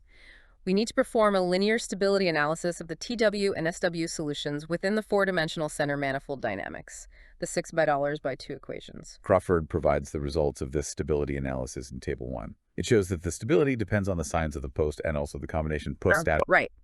For example, if 2 per dollar C, then the SW solution is stable and the TW solution is unstable. If 2W do, it might be the other way around, or they could both be stable by stability, depending on what. So again, the crucial step is calculating Pooh dollars and Tour from the underlying Fokker-Planck model. How is this done?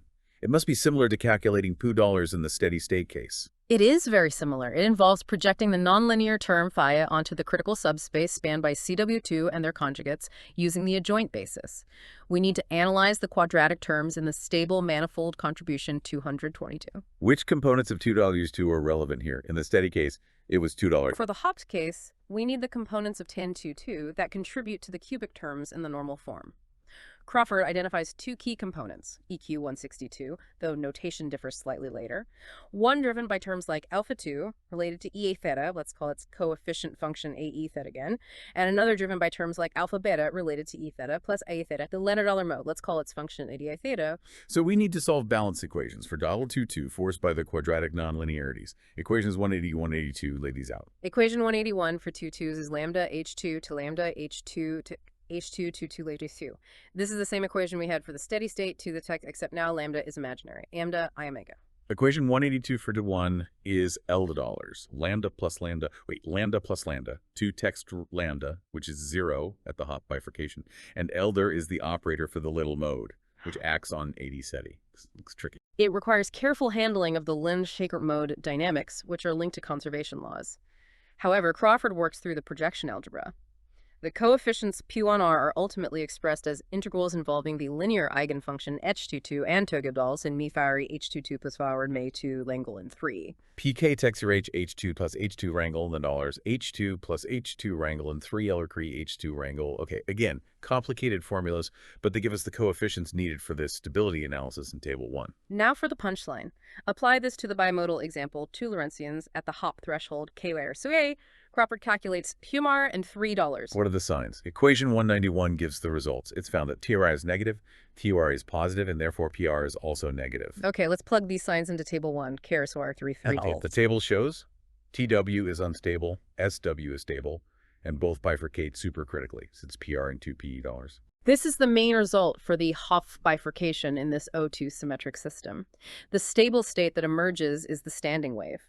The traveling wave, while a possible solution, is unstable. The system prefers the state where the two frequency groups oscillate against each other rather than moving together. And this directly contradicts the earlier prediction by Bonilla et al. Yes.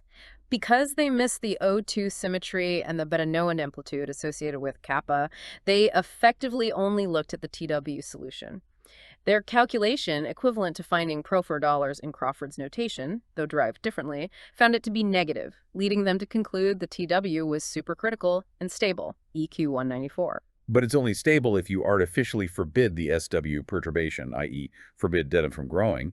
Once you allow the full O2 dynamics, the TW is unstable to becoming an SW. Precisely. Crawford's rigorous inclusion of the O2 symmetry and the resulting 4D normal form corrects the picture and shows the SW is the winner. Does this match any other results? Yes. Crawford notes that Okuda and Kuramoto had earlier studied a model of two coupled populations which, in a symmetric limit, d epsilon, corresponds to this analysis. They did find stable standing waves in their simulations and analysis. Crawford's work provides the general theoretical framework rooted in O2 symmetry that explains why the SW is the stable outcome. Finally, what about the frequency of these waves? The linear analysis gave the Hopf frequency omega textum. Does the nonlinear SW oscillate at exactly this frequency? Generally, no. There's usually a nonlinear frequency shift. The actual oscillation frequency omega CSW depends on the amplitude of the wave.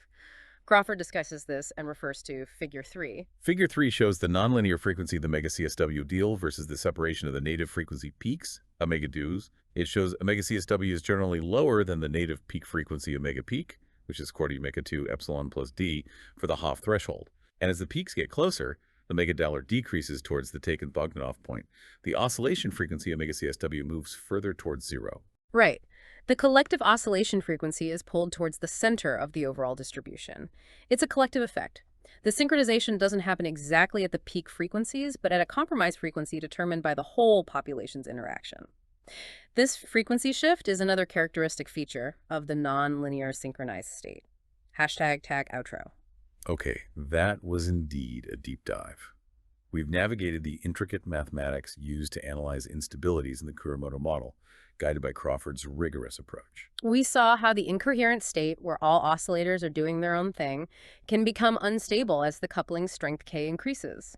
And depending on the shape of the frequency distribution omega O, this instability leads to one of two main outcomes. First, a steady-state bifurcation, giving rise to a time-independent, partially synchronized PS state.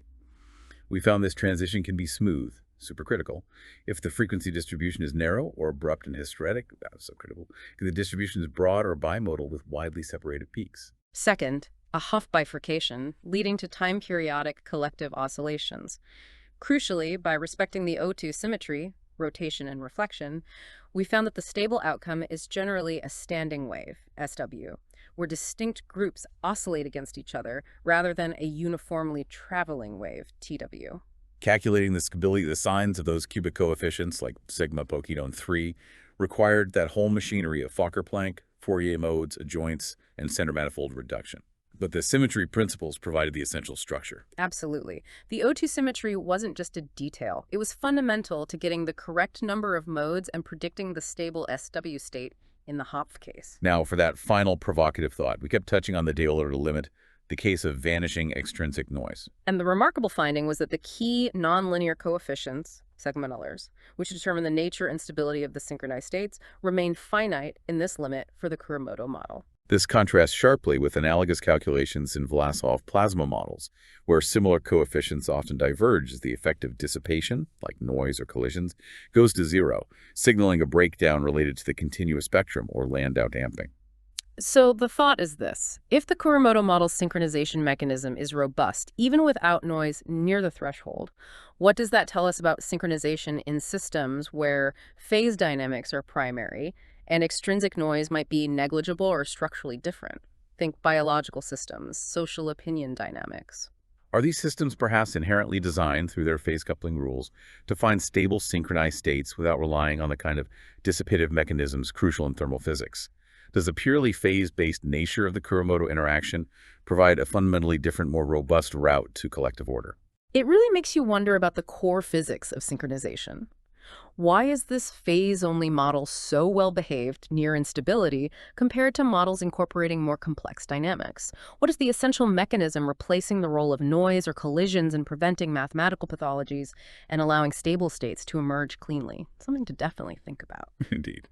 A lot to chew on there. Until our next deep dive.